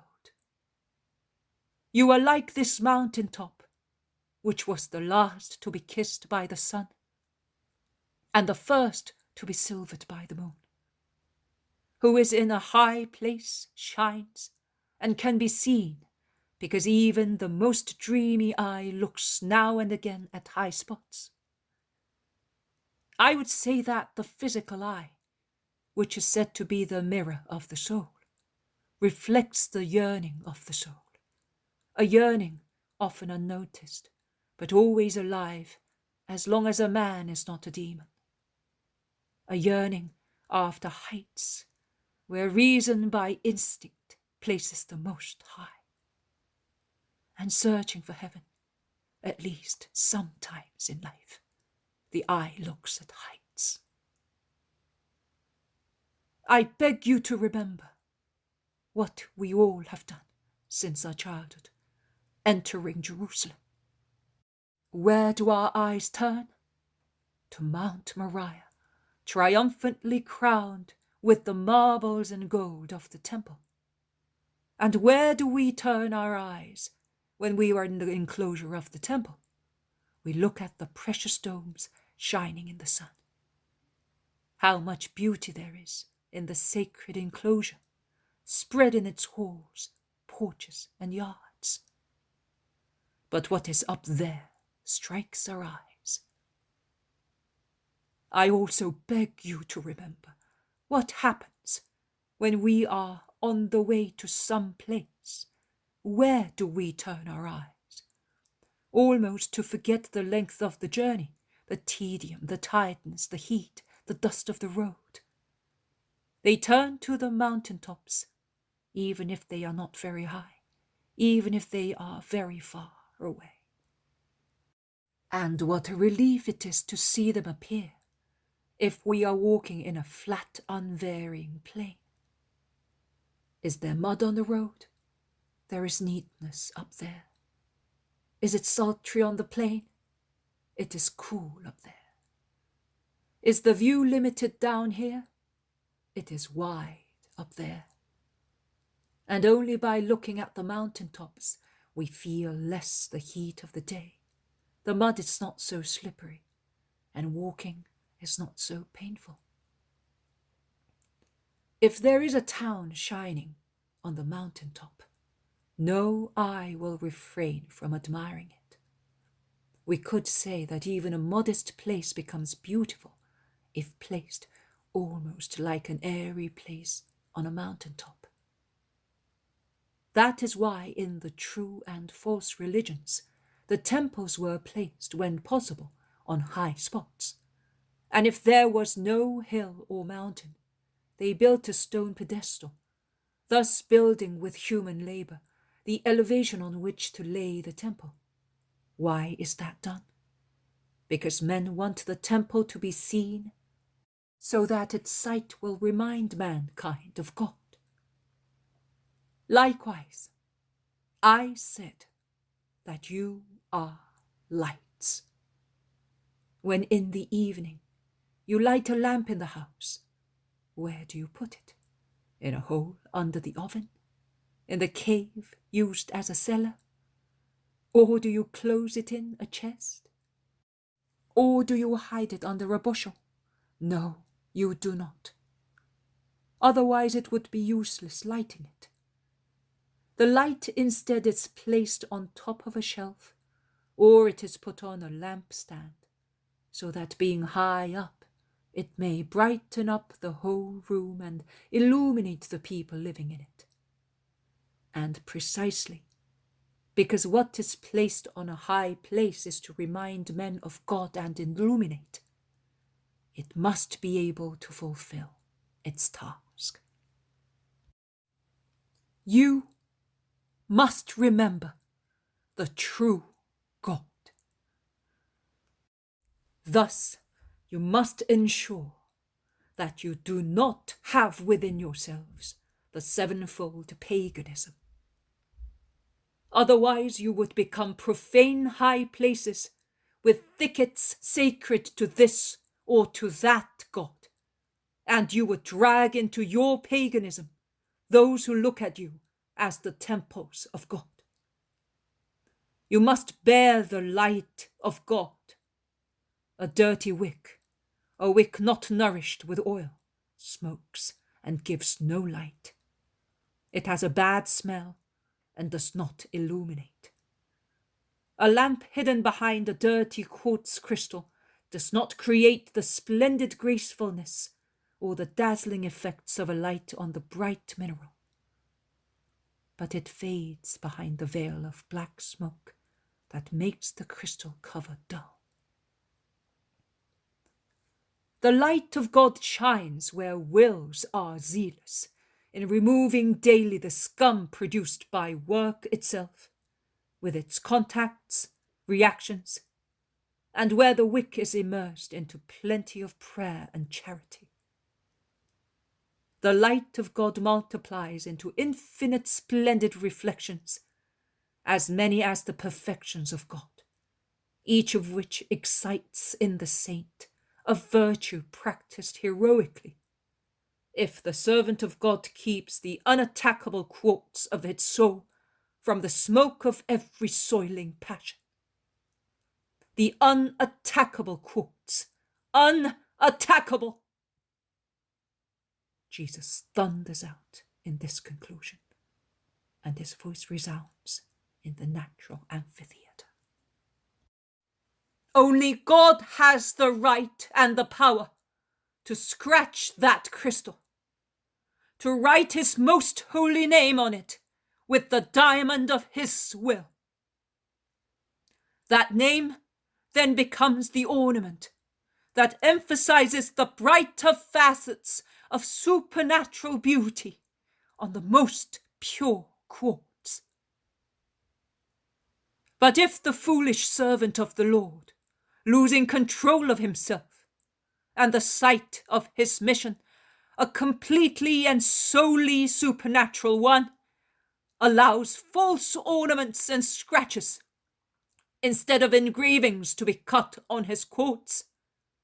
That is, mysterious and satanic figures made by the hot claw of Satan. Then the wonderful lamp no longer retains its intact beauty, but it cracks and breaks, and the fragments of the splintered crystal suffocate the flame. And even if it does not break, a tangle of marks of unmistakable nature forms on its surface, and soot penetrates into them, spoiling it. Woe! 3 times woe! To the shepherds who lose charity, who refuse to climb day by day to take upwards their flocks that expect their ascent in order to ascend themselves. I will strike them down and remove them from their positions, and I will put out their spoke altogether. Woe! 3 times woe to the masters, who reject wisdom to become saturated with a science which is often opposed and always proud, sometimes satanic, because it makes them men. Whereas, listen and remember, if every man is destined to become like God, through the sanctification that makes a man son of God, a master, a priest should already have this world, the aspect of a son of God, and only such aspect. He should have the aspect of a creature entirely devoted to souls and to perfection. He should have such aspect to lead his disciples to God. Anathema to the masters of a supernatural doctrine who become idols of human knowledge. Woe, 7 times woe, to those among my priests who are dead to the spirit, who with their lack of savour and ill-living flesh live as miserable, sluggish human beings. Their sleep is full of hallucinated apparitions of everything except God one and trine, and is full as well of all sorts of calculations, except the superhuman desire to increase the wealth of hearts and of God. They live a material, miserable, dull life, dragging into their dead water those who follow them, believing that they are life. The curse of God on those who corrupt my little beloved flock. I shall not ask an account, and I will not punish those who perish through their laziness, O negligent servants of the Lord. But I will ask you to account for every hour, and all the time lost, and all evil consequences, and I will punish you. Remember those words. And now, go. I am climbing to the top. You may sleep. Tomorrow, the shepherd will open the pastures of truth to his flock.